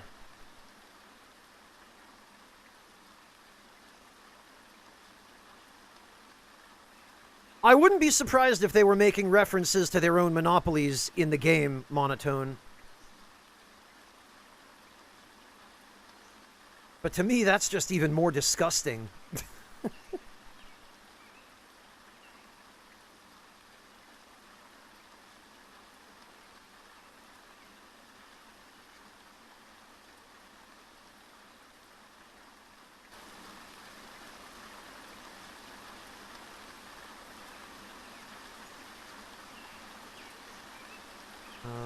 Okay, it's dusk.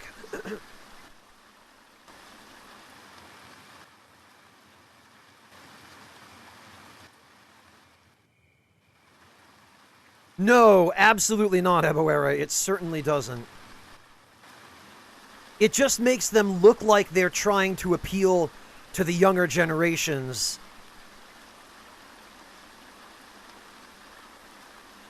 Survival scavenging, Undead Medic, and it's basically a roguelike. Although I've been circumventing the permadeath using save backups because this game is really cheap about insta-killing you in events based on dialogue choices, or what just happened not long ago in the middle of the night to an invisible enemy that shows up at your camp and you can't see him, and he hits you twice and you die without you being able to counterattack or escape. Hello, the Doctor. Welcome. I am all right, thanks. How about you?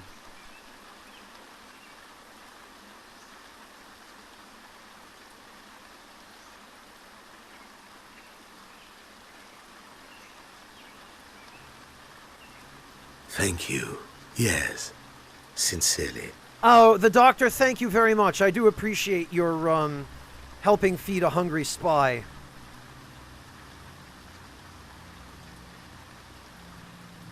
Undead Medic, like Impossible Mario cheap, or, Kaizo Mario cheap. It doesn't happen very often, but just the fact that it can is pretty stupid. There are a lot of mods for this game, though, that change the way that some of its systems work and that implement proper save files so you don't have to back up your save data manually. And apparently that do a bunch of other things, which I might check out when I'm done with my first playthrough of this, which this is.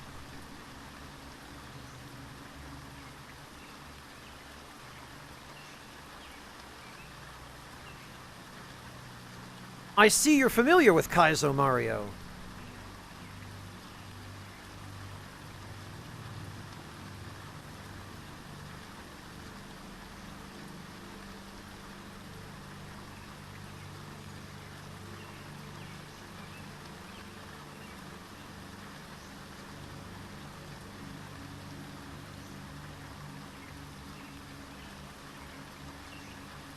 Hey, Third Impact, welcome. Good to see you.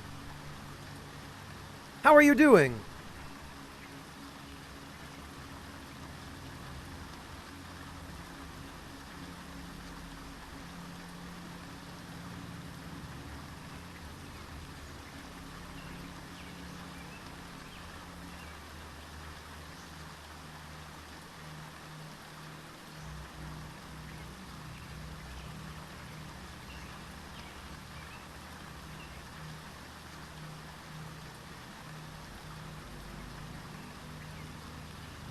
You watched a lot of SMM. Oh, okay. Yeah, I know that people speedrun Kaizo Mario. I don't know how or why.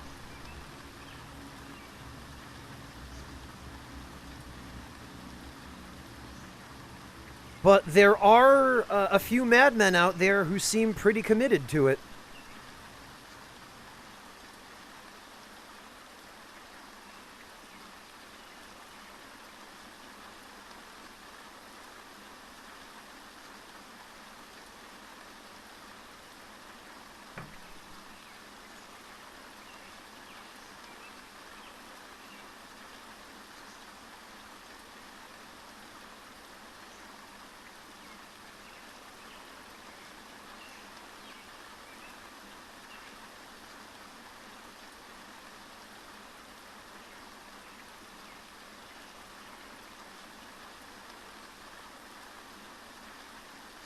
Well, no, Medic, most of us couldn't. In order to speedrun games like that, you have to basically be a professional speedrunner. There's really no middle ground.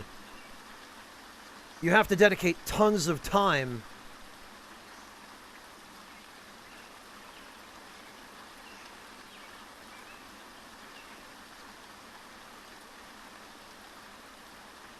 Oh, excellent, Third Impact. So you're I take it you're apprenticing in the restaurant business at your dad's place, I would guess. Actually, Third Impact, I can relate because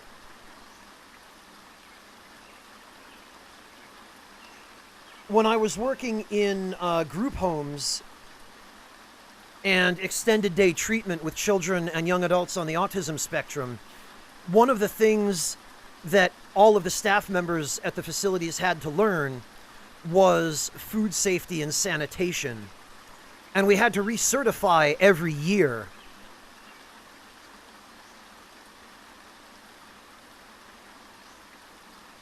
And some people treat it as tedious, but I think it's useful stuff to know. I think it's really important to understand how to keep your food sanitary while you're preparing it and storing it.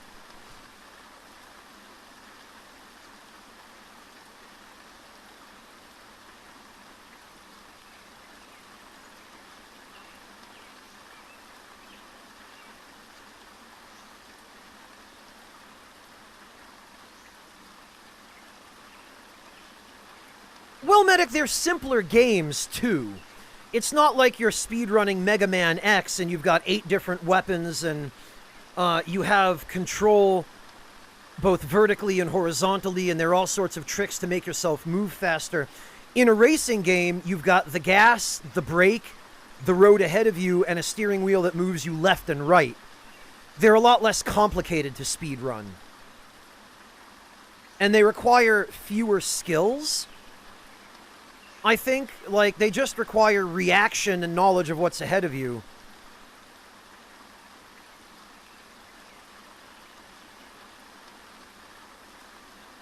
Oh, okay, Third Impact. I see. You don't have a declared major. Oh, you're taking it as an elective and getting your core courses out of the way, yeah. Core courses are a scam. Especially if they're not relevant to whatever you're trying to major in. They're just a way for the college to require you to take extra classes and pay extra money.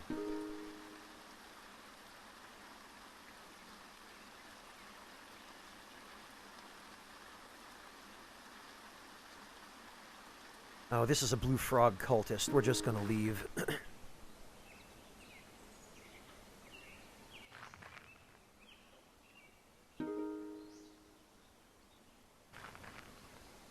Or wait for him to leave. Okay, well, somebody died.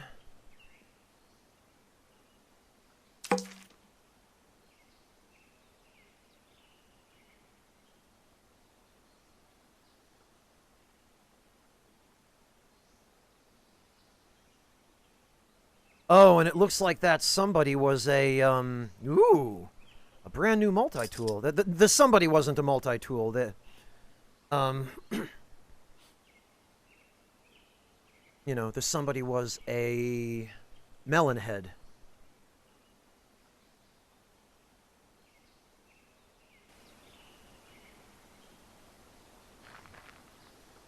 My guess is this blue frog idiot is going to turn up dead in another few turns after getting ambushed by an Ashinabe patrol.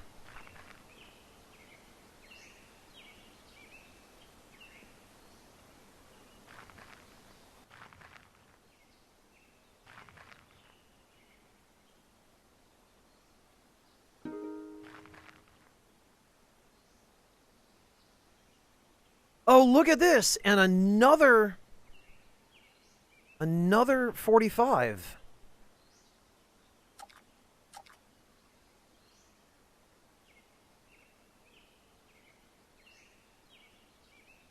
What if we were to just empty that out? Take these bullets.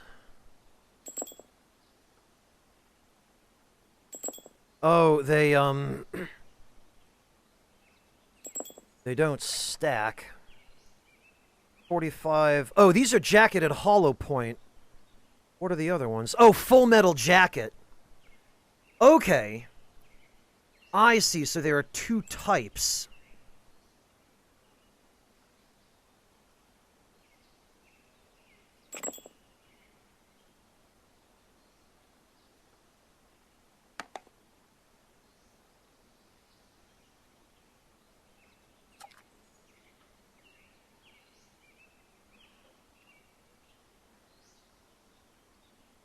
Oh, look at this. And actually...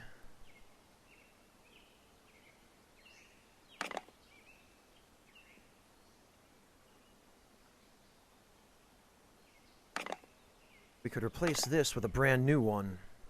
For $5. Which we more than get back by selling this crap.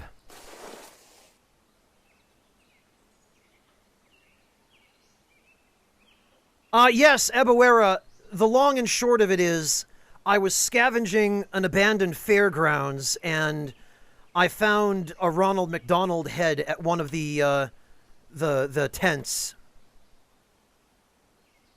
Hello, Terry, welcome!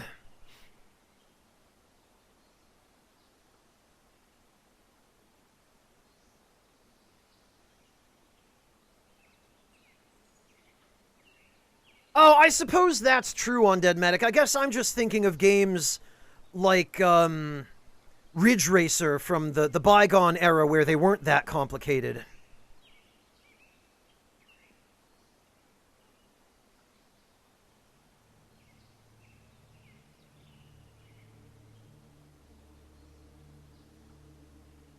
I'm tempted to buy another pistol, but I really don't need one.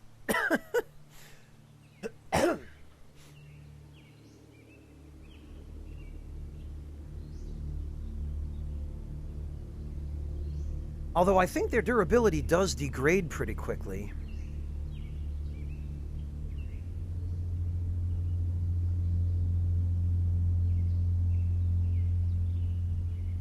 I don't know. It's a tough call. It's a very rare item to turn up here.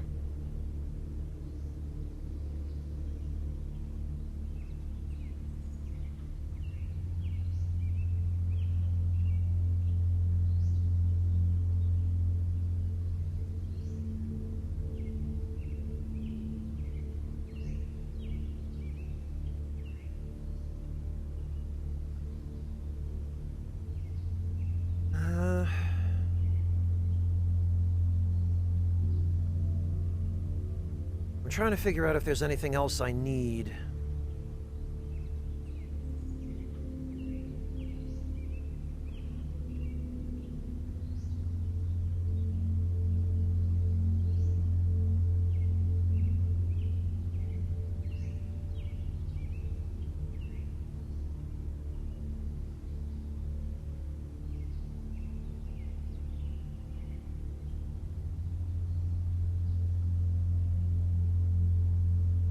But I don't think there is, not from what's on sale here anyway.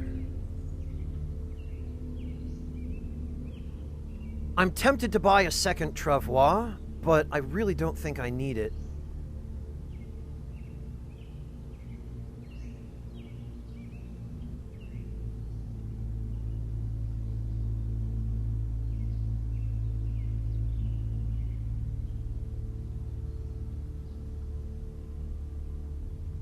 Oh, yeah, it really is unfortunate, Medic, but I guess developers just don't think anyone wants to play those kinds of games. Not to mention, a lot of them are just forever trapped in IP hell or purgatory.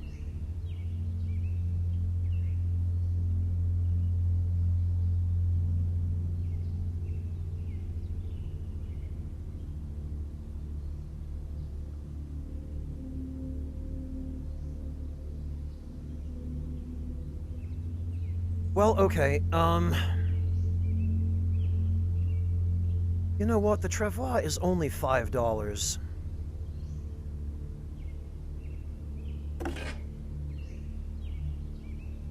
Wait a minute, and... no, we're not muted.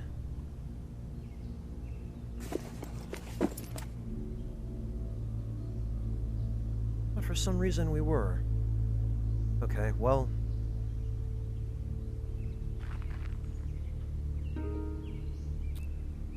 I guess in that case we can head out.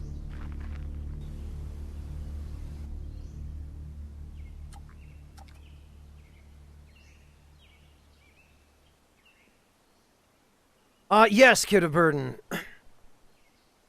It's a legally distinct, barely, fast food clown head that I found and decided to wear.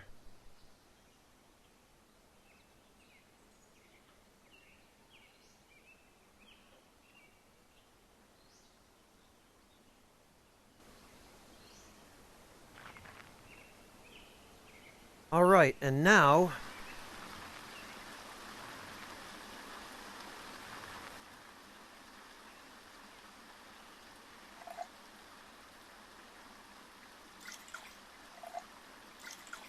Yeah, okay. For some reason...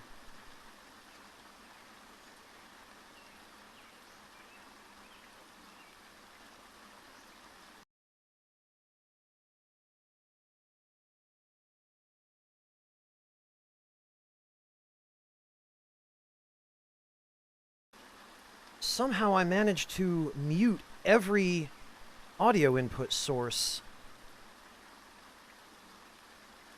The hell did that happen?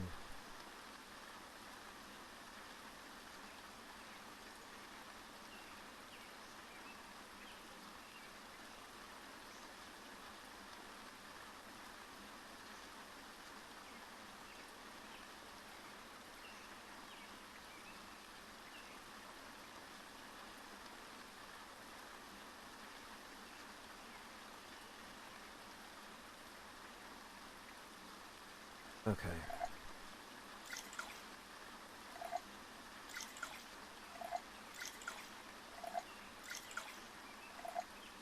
So this is all drinkable.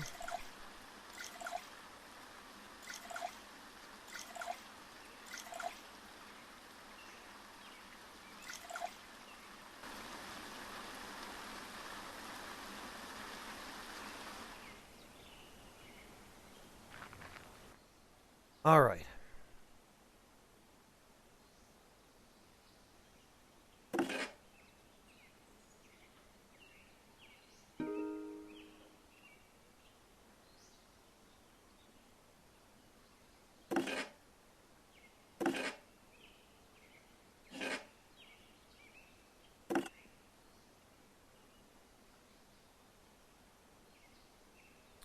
Well, Undead Medic, I'm pretty sure it's supposed to have the special effect of intimidating enemies, so... No, I probably won't be taking it off.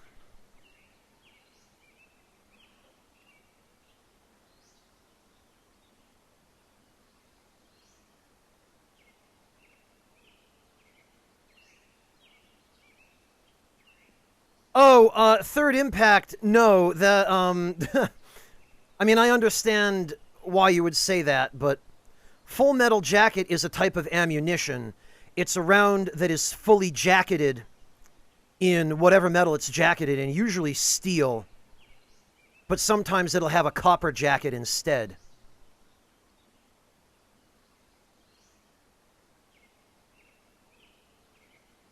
No, Borgs, I have no interest in games like Death Stranding.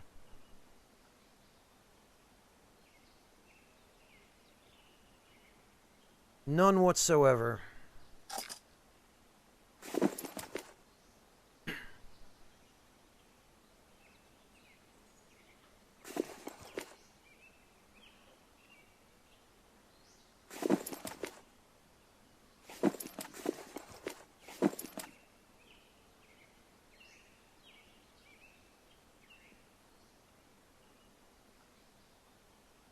Yeah, no worries, Third Impact. The reason the movie Full Metal Jacket is called that is because... well, it's because of something that happens in the movie where a reference is made, without spoiling anything for you, a reference is made to Full Metal Jacket type ammunition. And it's made during a very pivotal scene where the main character has an experience that shapes him for the rest of his military career.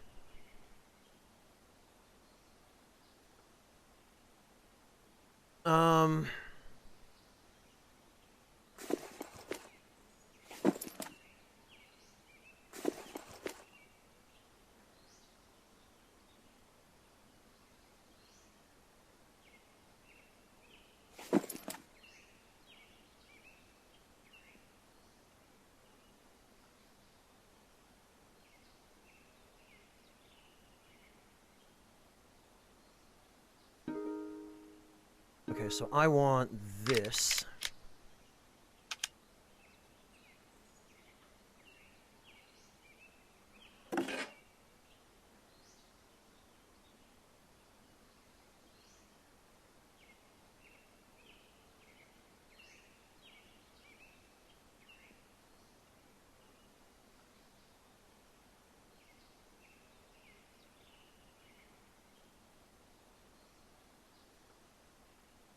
Well, now I'm debating whether or not I could, can I fit the shotgun? I could if I could make a little bit of room, but I really want to be carrying this.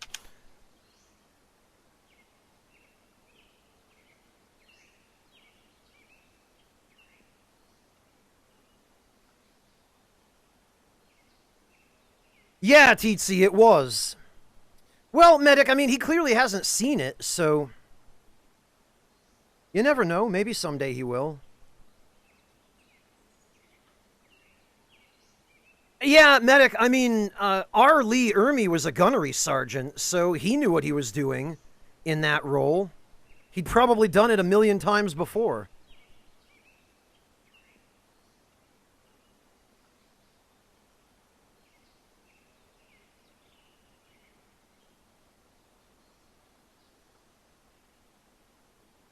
Yeah, Azots, it's sort of a situation where we've come full circle.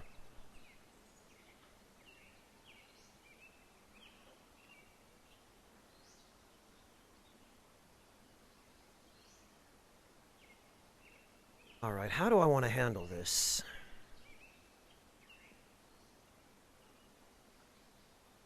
First, I need this pack.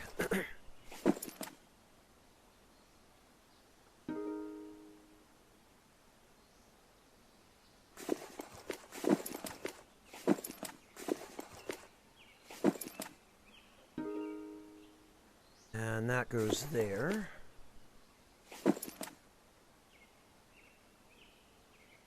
This is what we bring with us.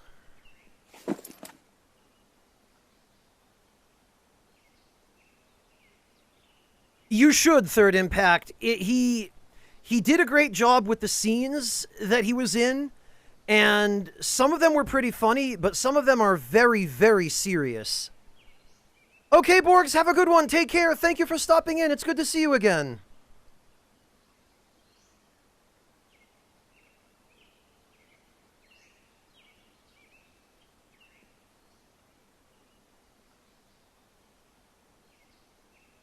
Yeah, Medic, I'm aware of that.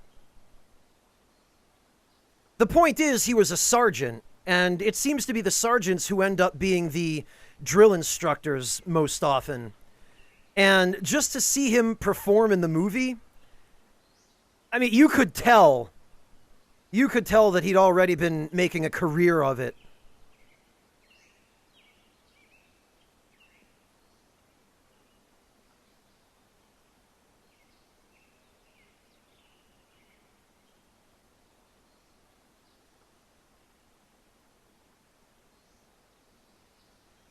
Yeah, monotone quite a lot.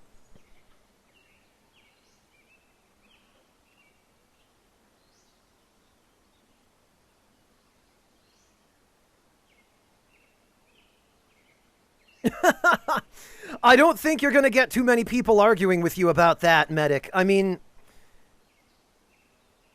who are you going to get to play a drill sergeant that can do the job better than a real drill sergeant?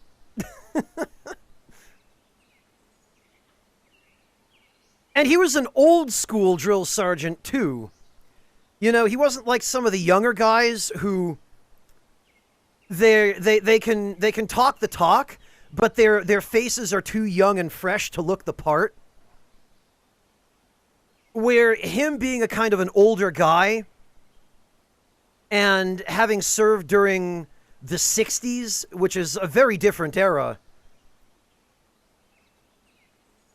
I don't think you did, Monotone, but I'm not.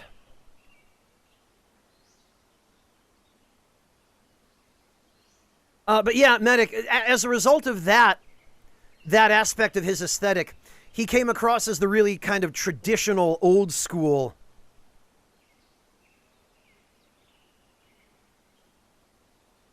sort of drill instructor.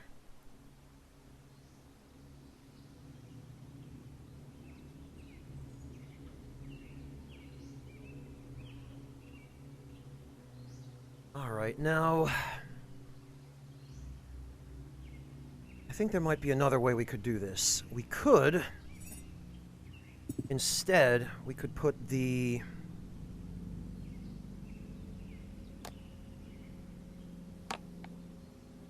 There we go. We could wear the shotgun.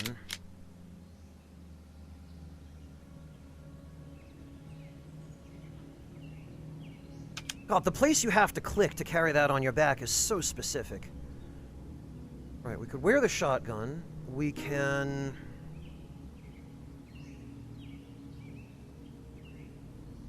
We can take the crowbar...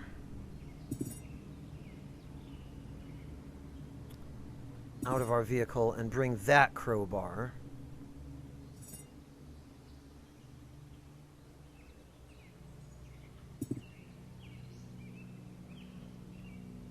Hey Dragon App, welcome! This one can go back there.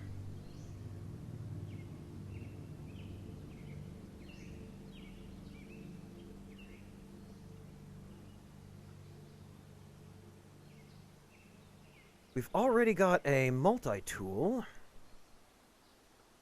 So actually...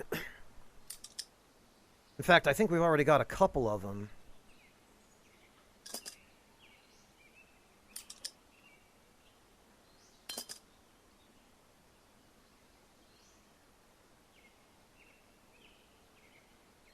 Perfect.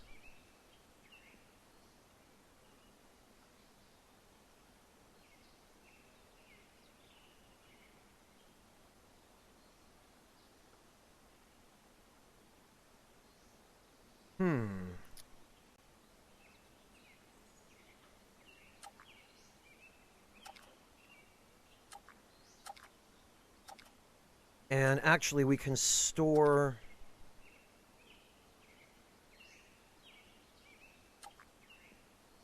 We can store food inside these cans.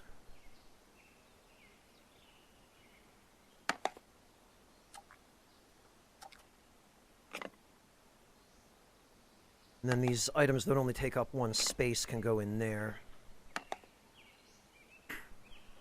Well, thanks for that. Oh, Dragon App, thank you so much for paying that gift sub forward to Teetsy. I really appreciate that.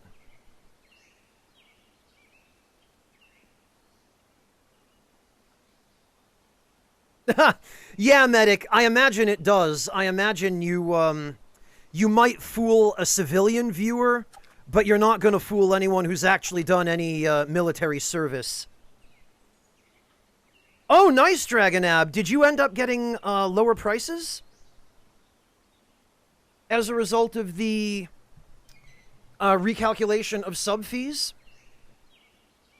I believe it is, you're still also getting a discount because of September. I believe there are still 1 or 2 days left.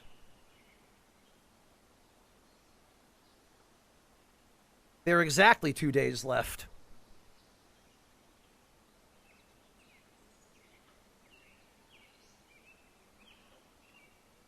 A quarter of the original price, plus a discount. That's excellent, Dragon Ab.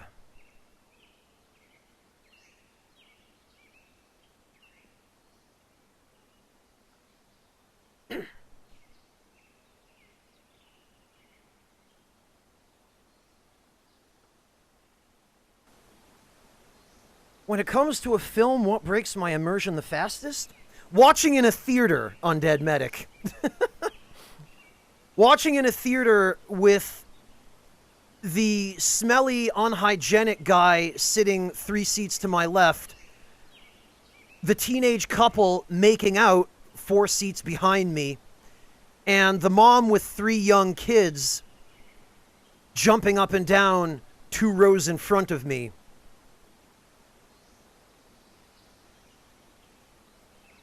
That shit breaks my immersion. That's why... I mean, I don't really watch movies. I've just kind of lost interest in sitting and staring for that length of time. I like to be engaged with my content, which I think is part of the reason that I'm a content creator when I'm on duty, and I hang out in Twitch streams when I'm not. But... yeah, Judgment, the guy sitting behind you with the giant bucket of popcorn, eating loudly, just... with his mouth open, chewing with his mouth open, going, om, dom, dom, dom, dom. Well, most people haven't because of the pandemic, Medic, but, You wouldn't catch me in a theater, pandemic notwithstanding.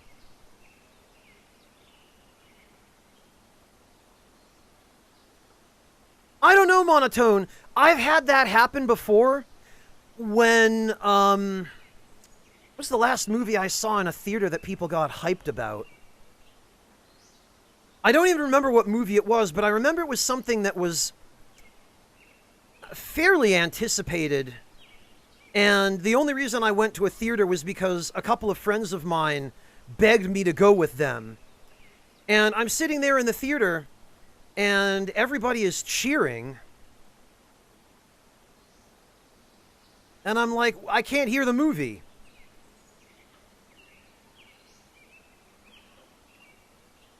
It was so long ago, I don't even remember what movie it was. Oh, 300. Okay, Medic. Yeah, a meme movie like that. I see.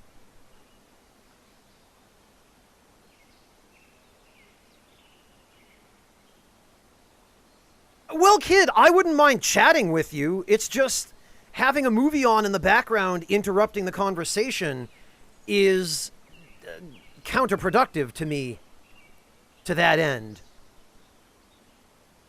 If I'm going to chat, I would happily chat over dinner or something, you know? Or, you know, during a social outing someplace, but I don't even watch movies at home.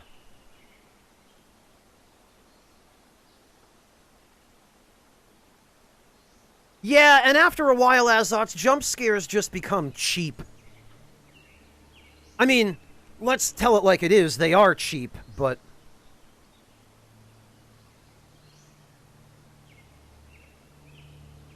Oh, see, Monotone, I'm that guy who sleeps through the movie. And then at the end, I ask the friends who dragged me there if it was any good, just to spite them.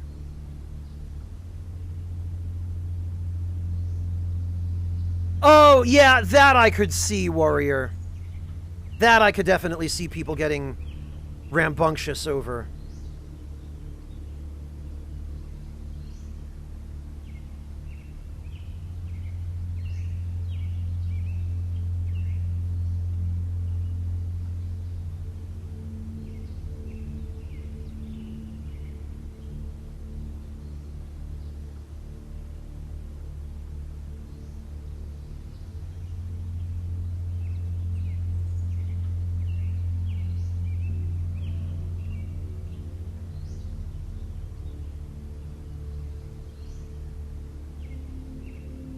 Well, Deez, it's like anything else.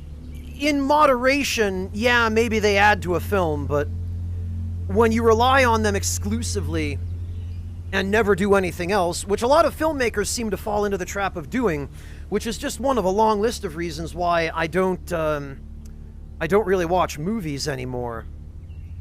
It really kind of kills the experience.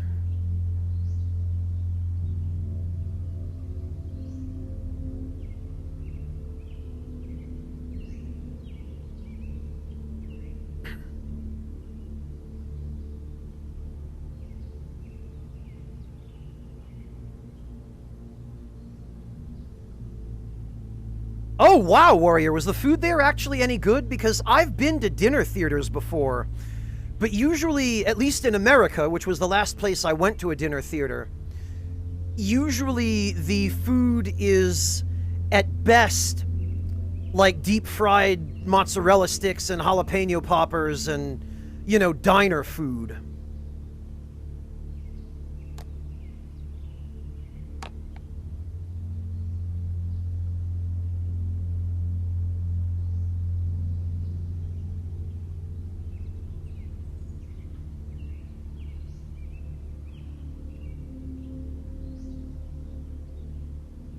Well, Monotone, but I think even before COVID, theaters were dying. Because people would rather stay home and watch a movie in the comfort of their own home, in most cases, barring exceptional circumstances like a toxic home environment or something. But I think in most cases, even if you wanted to watch a movie socially with friends, people would still rather do that at home and just have their friends over and sit on the couch together, rather than sit in a crowded theater with 70 or 80 other people.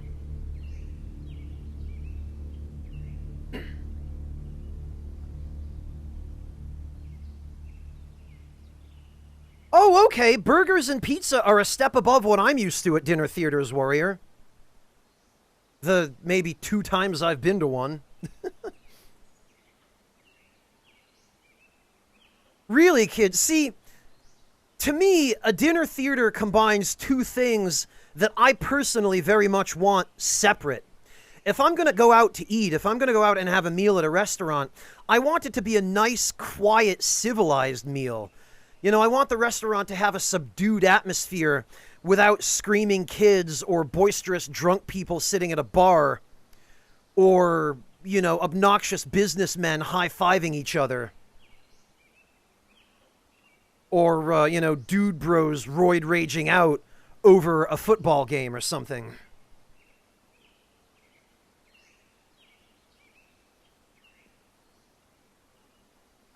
And on one hand, if I had to go to a movie, if I absolutely had to, I'd rather see it at a dinner theater where I could at least get something approaching real food. But at the same time, if I had the choice to just watch a movie at home, I would much rather watch it at home and eat food that I've prepared at home. Or, you know, just not watch a movie at all, but play some video games, or watch a Twitch stream and hang out and chat, or stream myself.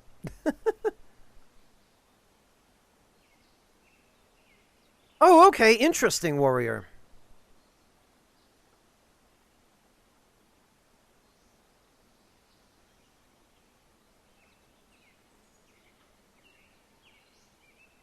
Alright, well, we're good to go. We're loaded up on guns. We're loaded up on ammo, although I do worry a little bit about this shotgun. This is not too far away from just falling apart and probably blowing a bolt in my face or something, but...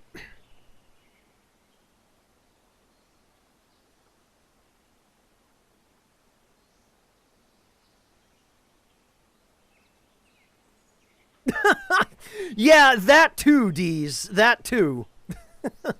I feel like that's a fairly specific situation, Deez, but... I suppose if you're the kind of person who frequently finds themselves in that situation, then it is a concern. And yeah, Medic, you're absolutely right. Theaters definitely have, especially with the increasing prevalence of home entertainment systems, or, you know, just having a TV and a DVD player, or a subscription service to Netflix or Hulu or Crunchyroll if you're that kind of person.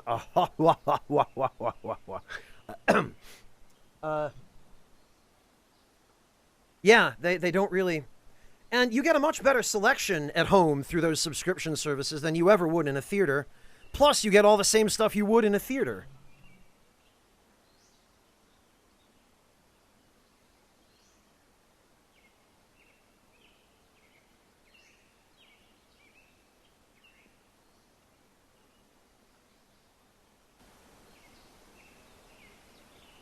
All right.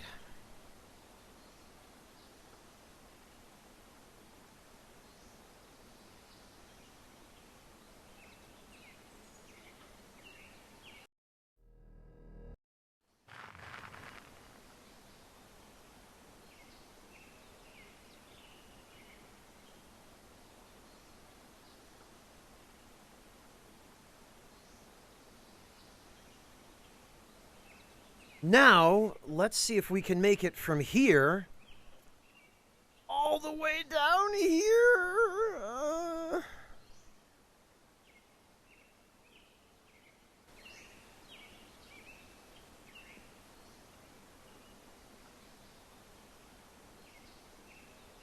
Well, sure, Medic, yes. I mean, I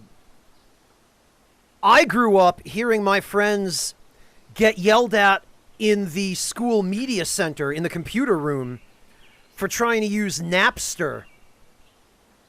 So I was there for that. Napster, LimeWire, BitTorrent.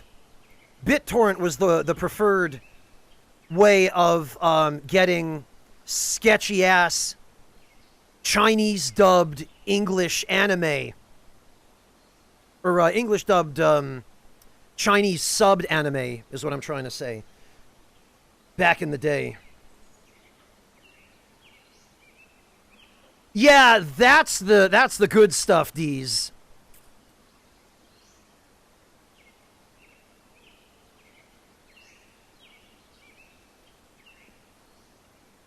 Yeah, they used Kazaa occasionally as well, Third Impact. What eventually ended up happening at my school was the school hired a network administrator who the student body rather sardonically dubbed the Net Nazi.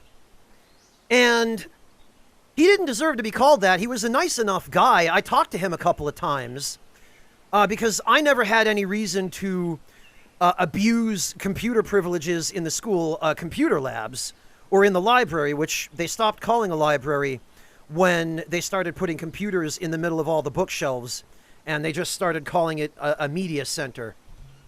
But it was the Net Nazis' job to basically block services like Kazaa and Napster and LimeWire, and to set up rules that forbade students from trying to use them. And... oh, that's fantastic, Monotone. And yeah, this guy was basically getting paid to sit there and not really do all that much. He was an older guy, and I'm not sure exactly how tech savvy he even really was.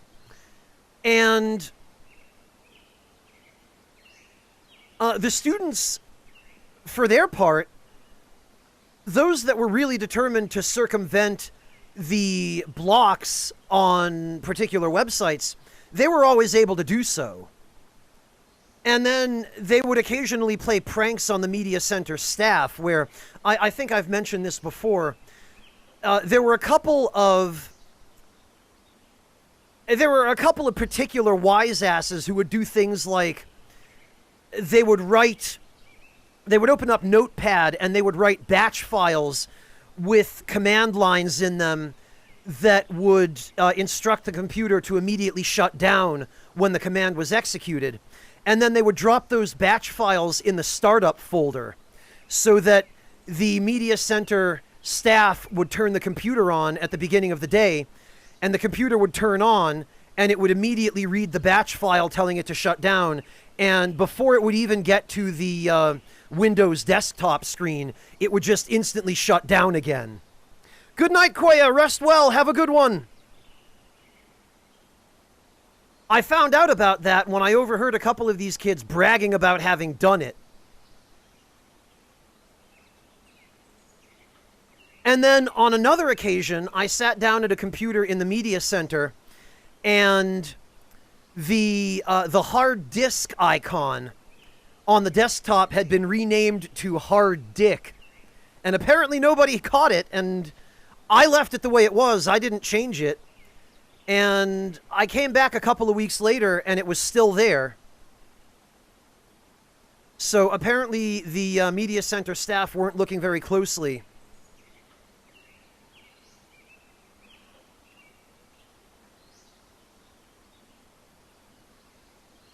I don't know what they were getting paid for, but it sure wasn't to keep an eye on the media center.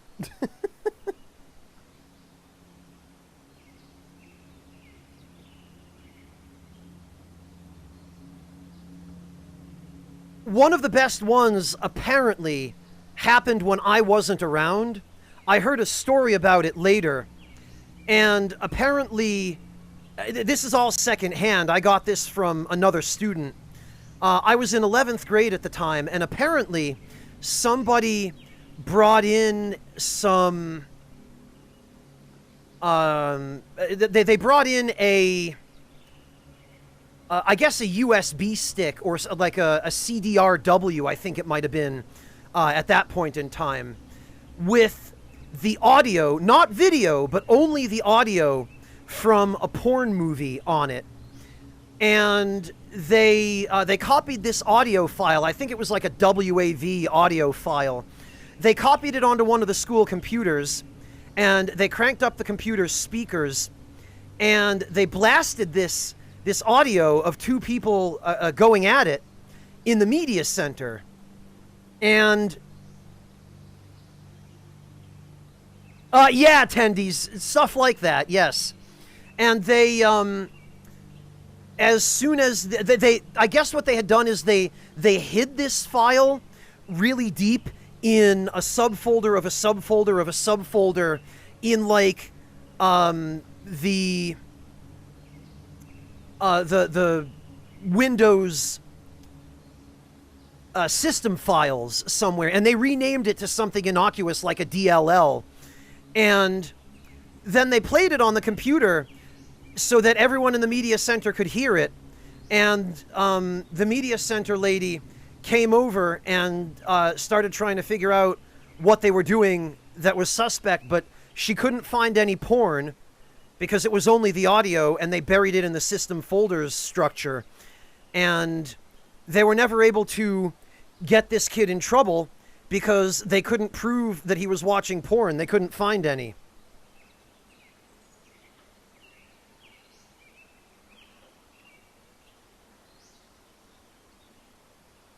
Medic, you got censored for calling the lower grades scallywags on the AM... Oh, the morning announcements probably over the PA, right?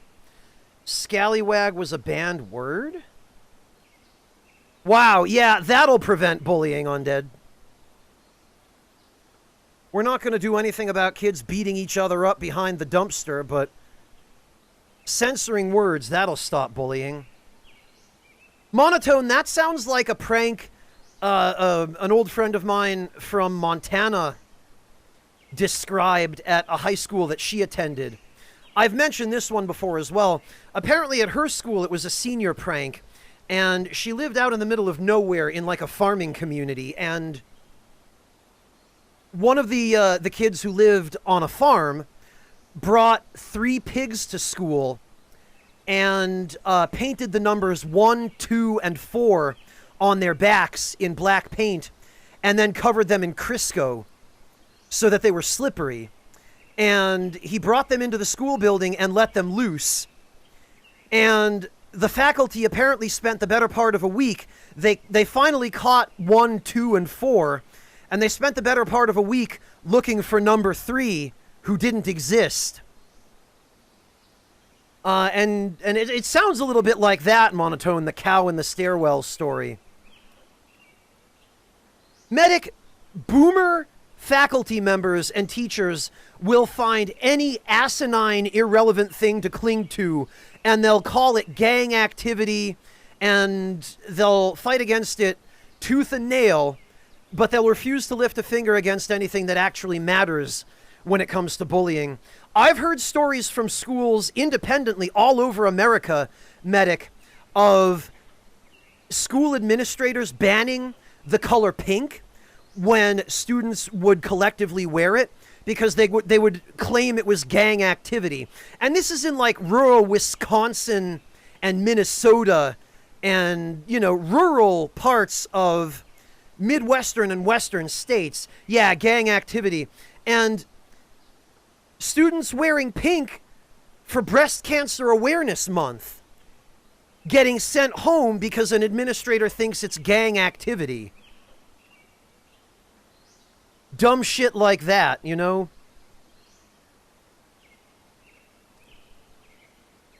Boomer faculty will never stop.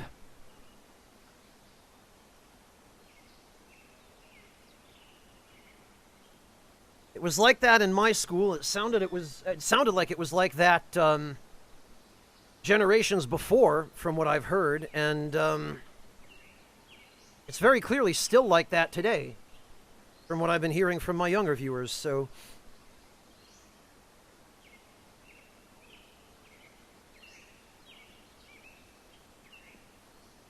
Boomer's gonna boom, I guess.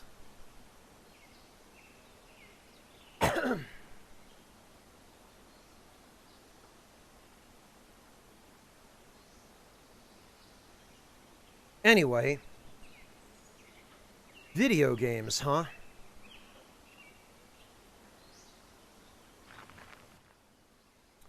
Alright, let me just make sure we've got everything before we get too far from camp.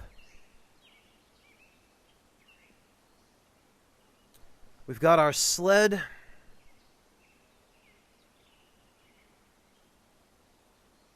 We've got our pack. We've got our guns. Alright, here we go. Can we make it to Detroit?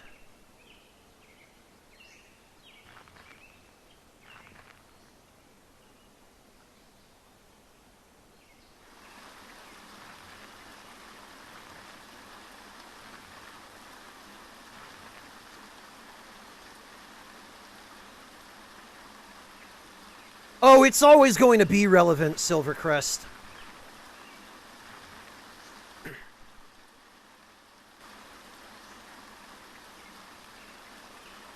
Unfortunately.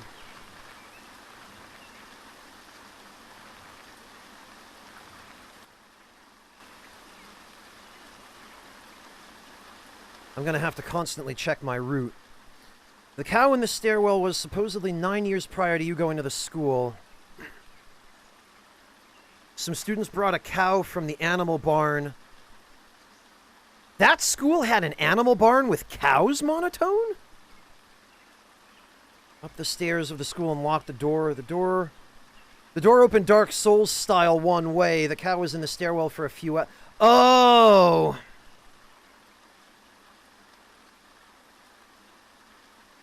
Yeah, no, cows do not like moving backwards.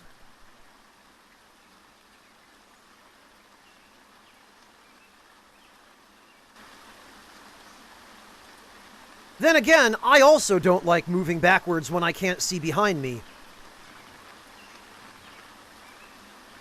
Maybe I'm a cow.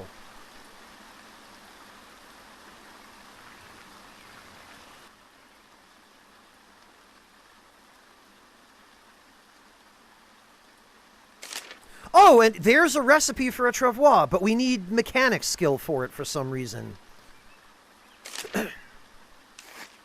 That's ridiculous. I could build one of those things without mechanic skills.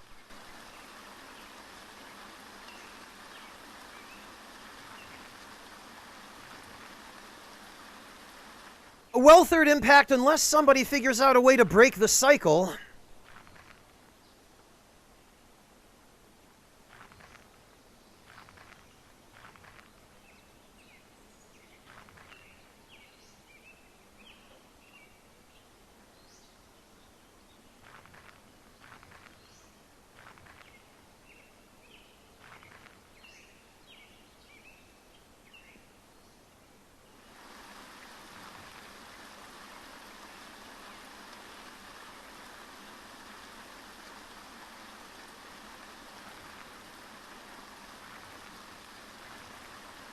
Ah, perfect.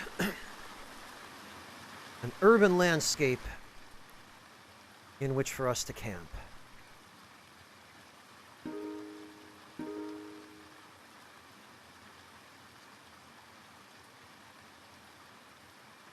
Very good.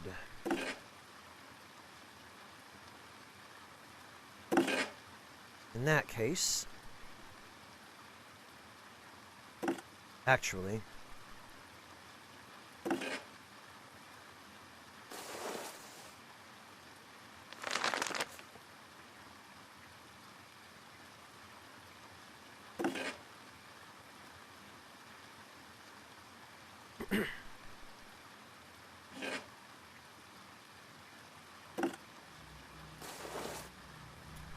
Throw our sleeping bag on the ground there.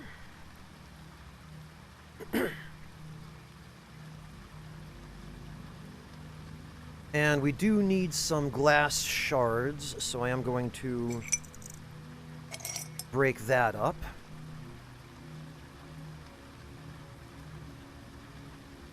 We're going to put together a tarp shelter.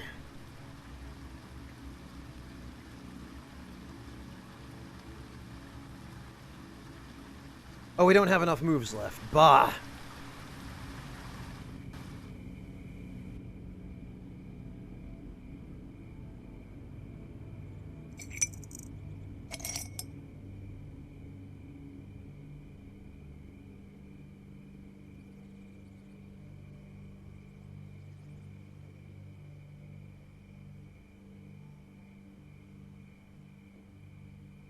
Okay, Zyrek, have a good one. Take care.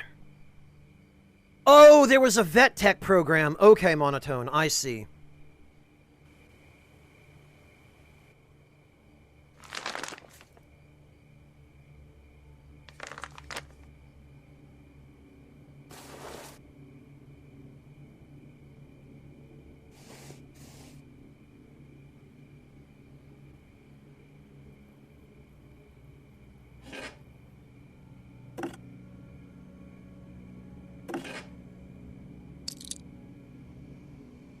Those can go there. What?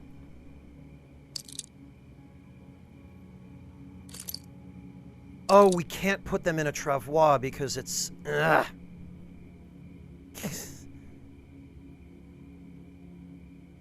Because it's basically just 2 sticks.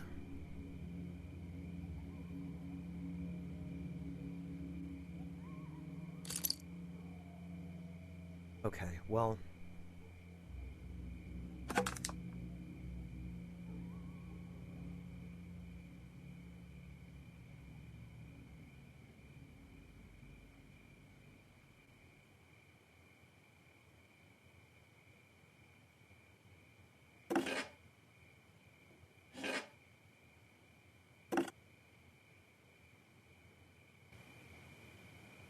Alright, we are going to hide and sleep.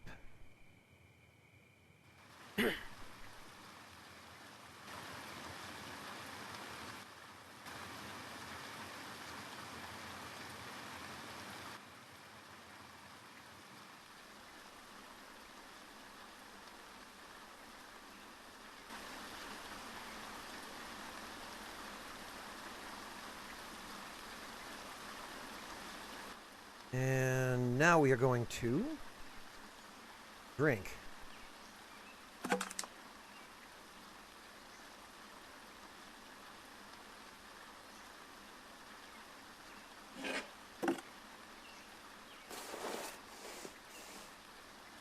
And we're going to leave that shelter where it is, because those materials are simple enough to replace. But the sleeping bag we're going to take. And...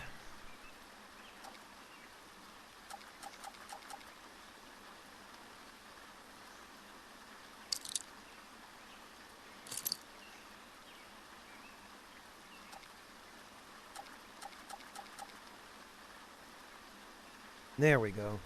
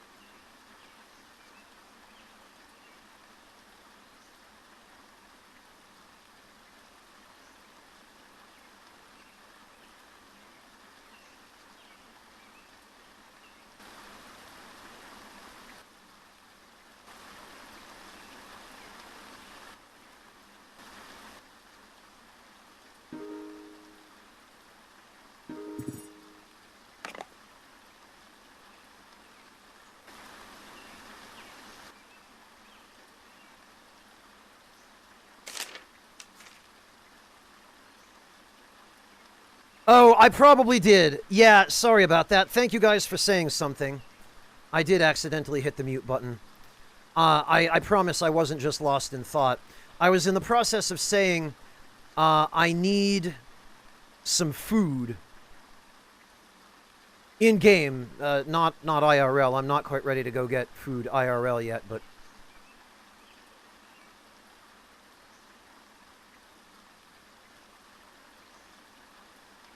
Where's that broken bottle? Because I also need glass shards.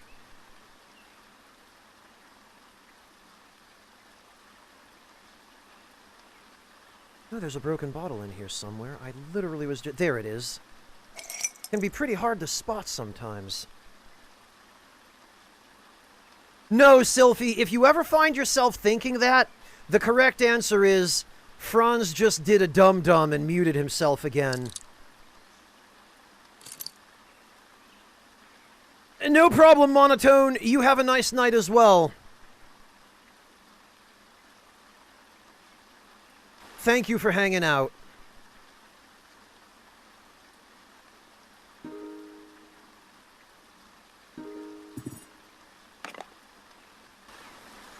Nothing. Right, how far are we? We're getting there. We have a ways to go yet.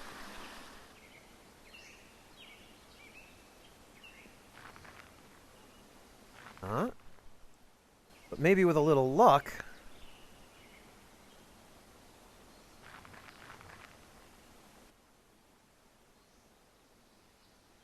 we will be able to find...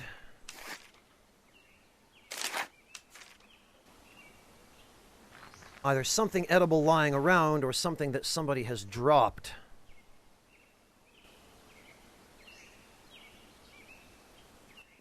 What are our options for campsites here? Not great, but not terrible.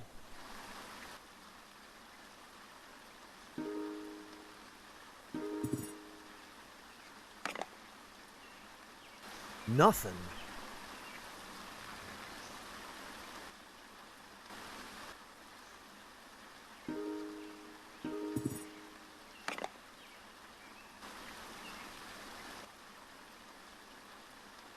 And a whole lot more nothing. Beacon in the night. In the wake of the mass evacuations of the Great Black Swamp, stories of families separated are all too common.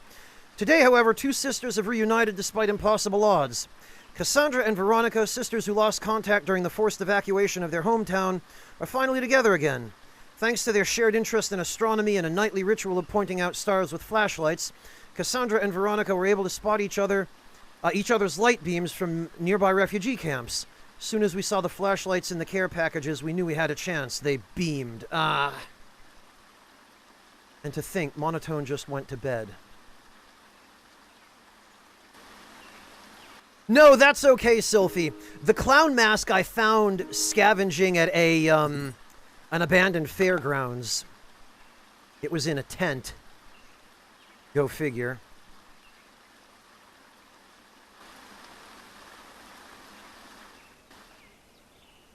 We got more guards here. So the guards actually...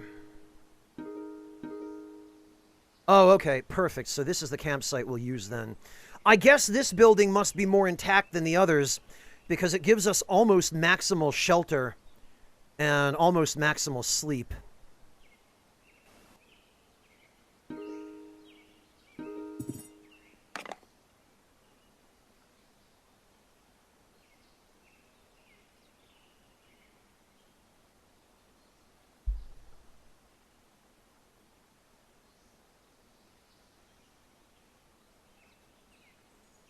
What I need, however, is some glass.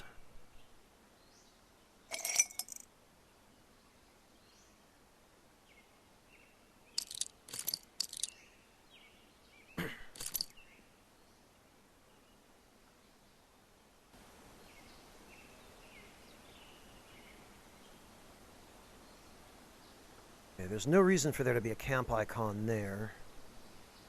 Or here. Actually, I suppose I could leave that one marked as a potential useful camp. Ah, berries.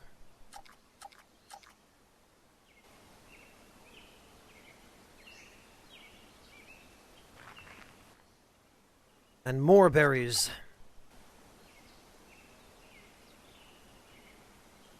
But we are going to want to be in a safe spot for the night.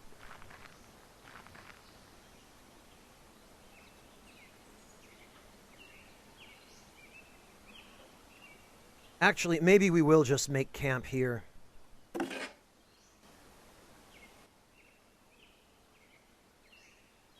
So for that purpose, we are going to need...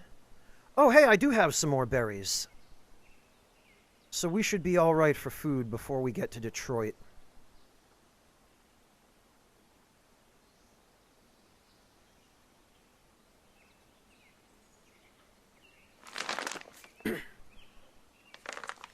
Right, we'll put that there.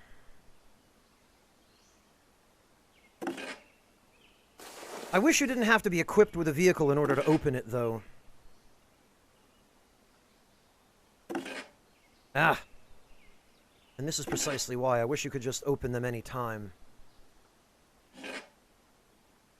Right, that can go there. This can go here.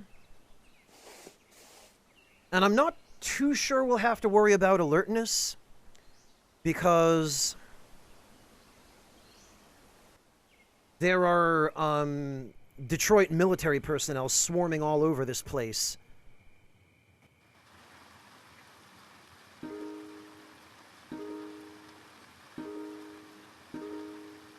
I stand corrected.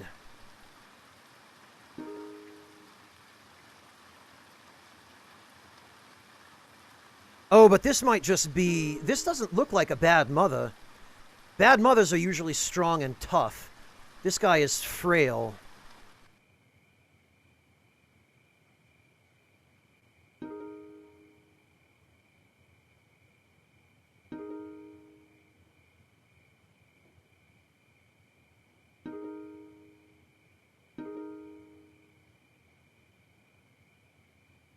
All right.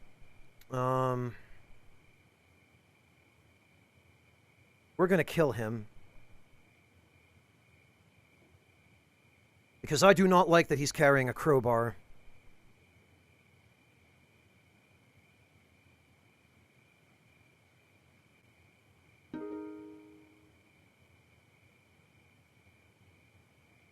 Oh, lethal trap. Don't mind if I do.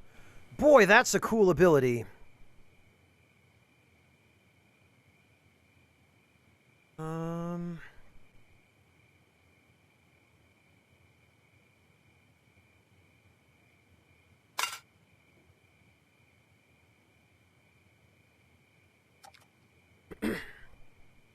He had a crowbar in decent shape. I guess we can put that there. We can put this here, so we'll have a multi-tool at the camp. This isn't necessarily a camp I actually plan on using on a recurring basis, but...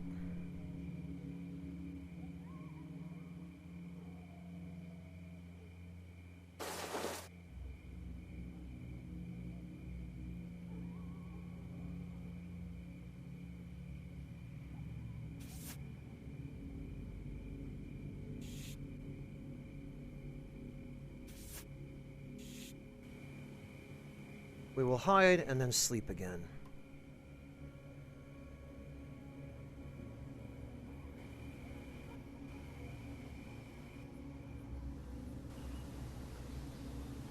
All right, dawn of the third day of travel. On hide.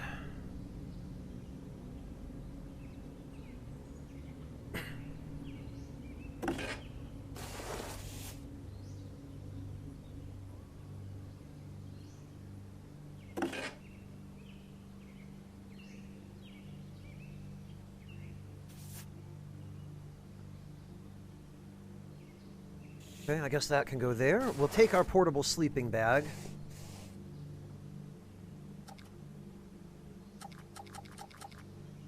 We'll have a little bit more to eat, a little bit more to drink.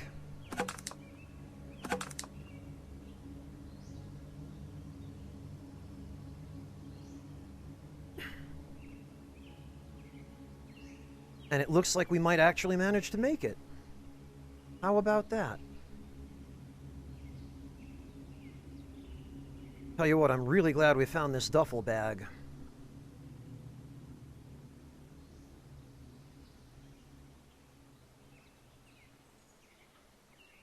All right. It looks like we've got everything.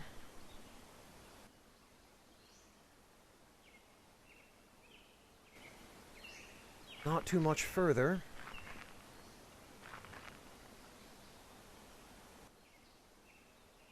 What do we have here?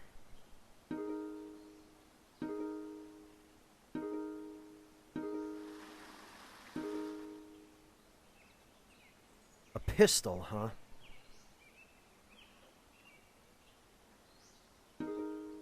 I don't trust this guy.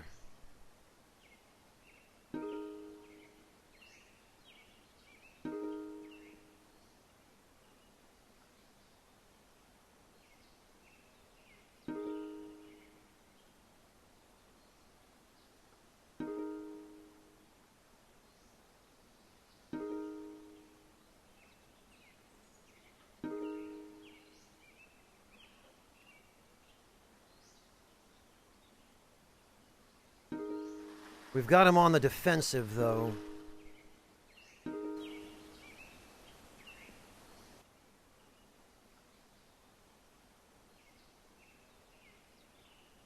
Oh, he's got a 45, and he had no ammo. Well, unfortunate for him. Oh, he did, however, have a brand new backpack.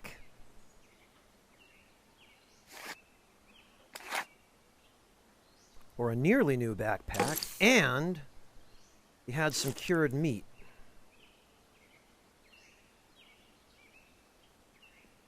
Police in a downward spiral, we've read that one already.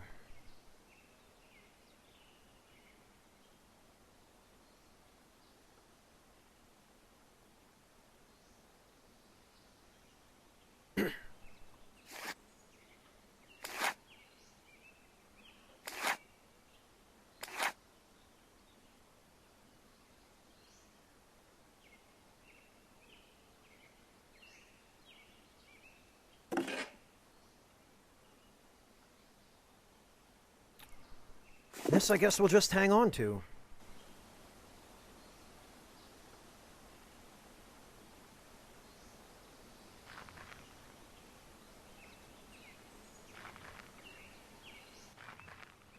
Oh, God. Take cover.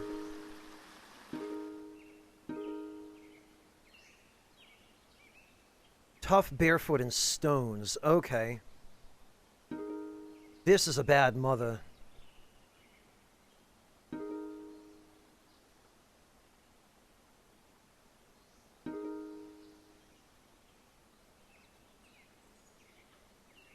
Create obstacle.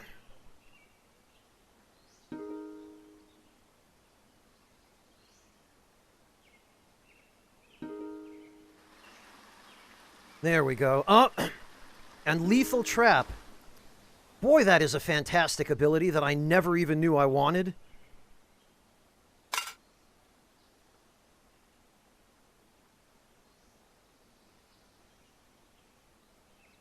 Nothing but junk there.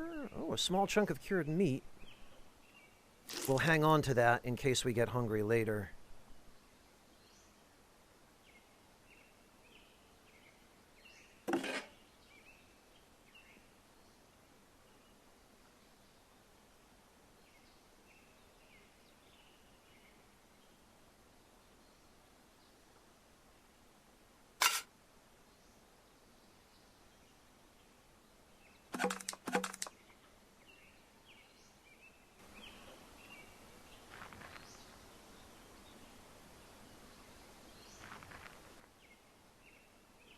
Yeah, some string. A river! Excellent, we can refill our water.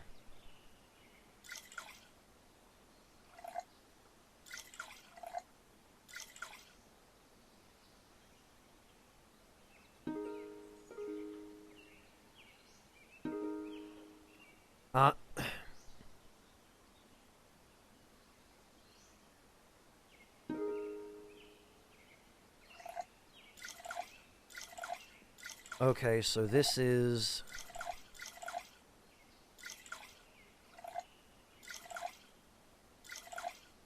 contaminated.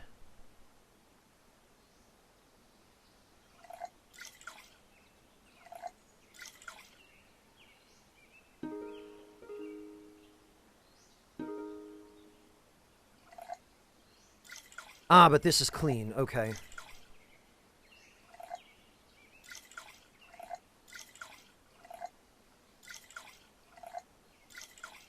Perfect. So...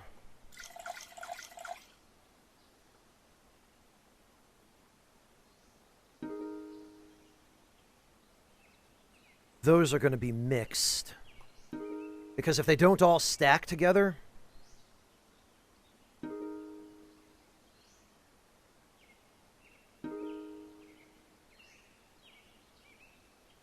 then it means that some of them are clean and some are not.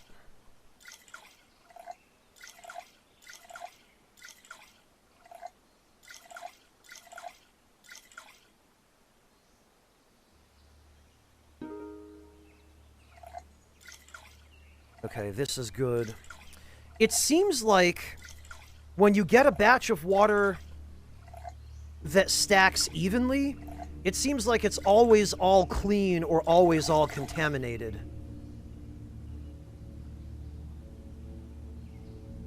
There does seem to be a pattern there.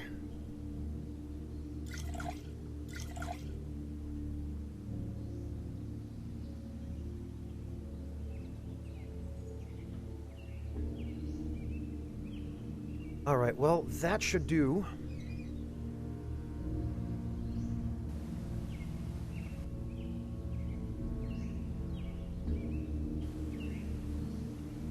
Now we just need to...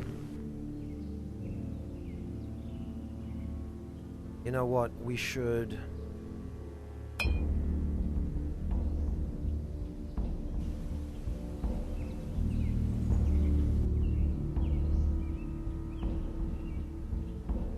we should break this bottle up because I need more glass.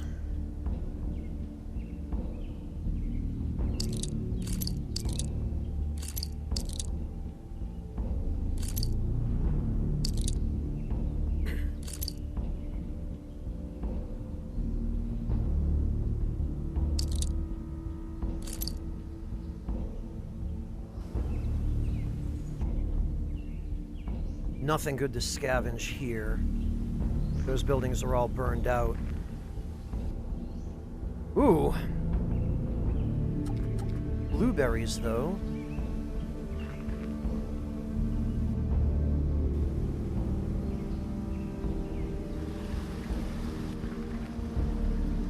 As you step into a clearing, you finally see the source of that eastern glow. It's a city, larger than anything you've ever seen. Skyscrapers and their bigger brothers, arcologies, stand shoulder to shoulder, casting their glittering lights into the sky. Hovering lights flit around the super towers like fireflies. A massive wall encircles their base, with armed buttresses like glowing points on a crown. And radiating out from that wall, a shanty town of crumbling buildings, shacks, and tarp lean-tos. I guess that's Detroit. An arcology, by the way, is basically a self-contained environment that's like a skyscraper. It's an environment for people to live in. But I don't think any have ever actually been built. It's a scientific concept that, as far as I know, hasn't been realized yet. Relief at the sight of civilization almost overtakes you until you realize you still have to make it there. That, and scavenging promises to get a lot harder near the city, as nearby ruins will have been picked over already. Well, that's fine.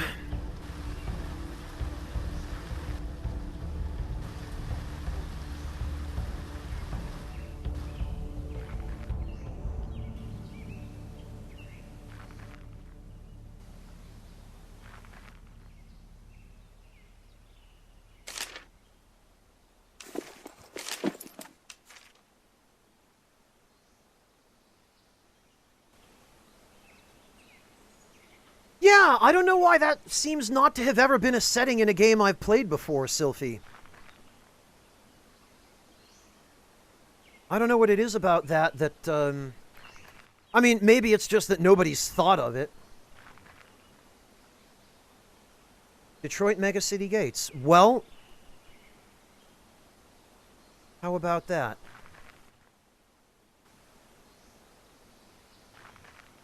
Wow, okay,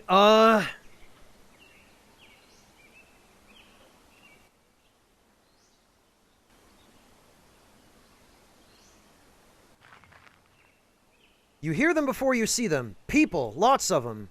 Pushing branches aside, you're presented with the city you saw from afar. A hybrid between a shanty town, refugee camp, and RV park skirts the massive walls of the city.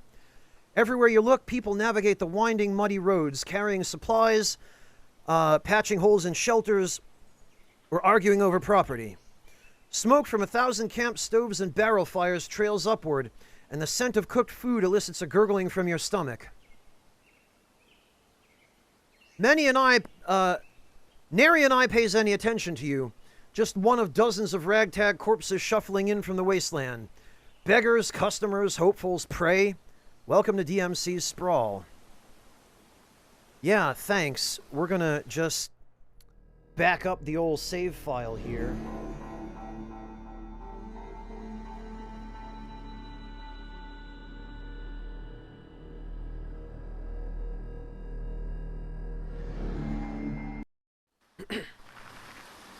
Well, Sylvie, yeah, you could be the first to do it. That could be you. The junk market. As you navigate the winding alleys of DMC Sprawl, you encounter a huge structure fashioned of shipping containers. Throngs of people enter and exit the structure through a doorway in one side. Inside, you can see a thriving bazaar where people trade scavenged items in the light of 1,000 lanterns and bug zappers.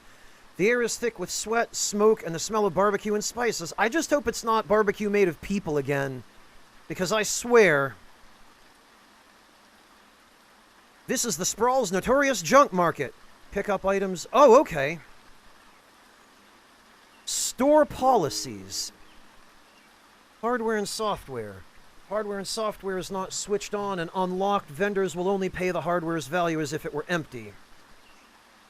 Items will then be appraised by a specialist and resold at full price.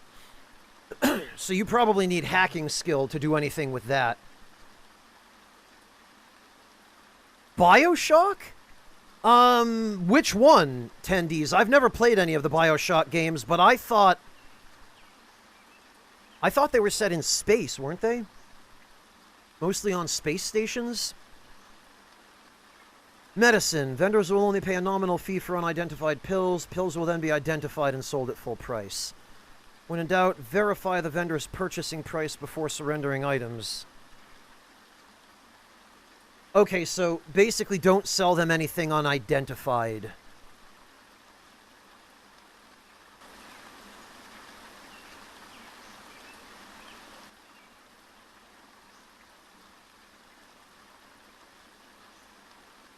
Okay, so actually, the question is... okay, this is still considered shop inventory then. Detroit Megacity tracking bracelet. $3,000, my god.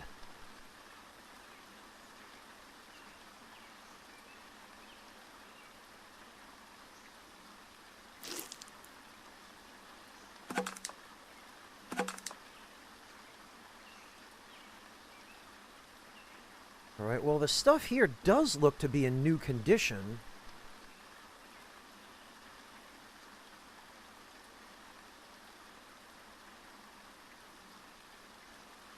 Although there sure as hell isn't a lot here. Military microcell.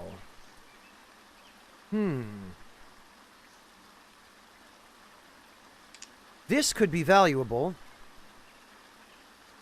We will put it there, and... the hell does the Mega City tracking bracelet do?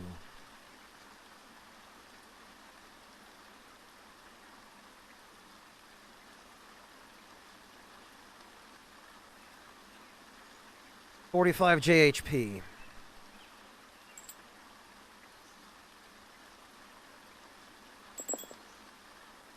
These are 200. Hang on a minute. Oh, these are FMJ.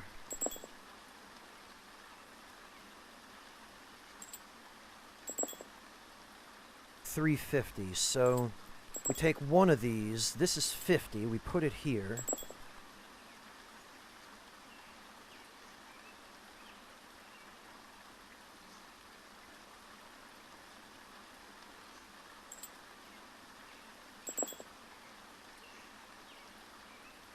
I wonder if they will identify it.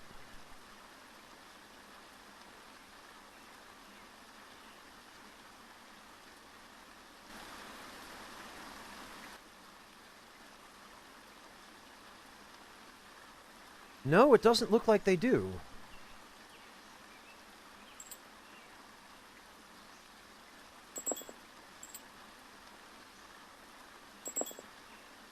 Well, not that it matters terribly.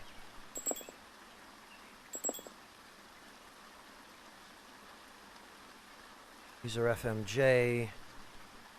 FMJ. Just sworn. Oh, wait a minute. No?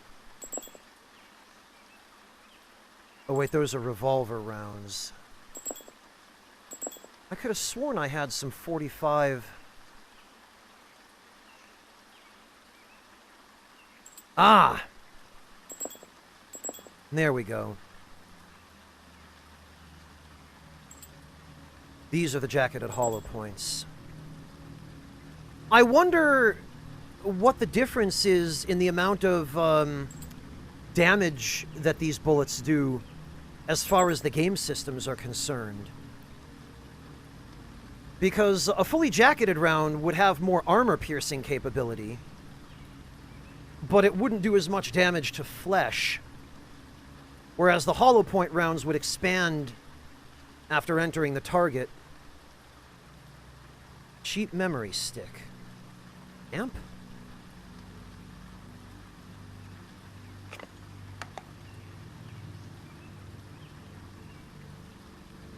What is lamp? Huh. Okay, there's clearly some stuff here that I am not familiar with.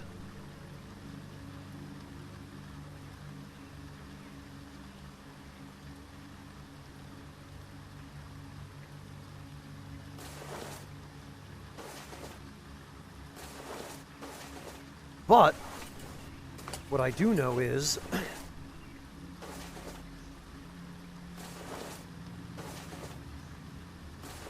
we could use a new shirt.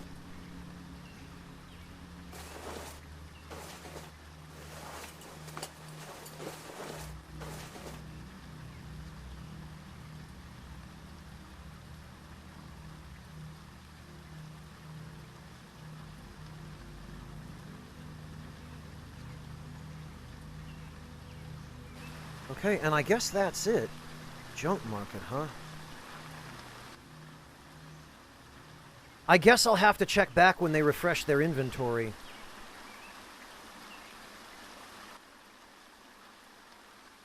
Available campsites. Oh, we can't camp at the junk market, clearly. Detroit Megacity Gates. Whoa. Oh, communal trash barrel fire, huh? Okay. What's this? Unlicensed power tap. Used... Oh! We can recharge... We can recharge stuff off of the stolen electricity. That's incredible.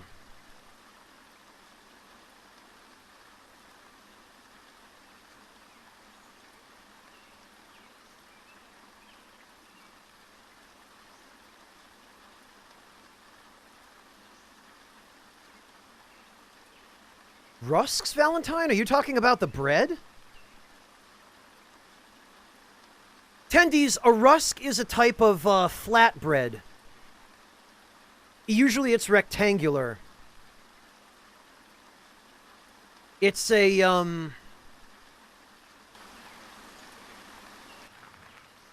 Oh God. Oh, it's just a guard. Get out of here, man. Scare me like that.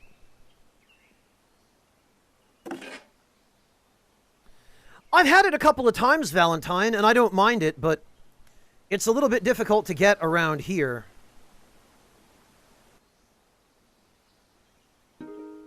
Oh, look at this. What have we here but a nice, shiny campsite?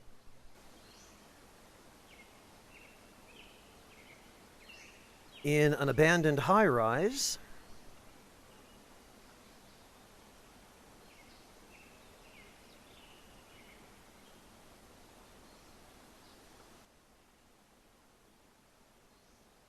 Don't mind if I do.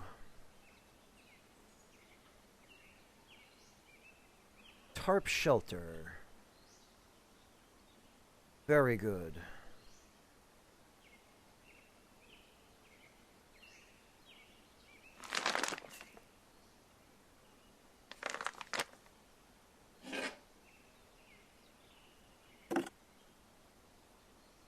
And this backpack. And go right there.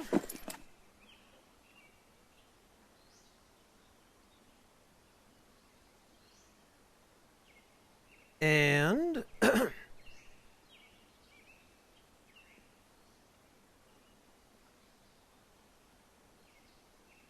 now we can make a couple of noise traps.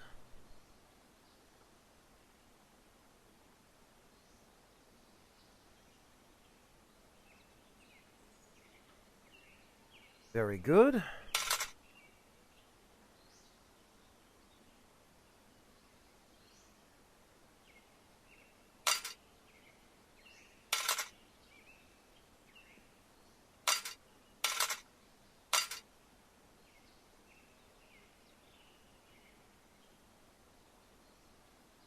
And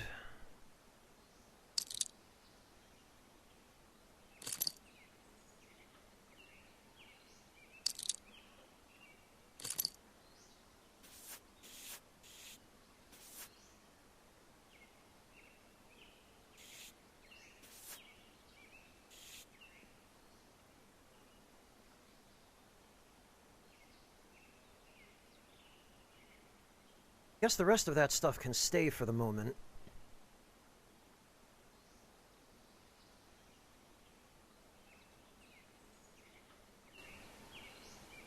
And I am going back to the junk market. We're going to grab this sleeping bag.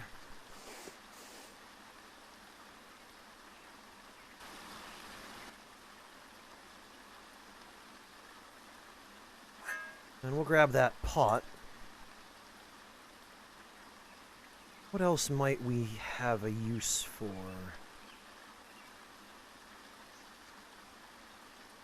Not too much by the looks of it.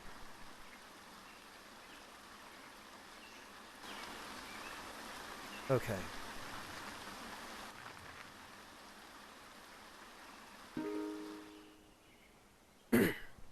Oh, these are just Mega City guards again. Okay. Yeah, I'm worried about being attacked by looters out here, but I would think that the Mega City guards would be competent enough, or at least well enough equipped, to keep the rabble out.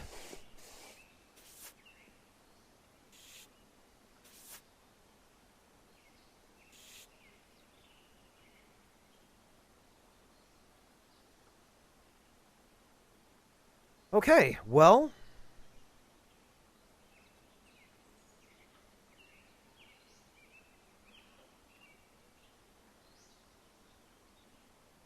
Whoops, damn it, I didn't mean to do that.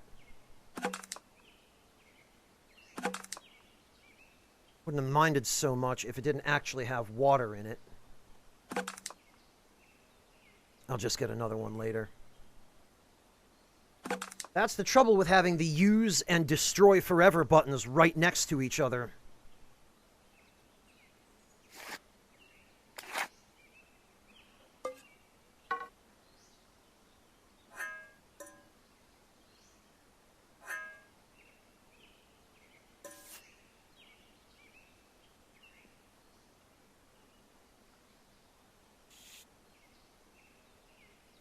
Okay.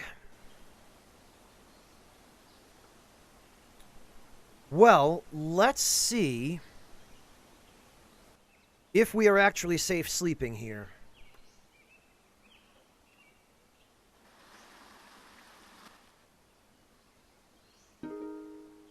Oh, it's one of these guys.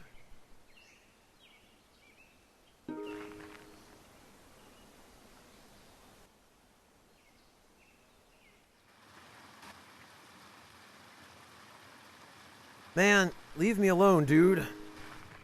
Trying to get some sleep over here.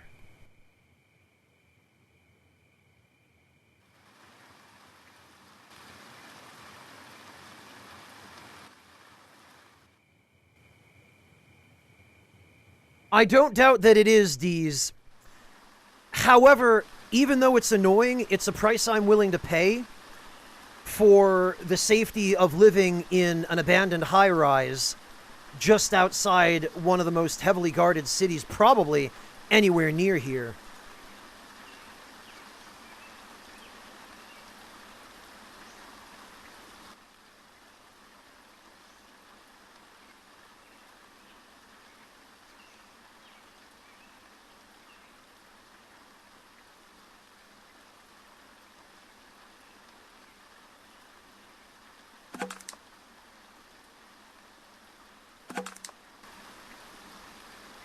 Alright, and now that we are firmly established...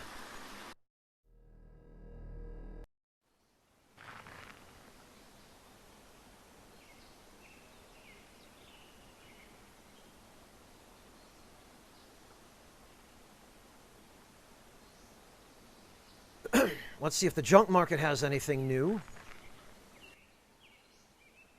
Oh, a little bit. Cheap memory stick, RFID?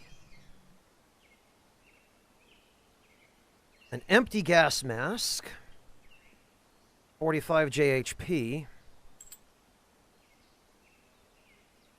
Those are FMJ. 308 FMJ. Okay. Oh, and we can buy berries and edible... Oh, never mind. Not edible. Amanita... Phalloid... Amanita phalloides. Oh, it's a death cap. I see. Yeah, death caps are extremely poisonous.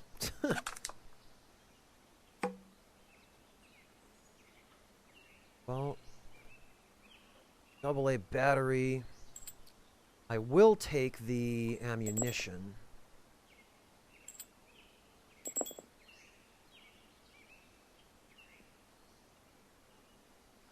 Pebbles.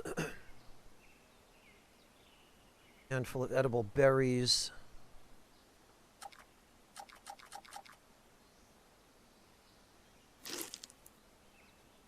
So I guess we can just buy our food here. That's cool. Clean rags. Box, a hardened spear. It looks like we can get plenty of materials, in fact.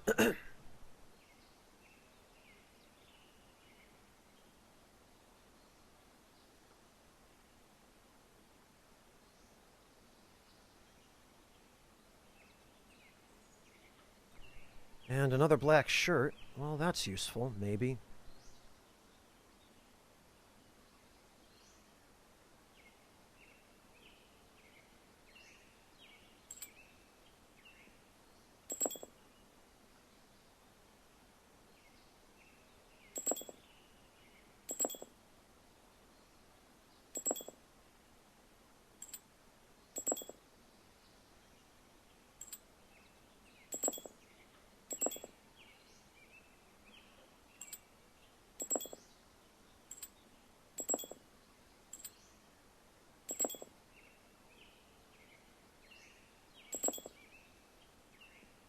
Oh, okay, these only stack to 5. I see.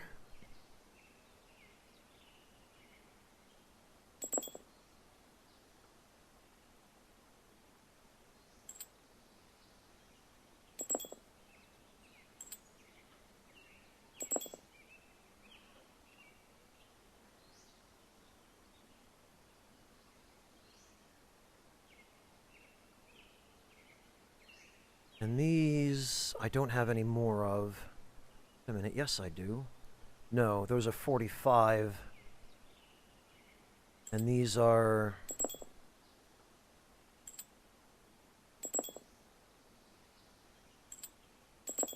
$308, I guess.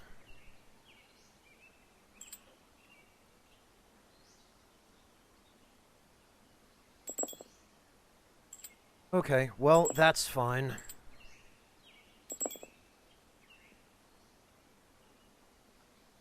We got pretty much everything we needed. Now let's check out the gates.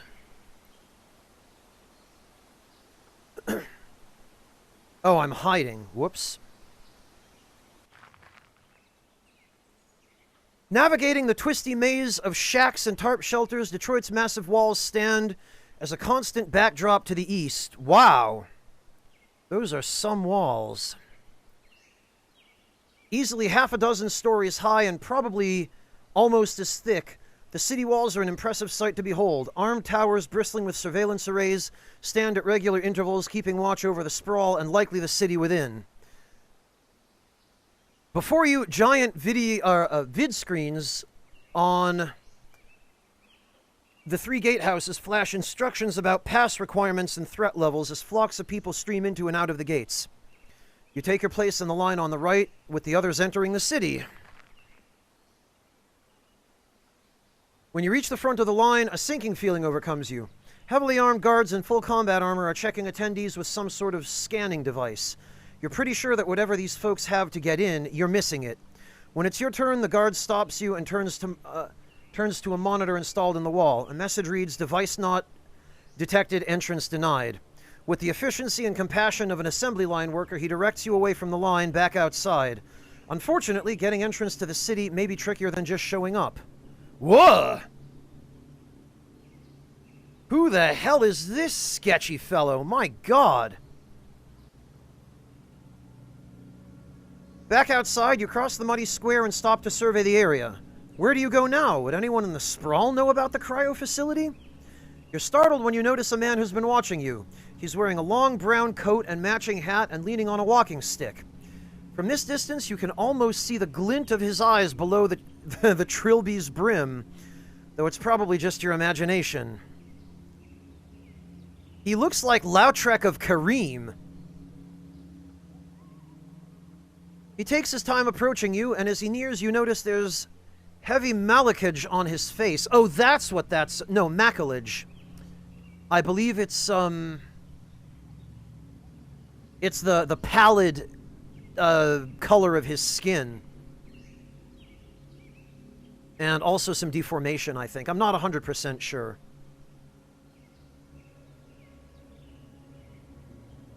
Makeup? Okay. So we ran into a guy dressed as a harlequin. Macalage. It reminds you of one of those old portraits you'd see in a history textbook. Oh, okay, Dees. Well, that explains it. Thank you for elucidating that. Folks call me Hatter, he says matter-of-factly. I think we may be able to help each other. Come with me.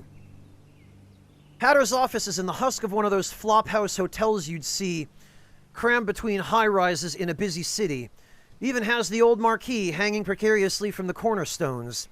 Several floors up, armed guards watch over the street from the missing sections of the building. Hatter acknowledges the men at the door and leads you through a surprisingly clean lobby to an old-fashioned elevator. I have a client, he starts, pausing for the cage to rattle shut, who collects heirlooms. He speaks louder, over the motor. He compensates well enough, in fact, that I'd be willing to part with a DMC visitor's pass in exchange. The elevator clunks to a halt, and the door rattles open, revealing a dark room lit by video screens and old lamps. Stepping off of the elevator, it feels like you've walked into a control center built in an antique store. Baubles and relics crowd the walls and tabletops, while video screens and computer consoles cast a bluish tint on a handful of armed guards. Hatter crosses the room to sit on a low, broad desk, facing the elevator. There's a lake.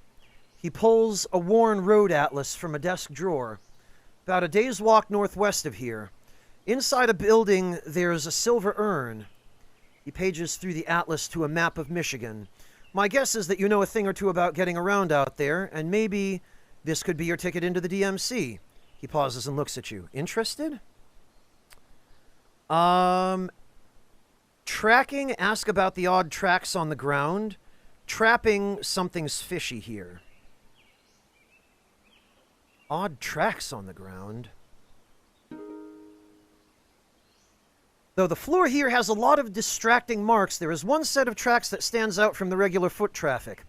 A humanoid dragging something, probably a mantle or a cloak, has recently obscured much of the older markings on the floor here. Ah, we saw similar markings at the cryo facility. A lot of your clients dress like the Grim Reaper, you ask? Hatter stops immediately, tilting his head just enough to peer at you from under his brim. He says, leaning back on his creaky chair. Turns out, maybe you are worth the extra attention you seem to have garnered. He looks down at a blank spot on his desk, considering something a moment, and starts talking at it. Your Reaper, as you call him, had a particular interest in you. He leans forward and starts interacting with his security console. Interested enough to open this urn contract with express instructions that it only be assigned to you. Said I'd find you trying to enter the DMC. Said he'd front the cost of the visitor's pass if I got you to do it. He finishes a keystroke, then gestures to the wall monitors. One of the monitors switches to a view of this room with a cycling time code in the lower corner. After a few seconds of fast-forwarding, it switches to a real-time playback. There, standing where you are now, a black mass about the size of a man talks with Hatter. The detail seems to be glitchy, as if there was some dark-colored static distorting the signal, but only around the figure. What's with the censoring, you ask? Dunno, he says. Look normal in person. Must be some sort of EM interference. The discussion is short, punctuated by the figure handing Hatter a small object, then leaving. As a rule, I don't disclose client info like this. He stops the video. But you seem like a decent type. More to the point, resourceful. And while money talks, I'll take a competent operative over cash any day. He reaches into a drawer and pulls out a small black wristband. The pass is yours. I'll keep my ear to the ground for any info on this Reaper fellow and let you know. And hey, he says, before letting go of it, maybe you come around again when you're looking for some work. You received items. Confirm. Oh, okay. We got... use this to re-enter Hatter's office. Oh, we got a Mega City bracelet. Value 500?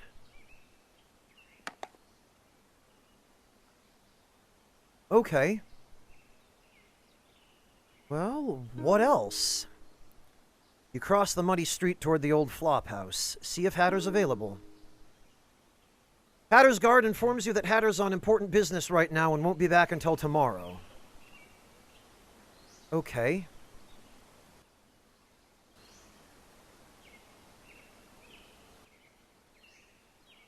Oh, and we ended up camping at Hatter's building.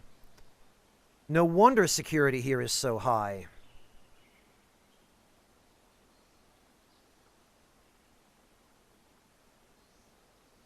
Okay. Interesting.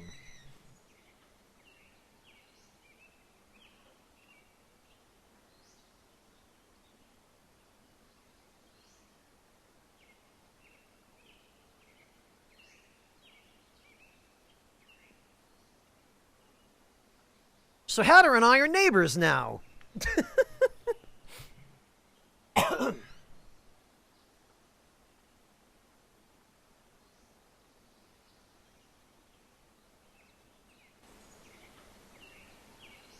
Alright then, off to the Mega City gates again. Let's see if we actually get in this time. When you reach the front of the line, a sinking feeling overcomes you. Wait, what?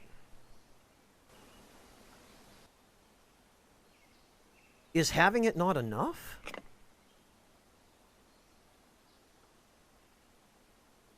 Ah, we have to put it on. Okay. the front of the line, the guard motions you closer. A moment of pregnant silence precedes a satisfying chirp, and the monitor flashes. Visitor pass, whatever that number is, authorized.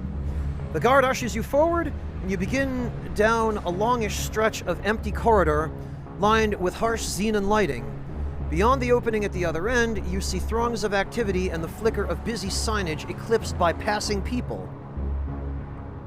Wow! Okay. Cool. I am very on board with this map. This is a cool map. I like this. This is definitely not what I expected, and it's certainly an interesting way of handling this.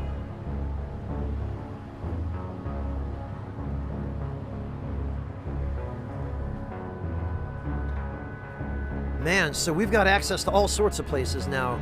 Concrete Forest Apartments. Really? We could get an apartment? Detroit Savings Bank, Gate 11, Haggerty Health Clinic. Haggerty Health Clinic is a pretty busy spot. Its proximity to Gate 11 and its mercenary attitude toward clientele ensures that it has a steady stream of business from both inside the DMC and the sprawl. There are hard locks? D's? Really? Okay, thank you for the warning about that. When you say hard locks, without spoiling anything, if you can avoid it, what do you mean hard locks? Are you talking about stuff that will lock me into a quest sequence, or prevent me from being able to leave, or just ruin the game, or get me killed? Like, what kind of hard locks are we talking about?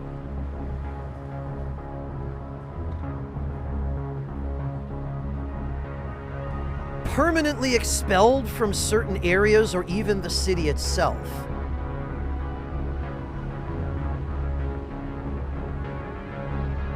Wow, okay. That sounds serious. Thank you for the heads up.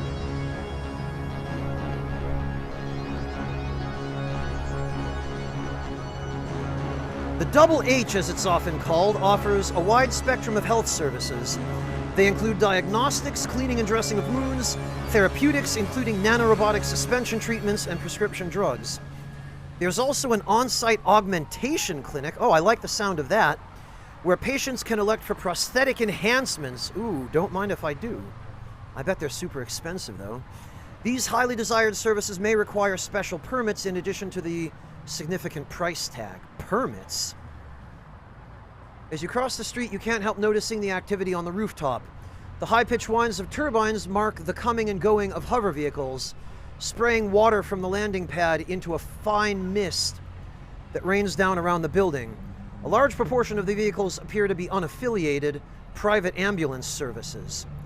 You huddle your shoulder against the spray and duck under the brightly lit awning.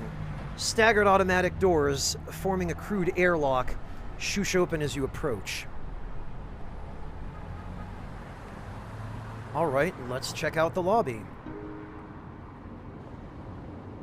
Inside, the lobby looks a lot like any other clinic. There are banks of attached seats covering most of the floor, and counters for both receiving patients and dispensing pharmaceuticals.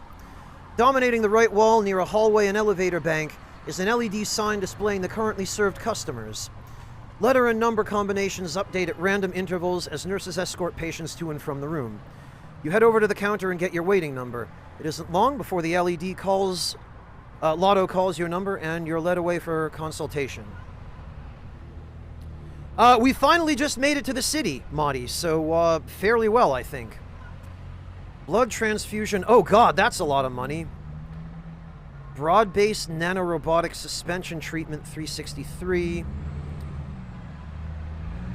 6 amox. Oh, we can buy amoxicillin here. Excellent. Clean and dress wounds. Full diagnostic workup. Upstairs to prosthetics and augmentation. Yes. Core body temperature regulation. Sedatives. Pharmacon prescription painkillers. Sedatives are going to be very helpful to us for sleeping, I think. Confirm. 6 doses of sleeping pills. Dispensary should have those prepared shortly.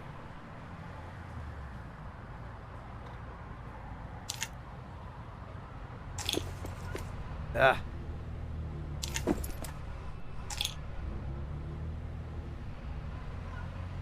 And we should stock up on these. Because these, I think, will counteract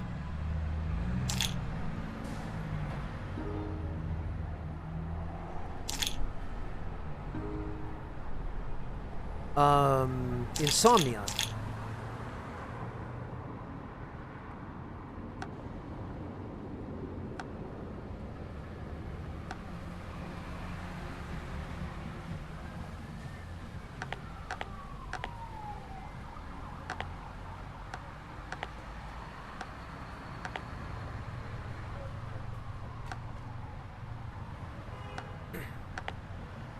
Oh, and we actually hear city noises in the background as well, I just noticed.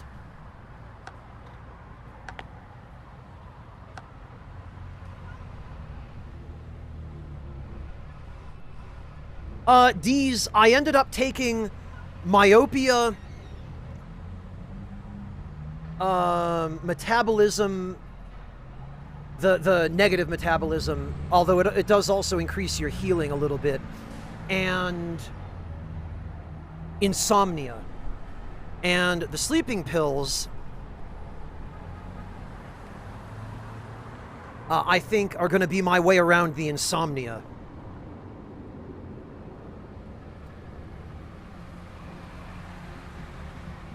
Taking myopia is optimal? Yeah, people have mentioned that, but I'm not totally sure why. Oh, yeah, Seferius. I heard somebody famous did a review of this game. I guess that's who it was. Alright. And actually, I feel like we can never have enough amoxicillin.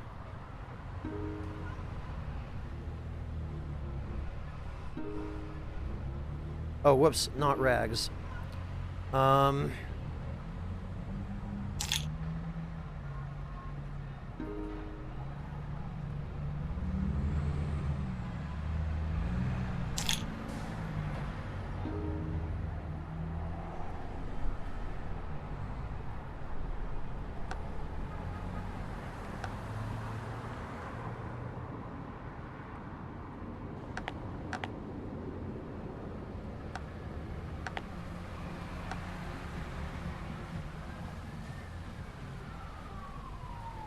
Seferius, I've heard of Project Zomboid, but I've never actually investigated or played it. Quite a few people have come through the stream, come through chat, and compared this to Project Zomboid, though, so I presume they must have something in common. Alright, what I'm really interested in here, though, is upstairs to prosthetic and augmentation procedures. Haggerty Health also offers elective procedures which involve implanting devices and replacement tissue. Before receiving any such procedures, the patient must undergo preliminary testing for eligibility, as not all patients are good candidates for synthetic implantation or augmentation surgeries. Some procedures will require additional testing, and in some cases, special permits or authorizations? Okay. Eye augmentations. Artificial eye replacement, 5,600. You begin speaking with an attendant who reviews your eligibility test results. Fortunately, initial testing seems to indicate that you're eligible for further augmentations and prosthesis. You're given a catalog of procedures currently offered by Haggerty. Notably in-depth survival sim like this, but has real-time gameplay and is based in a zombie apocalypse. Interesting. Cypherius, I'm kind of bored of the zombie apocalypse scenario because every blasted game does it. I feel like there's nothing new that setting can possibly show me at this point because so many games have done it. Eye surgery, artificial eye night vision, artificial eye telescopic upgrade. Holy hell. Well, I think we might have to go for the artificial eye replacement. Patient will be screened for eligibility in artificial eye replacement, including immunoreactivity. If eligible, the patient will have their natural eyes removed and replaced with rose augmentation RA037 human eyes, which simulate perfect human visual acuity. The RA037 eyes are powered by non-linear piezoelectric harvesters. Oh, so they use the electricity from the human body. As such, they require no additional power supply for their operational lifetime, which is expected to exceed their host. Oh, good, so I can pass my fake eyes on to my kids. Don't mind if I do. Order the eye replacement. After verifying there is no danger of synthetic rejection, you're escorted to an operating room, given fluid and nutrient IV insertions, and placed under local anesthesia. Local anesthesia? For eye transplants? The procedure is lengthy and extremely complex, requiring precise manipulation of tissue at a micro scale. Much of the work is done via computer-aided telesurgery armature, i.e. a Fallout autodoc.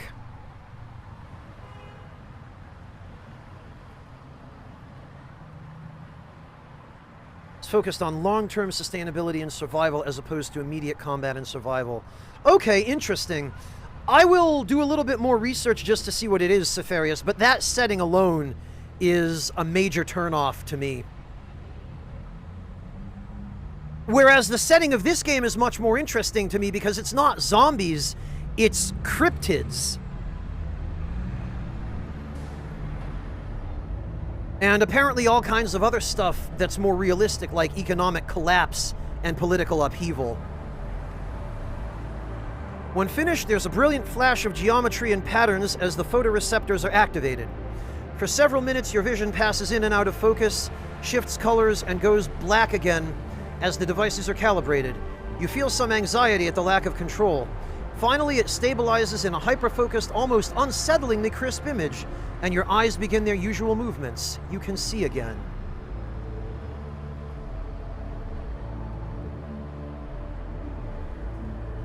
Well, Tendies, that'd be a tricky thing.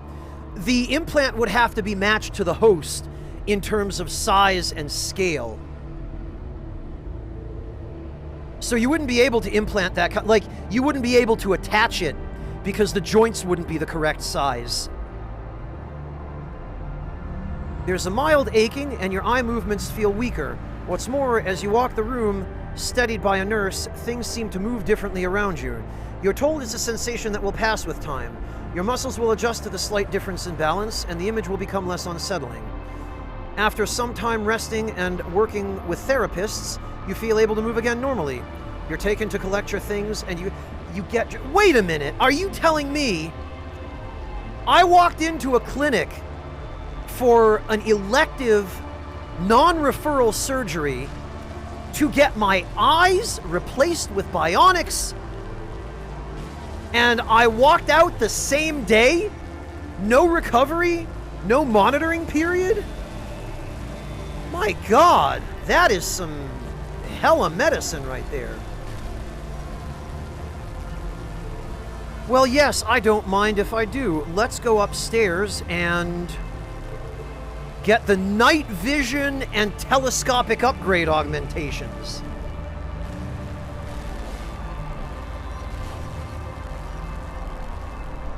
Ambiguous amphibian. Okay. Thank you for the pointer in that direction, Cypherius. I suppose I will begin my inquiry there. Night vision.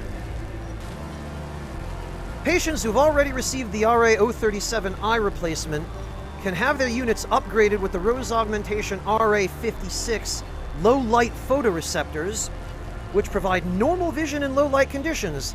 The procedure is fast and simple, requiring only that the additional hardware be installed in the existing units.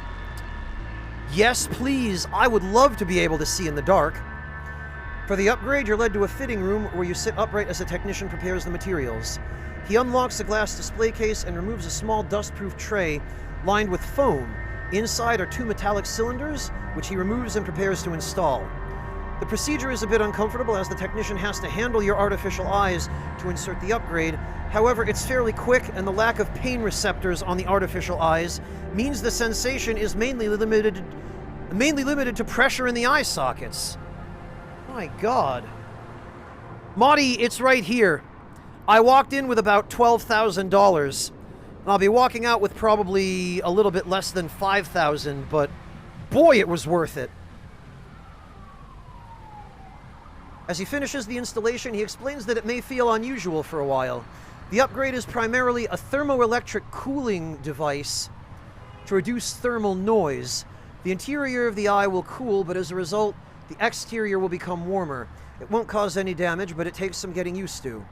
After a few tests with the lab lights dimmed and off, you gather your things. Yeah, no anesthetics needed because there are no nerves in the artificial eyes. Damn. Telescopic upgrades, if you don't mind. Patients who've already received the RAO-37s can have them upgraded to the RAO-43. Optical zoom, which increases the visual range. Simple, requiring only that the addition... Okay, yes, please. For the upgrade, you're led to a fitting room. He unlocks the display case and removes a white retail box. Inside are 2 replacement lenses consisting of the frontal sclera and the adjustable lens components. Due to the fact that the eye will be unsealed during the procedure, you're subjected to local anesthesia for the procedure. Not even general anesthesia for an ocular surgery. That's incredible. It's relatively quick, however, and as it's just a swapping out of parts while your eyes are fixed forward. As the anesthetics wear off, you're led to an observation lounge and asked to focus on several distant objects in the Detroit skyline. It's a surprisingly powerful zoom, even compared to traditional optics like binoculars. You're able to make out detail at a great range, limited more by air density and haze than anything else. My God, those are some powerful optics. If they're powerful enough that the air density is the only limiting factor, then we're talking the ability to zoom in on objects that are miles away. Miles away. That's incredible. Satisfied that the procedure worked, the technician excuses himself and you gather your things. Ha! Modi, there are probably mods for the game that add additional augmentations.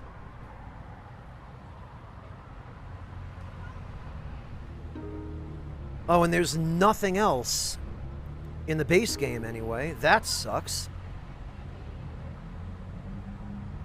Blood transfusion... Well, hang on. What else could we get here? Full diagnostic workup.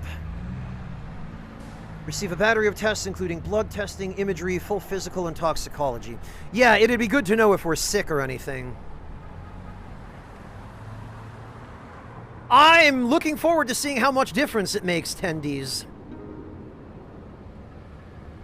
Unlike the diagnostic practices of old, modern diagnostics can largely be performed without having to frequently change rooms and setups. Improvements in imaging, shielding, and sampling techniques, as well as a greater understanding of biology, have led to more comprehensive and compact diagnostic procedures. The process is reminiscent of a CAT scan, followed by extraction of fluid and tissue samples. The results are then processed by a computer, and the technicians interpret the output. When finished, a nurse reviews your diagnostic with you. Wow, okay. A CAT scan is basically lying on your back on a bed and being put into a chamber and having your internals imaged. Court will subpoena your eyes for video evidence. Wow. Similar. Cypherius, yeah.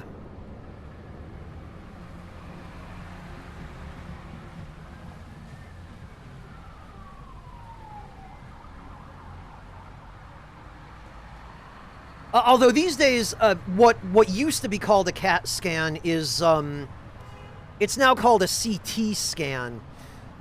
It changed relatively recently, I think.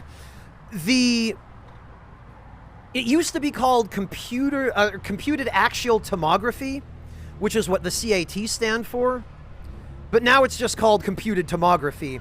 Whereas MRI is magnetic resonance imaging. So they're not the same thing, but the machines that are used to perform them look similar.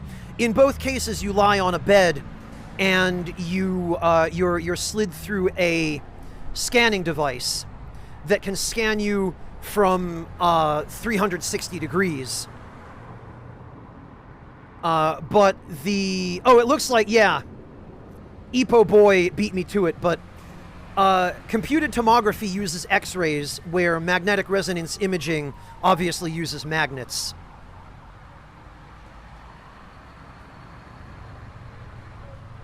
Alright, let's see if we hopefully got a clean bill of health. Patient diagnosis, perfect health, great! Now I can go visit all the brothels. And I've still got plenty of money for schnoofin drugs. Prescription painkillers. Prescription analgesic painkillers. Well, I hope there's no danger of addiction to these. Honestly, though, by the time I end up needing painkillers, it's usually too late, and I just end up getting killed anyway.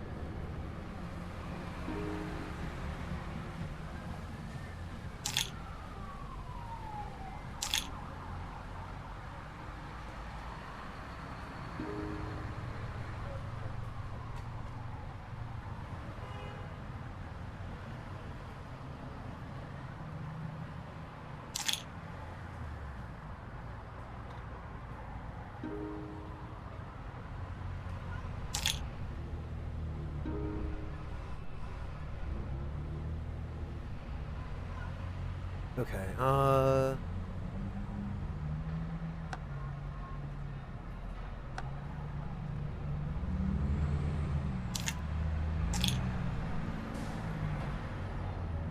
get rid of these.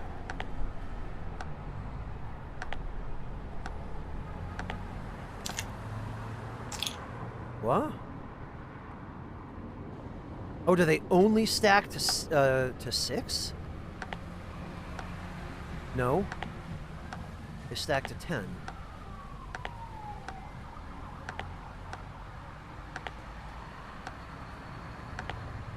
Okay, well. No, Marty, we never did.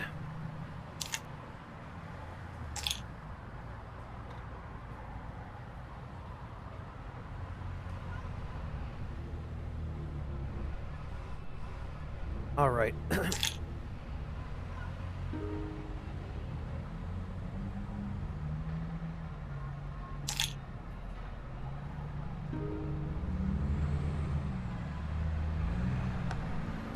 I do want to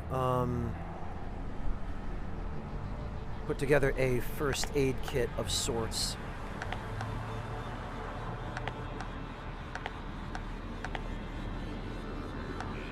So we're going to need amoxicillin, hydrocodone. This is probably a it's probably an addictive painkiller because I'm guessing it's an opioid like oxycodone.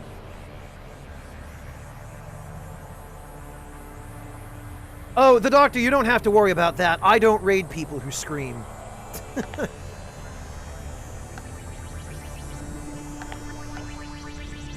Man, look at me.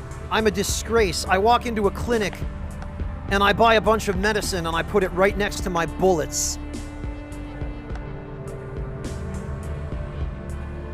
I don't know why they don't just sell you a bottle of 10 pills instead of 6. Because they don't stack evenly and then you end up having to buy extras. Hello, Arphronymous. Welcome. Yeah, it's probably some kind of crazy opioid, Azots. There's a non-prescription painkiller in this game as well, but for some reason, the clinic doesn't seem to sell it.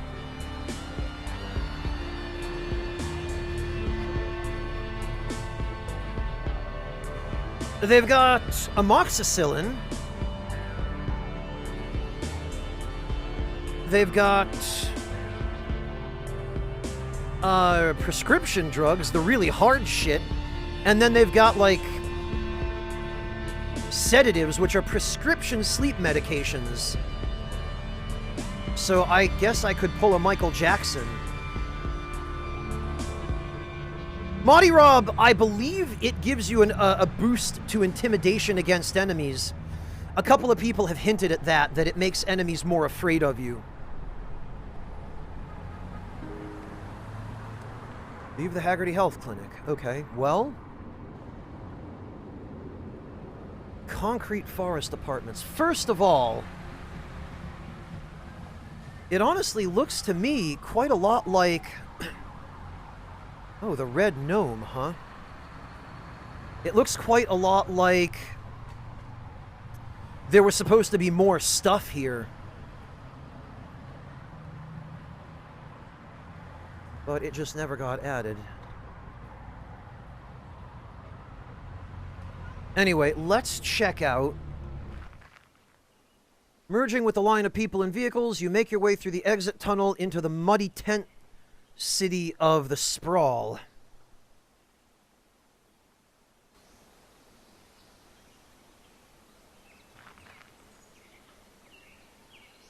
Alright, now let's check our traits.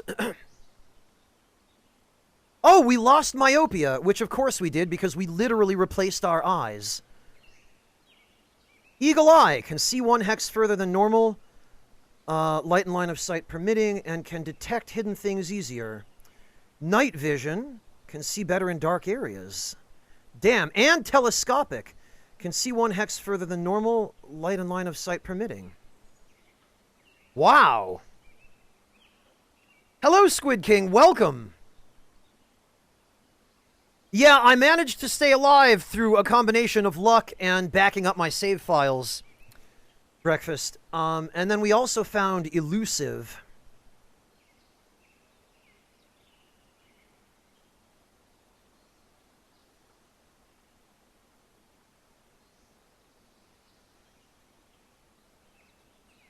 Yeah, man, that's,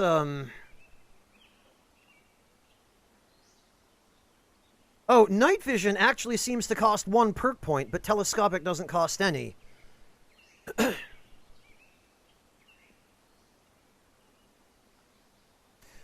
Sorry to hear that, Squid King. Homework sucks. I hope at least it's productive homework and that it's worth doing and will teach you something. Alright, let's hop up onto this hill over here.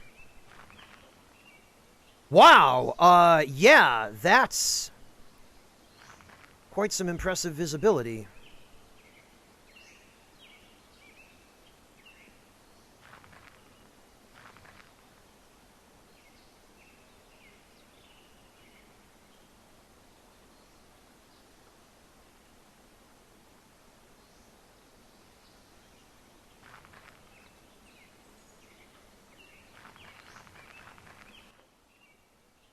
Oh, hi, guys. Oh, that's just the if you see something, say something. Ooh, berries.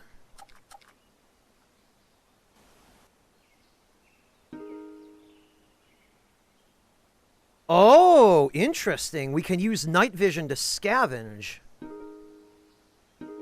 Oh, and it increases safety.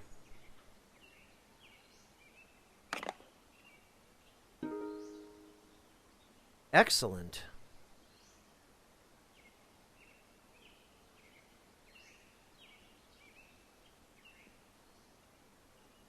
We found 2 flashlights.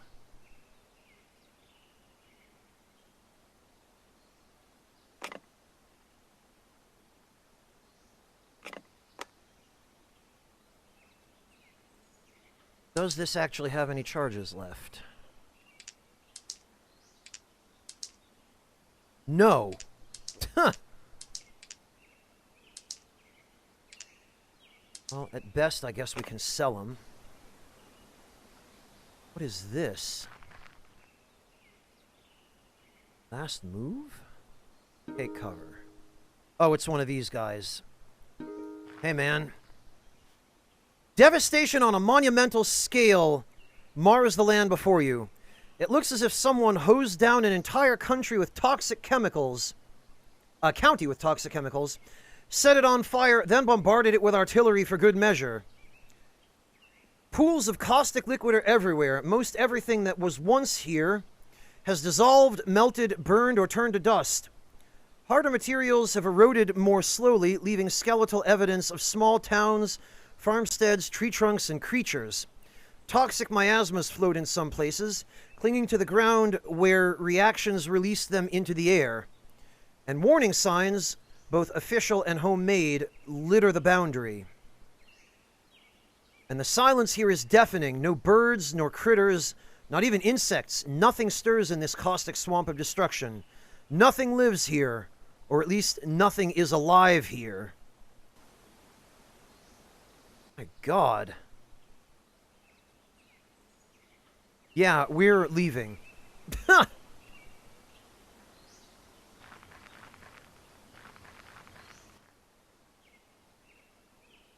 I'd like to leave, please.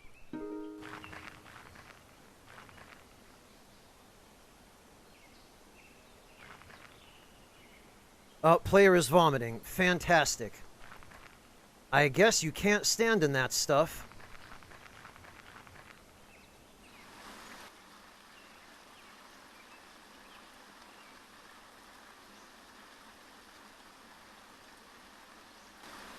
Maybe we better go to the clinic if it was that toxic. Holy hell.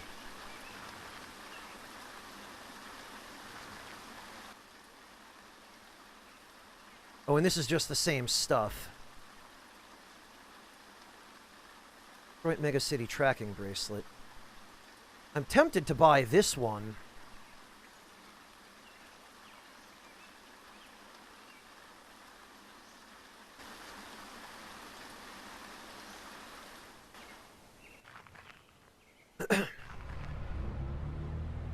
Yeah, we probably better hit the clinic.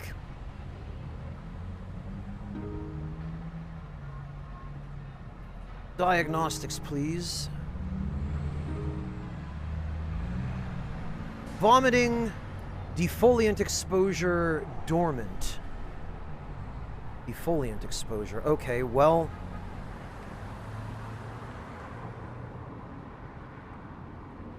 broad-based nanorobotic suspension treatment.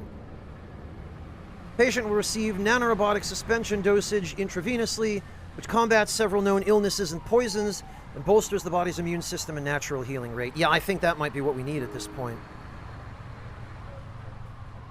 Though one of the simpler processes offered by the clinic, it remains one of the most requested and takes place in a larger room with many other patients receiving the same service. You're sat in a chair similar to those used in blood donations, and an IV is inserted into your arm. The suspension takes a while to be absorbed, but once done, technicians verify that the body has begun processing it, and the nanorobots are active. Satisfied, the technician directs you to an attendant, who then processes the order. Okay, well...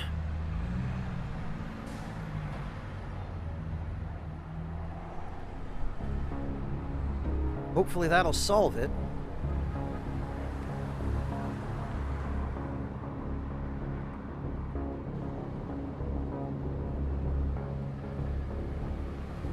Although, actually, we did lose quite a bit of water, so I wonder if... rehydration and micronutrition therapy. Emergency oral or intravenous rehydration and micronutrition solution in order to restore fluid and nutrient levels to basal norms. Alright, let's see what it does. You're escorted to an open bed, and probes are attached to monitor vital signs, blood characteristics, and other metabolic factors. Then you're fed gradual amounts of specialized fluids, custom mixed for your level of malnutrition and dehydration. The process takes a while since the body requires time to metabolize the nutrients and show signs of improvement. However, when done, you feel that most of your strength and concentration has been restored. Cool.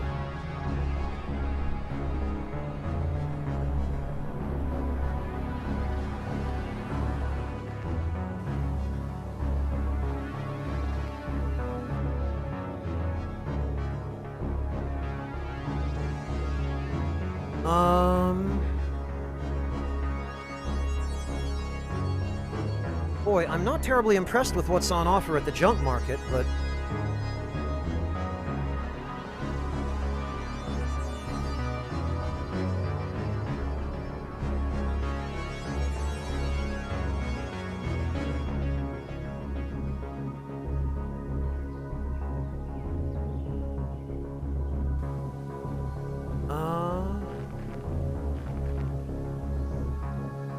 Oh, hang on.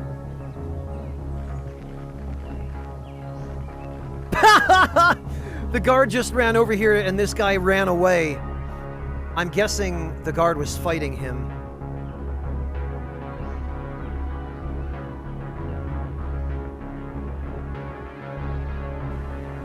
Let's see. From this distance, we could spy. Frail barefoot stones, fleeing stranger. Oh, he's running away from this guard. How the hell?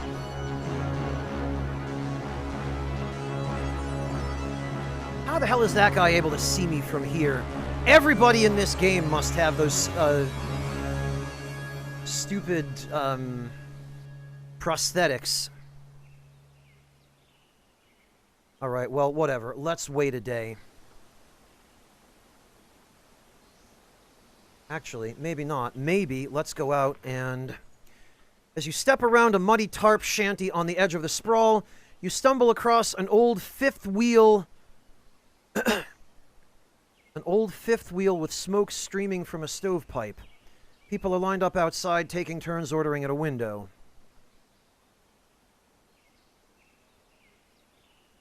You're standing outside the Last Chance Canteen. Originally named for its location on the outskirts of the sprawl, locals often joke that the Last Chance Canteen is, in fact, a warning to prospective patrons. Known for serving whatever is available, as well as a few suspect staple dishes, the Last Chance is a venue for those hungry and not too fussy about their food's origins. Still, the old fifth wheel draws enough lines to keep its grills hot, so nobody must have died from their food yet. Buy bottled water, $20. Non-veg stew, tenders, sweet and sour seagull wings, mixed veggie bowl with protein Crispies, mixed veggie bowl. Some of this stuff sounds hideous.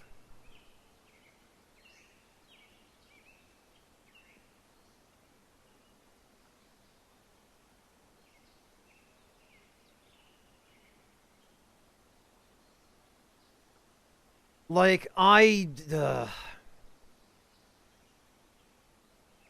afraid to try some of this stuff.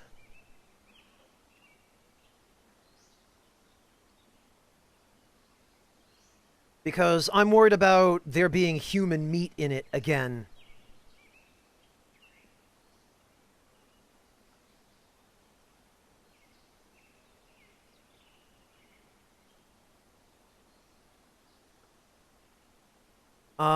I'm not 100% sure.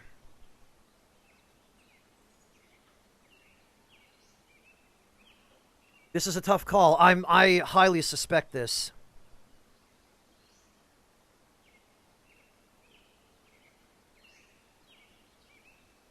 The meals are cheap, but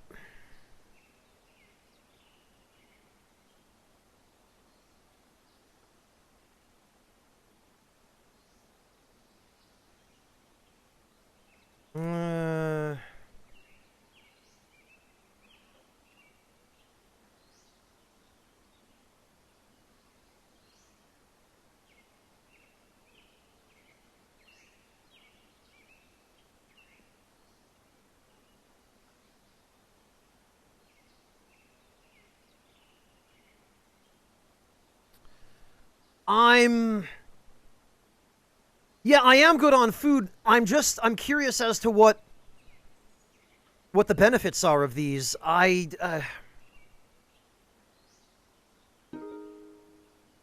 just hope, on second thought, maybe you'll use your last chance after all. Oh, what do we have here? Unlicensed power tap. Oh, and we can use that to re-enter the canteen.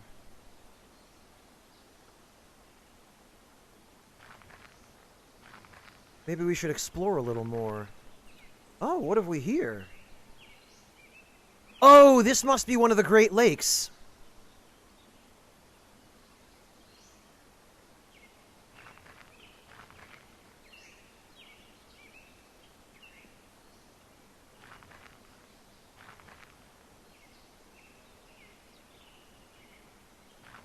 And actually, we'll have a good chance to test out this night vision.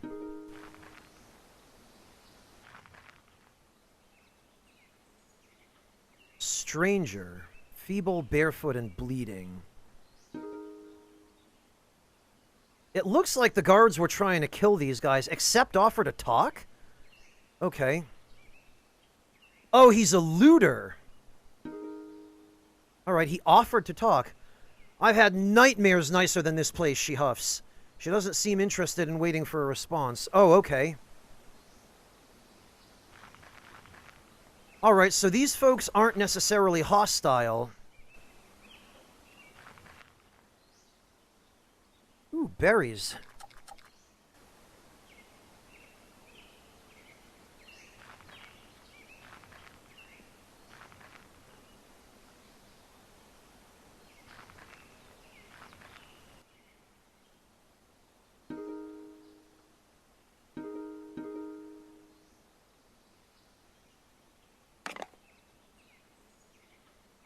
Oh, no loot. Yeah, because of course they've all been picked over.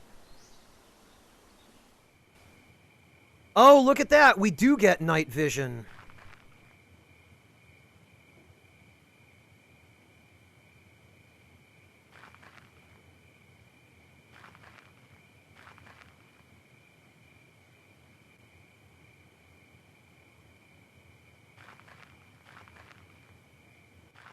Huh? Down here, squeezed between the DMC's southern walls and the Great Swamp's proverbial hard place, you finally find a place boasting vacancy. St. James Parkade? St. James Parkade is what it sounds like, a pre-apocalypse parking garage, except in this case, repurposed to berth humans. Someone had the bright idea to leave all the cars in a parking garage, hook them up to an unlicensed power tap, and charge occupancy for the night. A patron could rent an open pickup if they're down on their luck and own a sleeping bag. They could rent a hatchback if they have a little extra to spend on heat and shelter and door locks.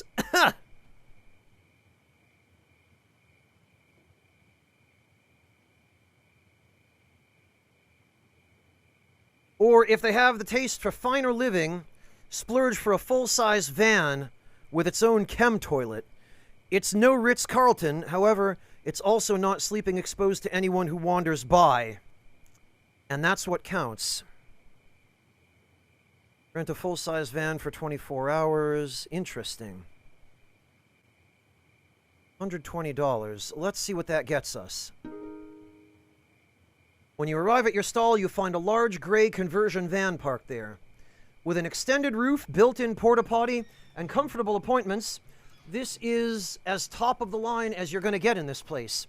You toss your things inside, lock the doors behind you, and draw the curtains. With the heat just right and the lights dimmed, you stretch out in your temporary mansion.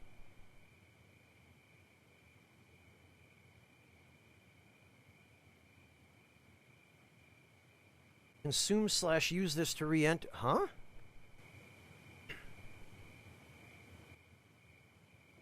Oh, okay. A full-size van or open ground near a communal trash fire. Dashboard climate control and a dome light.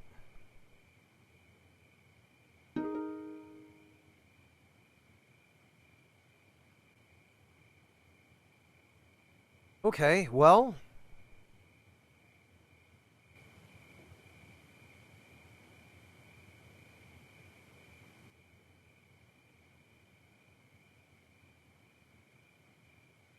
how about we schnoof some Zolpidem? I mean, this isn't actually a medicine that you schnoof. It's a medicine that you eat.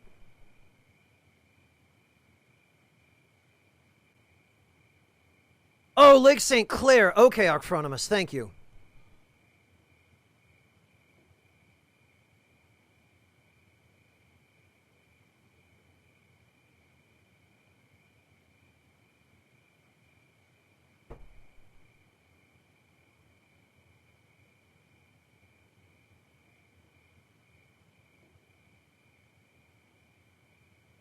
Arcade expires in 24 hours.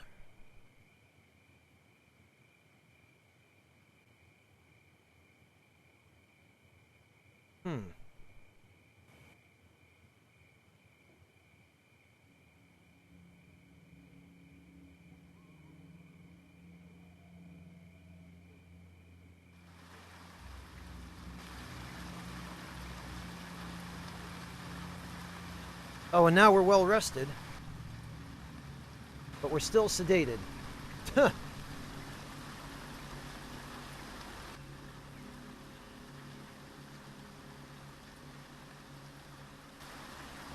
Alright, well, let's check out... Oh, this is nothing.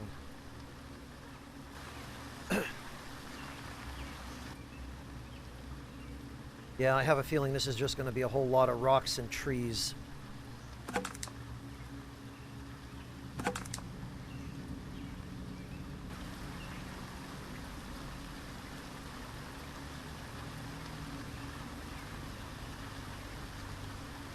Oh, we are well and truly at the border of the map here, aren't we?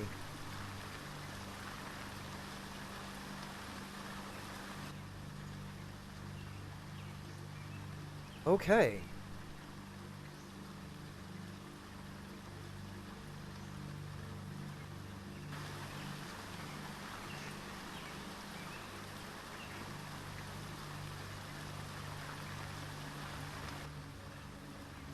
Ooh, some berries. I sure hope that their proximity to the mess of whatever that crap is over there doesn't make them harmful to eat. Also, let's check the junk market, because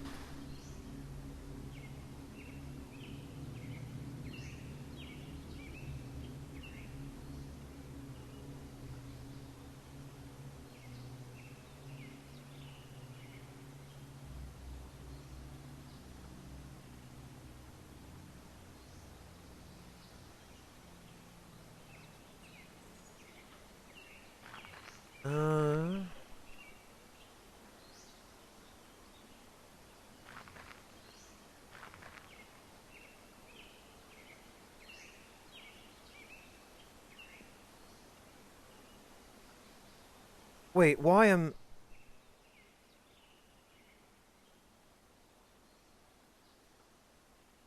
I'm vomiting again? What the hell?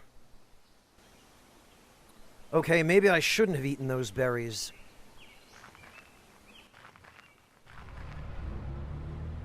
Haggerty! Help me!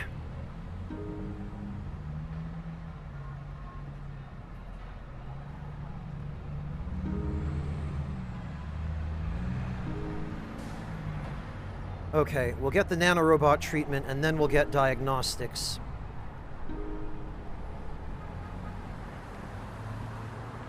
Vomiting, defoliant exposure dormant.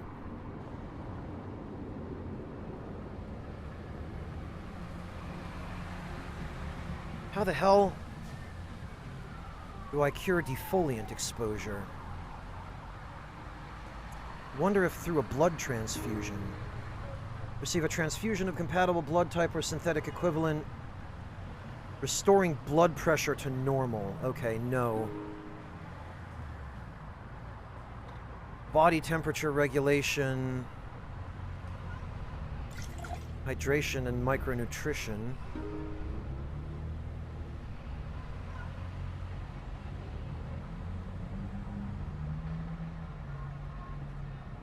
Okay,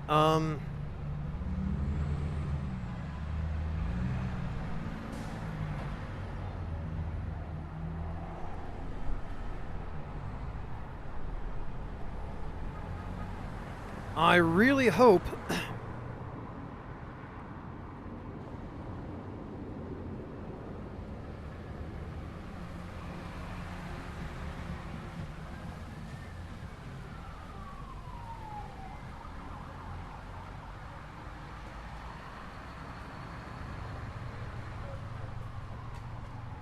I really hope that we don't...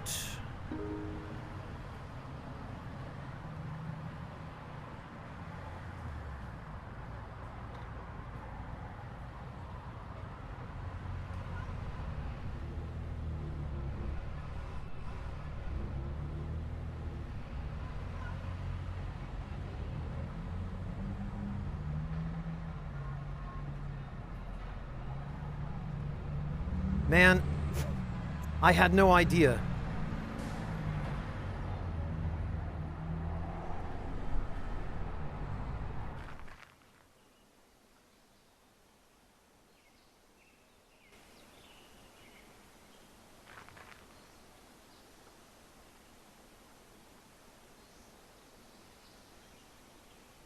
All right, well...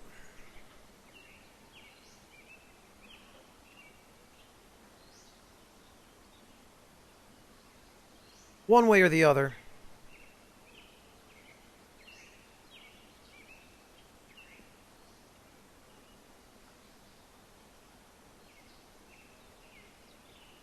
I think now is a good time for me to go get some food, because I am pretty hungry, and I'm realizing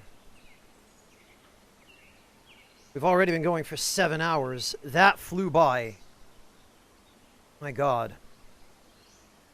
So what I think we're going to do is... who's around at this crazy hour? Oh, Nick is around. Alright, that's what we're going to do. We're going to go raid Nick. Because we haven't raided Nick in a while. Nick is playing the Outer Wilds. And... I don't know anything about it, so that's all I can say.